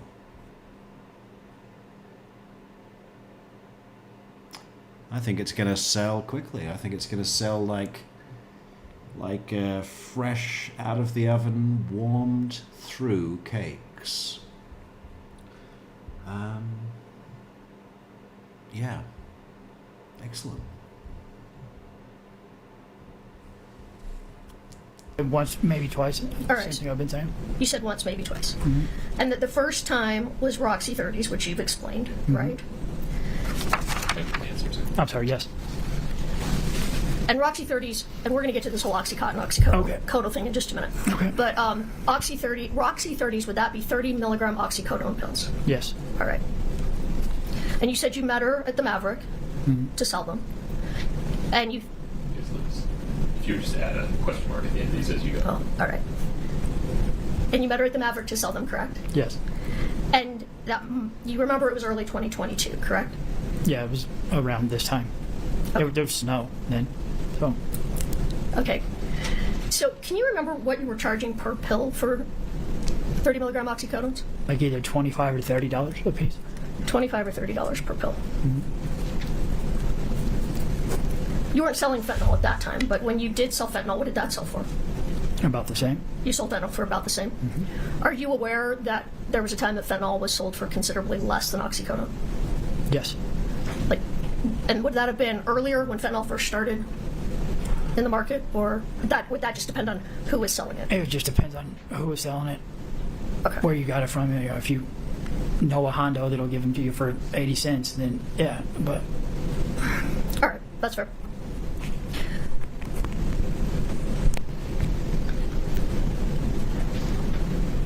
So, do you recall, let me back up. So you said that when you sold her, the time that you clearly remember the first time she was sitting in a car, was anybody with Ms. Lauber? I don't remember. You don't remember there being anyone, or you just don't know? I just don't know. Like, if there was some, or if she was by herself, I don't know. Okay. And then, do you recall saying that there was a time you sold to her when a man came with her? Yes, I do. So that would have been the second time that we talked about earlier, correct? Not sure. It could have been the first time, but probably. Yeah, okay. If there was twice, why not? Okay. All right. So, if Ms. Carmen Lauber testified that you told her, these are fentanyl pills, I'm selling you fentanyl pills, would that be true? I mean, if I said it to her, then it would be true, but I don't know that I said that to her. Well, were you selling her fentanyl pills? I don't believe so, no. Okay. And let's go over that again, because I know you were using during that period. Mm-hmm. But why was it that you remembered that in 2022, early 2022, you were selling oxycodone and not fentanyl? Because everybody was scared of fentanyl in early 2022 and in 21. You know, it was all over the news and people were dying and it was kind of hard to get, and people were scared of getting it. And like I testified, I had people that had prescriptions. I had my own prescription and we sold those. When you said you had prescription and you knew people that had prescriptions, mm-hmm. Are you talking about oxycodone? Yes. Do you remember the milligrams of your prescription? Mine were 10s at that time. 10s. Did you sell any of those to Carmen Lauber? No. Okay, so you sold somebody else's prescription. Yes. And the pills you sold were actually prescription pills from a pharmacy? Yes. And do you recall, you met her at the Maverick, and do you recall the person that you were buying from actually lived not super far away from that Maverick? Isn't that correct? No. You didn't have a supplier that was pretty close to that Maverick? No. So you don't recall that you met her there and then you left to get the pills and came back? I don't remember. I might have met somebody down the street, but I don't remember if I didn't go to anybody's house to get them. All right, that's fair. So somebody met you a ways from the Maverick to give you the pills? Mm-hmm. Yes? Yes. Okay. Sorry. And those were that person's prescription? Yes. Do you know what the milligrams were? Were they 30 milligrams? They were 30 milligrams. All right. So at that time in early 2022, you would not have been telling Carmen Lauber, here, these are fentanyl. No, I didn't have a fentanyl plug at that time. Like, I didn't know anybody that sold fentanyl at that time. All right. And you said if you were asked for blues, that to you that meant what? Roxy's. Roxy's. Because before fentanyl became really well known, a lot of oxycodones were blue.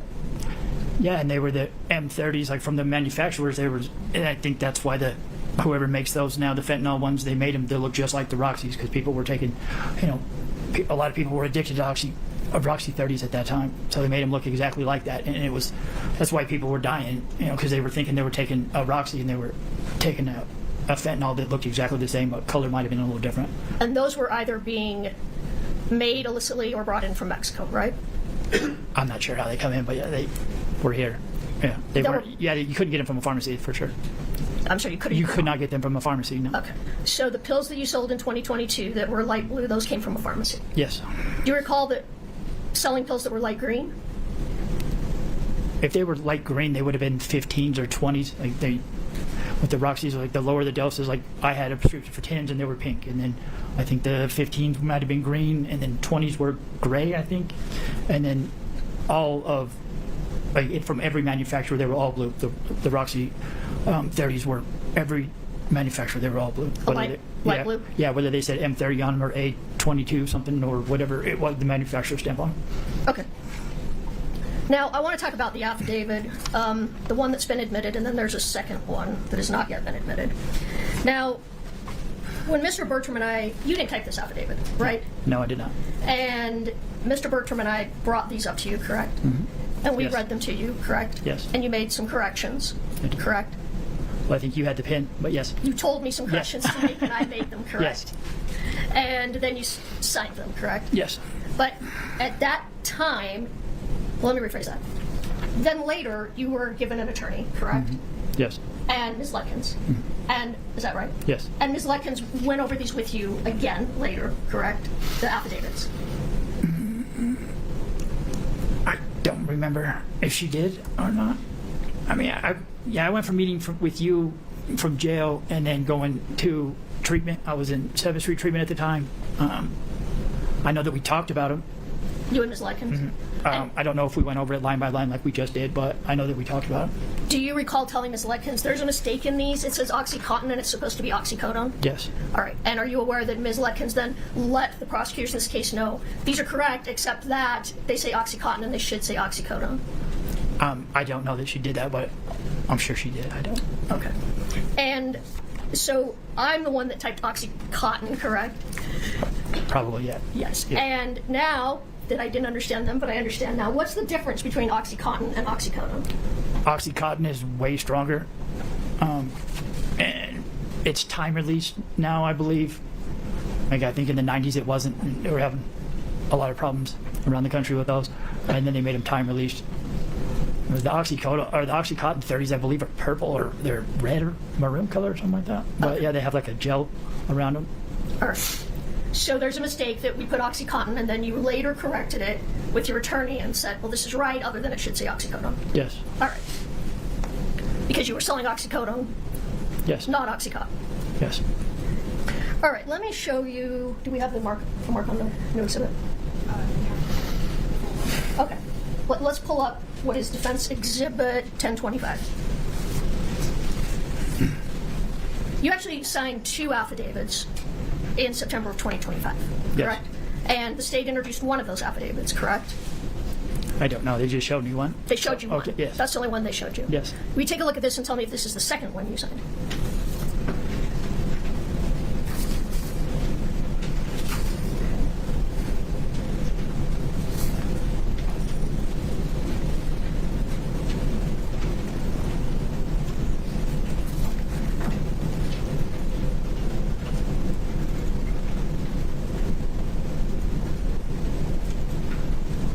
In paragraph 8, it says OxyContin again, but Again, I'm gonna talk about that. Okay.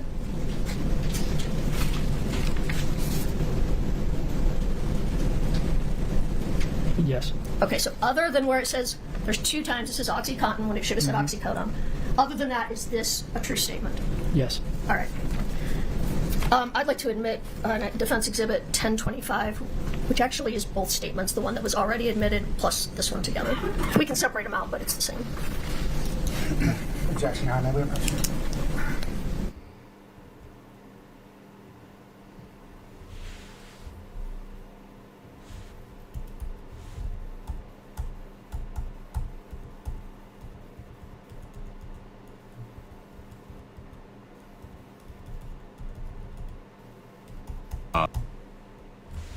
Okay, they're going to go to part 2 now. Crazy old part 2. And we'll wrap it up. It's only brief. It's only brief.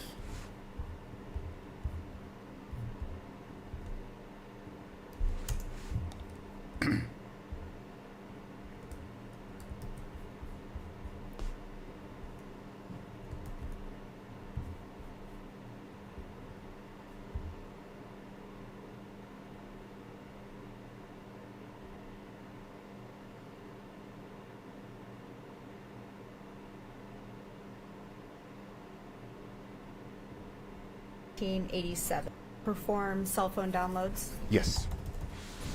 All right, thanks. Good afternoon. Good afternoon. Sir, if you could state your name and spell your last name, please. Yep, my name is Marcos Garagachia. My last name is spelled G-A-R-A-Y-C-O-C-H-E-A. Where do you work? At the Salt Lake County District Attorney's Office. What's your role there? I'm in the Special Investigations Unit. What does that mean? We have a forensics lab in the Special Investigations Unit where we download phones, we image hard drives, create demonstrative exhibits for court, and do cell mapping. Are you trained to perform cell phone downloads? Yes. What certifications or what programs are you trained to use? As far as the programs go, Graykey and Cellbrite and Axiom. Did you receive a request from the Summit County Sheriff's Office to download some cell phones? Yes. I want to talk about those phones. I want to talk about 3 of those phones. Okay. So first I want to talk about a white iPhone 12 with phone number ending 1987. Are you familiar with the phone I'm talking about? Yes. Is this one of the phones that you were asked to perform a download on? Yes. And were you able to complete a download of this phone? Yes. Describe how you did that. So I use what's called the Graykey machine to extract the data. Now all that data, it just comes in a zip file. Once that data is produced, you have to use a tool, forensic tool, in order to process the data. And I use the Cellbrite machine to do that. And when you got that raw data from the phone, was there any way to manipulate that data that you extracted from the phone? No. You didn't change anything? No. And when you placed the raw data from that phone into the readable format, same question. Was that data changed or manipulated in any way? No. How do you know that?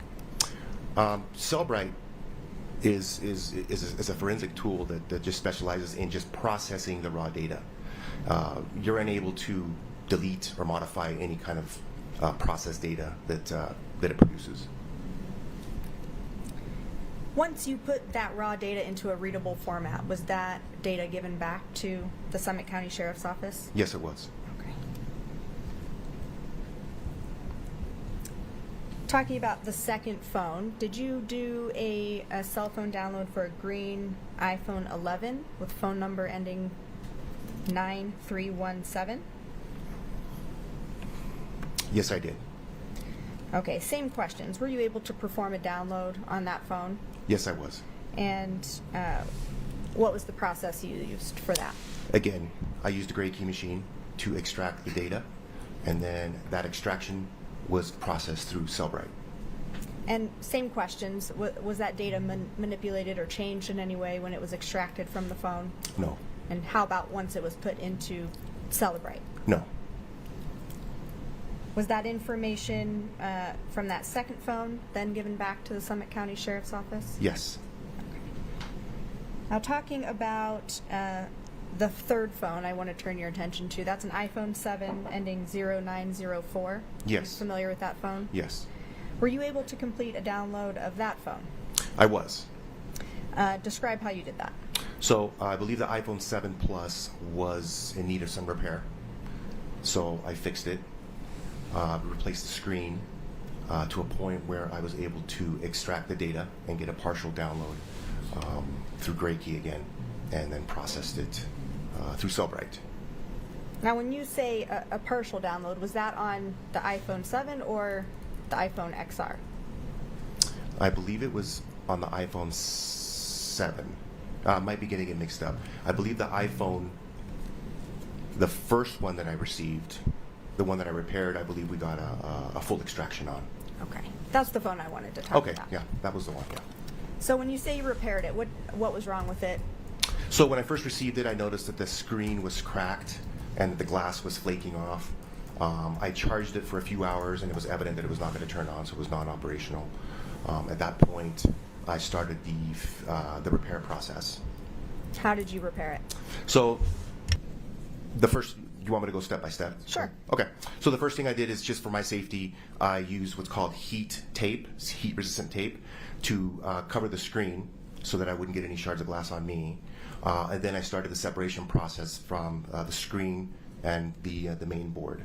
Once that was done, I noticed that there was quite a lot of debris inside the phone, which typically is a pretty sterile environment. I could tell there was some water damage, which suggests to me not only the screen was cracked, but there might have been the water seal around it was most likely compromised. So it was not only physically damaged, but most likely some water has seeped in. And were you eventually able to get a download from that phone? I was, yes. And that was after you repaired it? Yes. Anything about repairing the phone that changes the data on it? No. So same questions for that phone. You were able to download it, and what program did you use? Good night, Michelle. Thanks for coming. Gray Key, and then again I used Cellbrite. And same questions from the download with the raw data in Gray Key to the readable format in Cellbrite. Any of that data manipulated? No. Any of that data changed? No. And then you gave that information back to the Summit County Sheriff's Office? I did. Okay. Those are all my questions. Thanks. Okay.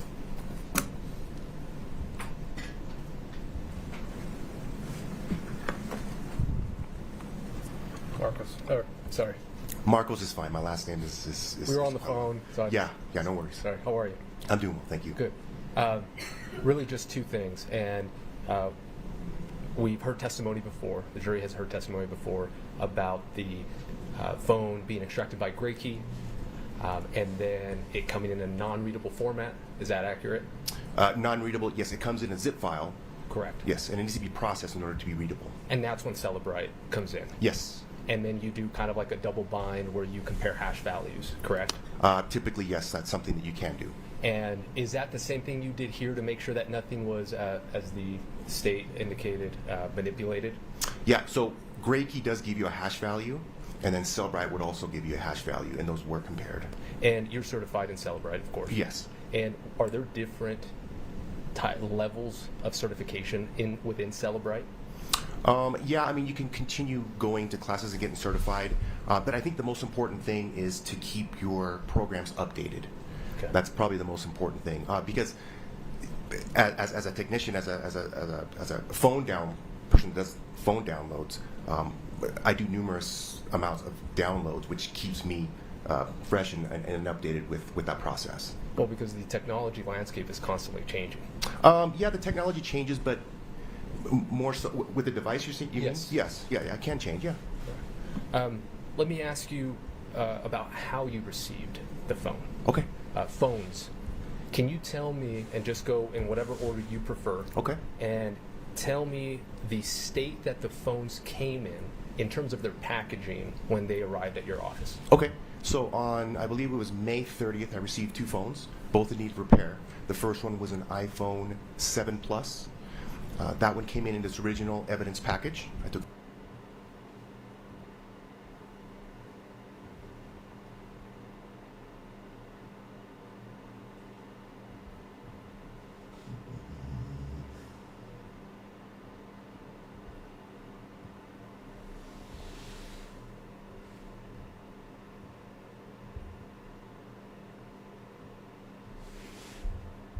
What about that? Is that any good? It's not rocket surgery. It's either rocket science or brain surgery. You can't do both.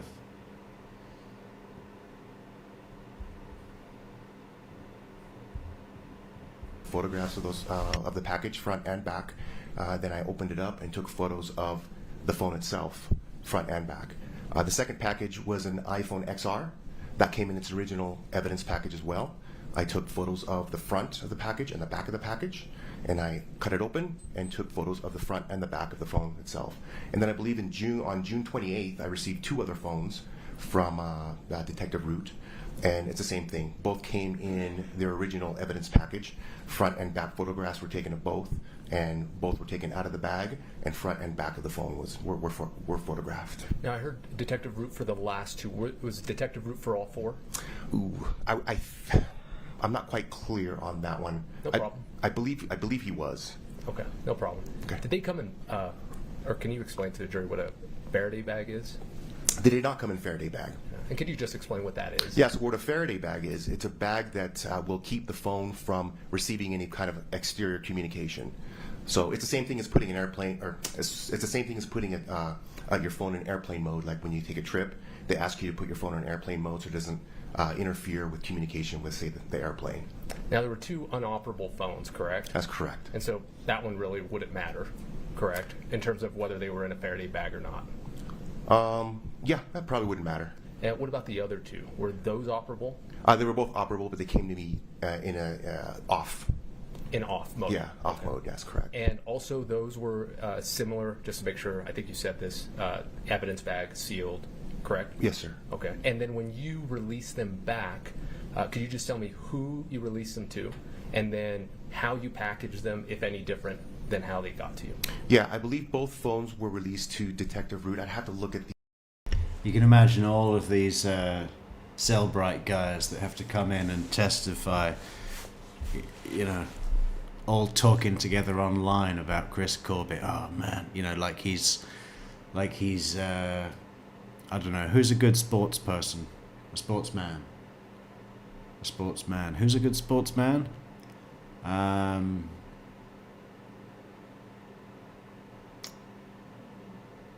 Well, you know, Damon Hill, David Seaman. It's like that, right? The best of the best. The one they all look up to and revere. The chain of custody paper. But what I did was, once I was done extracting the phones for all 4 phones, I put them back into their evidence bag, sealed it and initialed it, and then I took photographs and gave it back to Summit County. Perfect. 2 last questions. The first one is with regards to analyzing. I know you didn't analyze in this case. You are certified to analyze? Well, I mean, I've analyzed phones. I don't know what you mean. You have to clarify what you mean by... Just as an analyzer, instead of in this case, you just extracted the information, correct? That's correct. You didn't analyze it. I did not analyze any of the data. Perfect. And then the second question I had is, in your experience, I can't remember how many extractions you said, or you might not. I'm imagining thousands? Yeah, probably, I don't know, close to, I don't know, mid hundreds. Okay. Yeah. And once you extract a phone, is there any reason to extract it again? There might be. It depends. Yeah. Can you tell me about that? Yeah, so if you can extract the phone using Cellbrite, you can also extract it just with Cellbrite, and then you can also extract it with Gray Key. Sometimes using 2 different forensic tools may yield different data, so it could yield more data than this one. So it's always wise to have different forensic tools in a lab. And what about within the same forensic tool? So say you did a Gray Key extraction on one phone. Is there a reason to do another Gray Key extraction of that same phone? Typically, no. I mean, it just depends how much time has gone by, because the Gray Key does update its program, and maybe at a later time, maybe it can yield more information as the technology gets better with the program. And same with Cellbrite? Possibly, yeah. Perfect. That's all I have. Thank you so much. Good seeing you. Yeah, you too. Thanks. No other questions for this witness? May we release this witness? Yes. Mr. Ramos. Oh, sorry. Yes. Thank you. Thank you. You are free to thank you. Thank you. Your Honor, may we approach and discuss scheduling? Yes, please.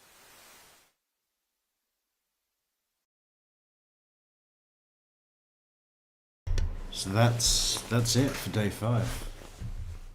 They've sent them all away. Okay, well, we saw some druggies on the stand. Can't get over that brutal public humiliation. I mean, the guy looked like a dick, but Carmen's all right. She's funny. Anyway, the judge... We'll find out what kind of mug he's drinking out of, and what kind of recreational places where they might have a gift shop, or it might not be him, right? It could just be a mug that they have in the court that they give away because they don't want. But I tell you what kind of mug people do want, and that's a Metrix mug. Oh no. Where is it?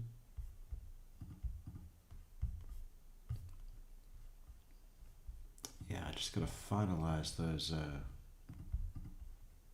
what is it?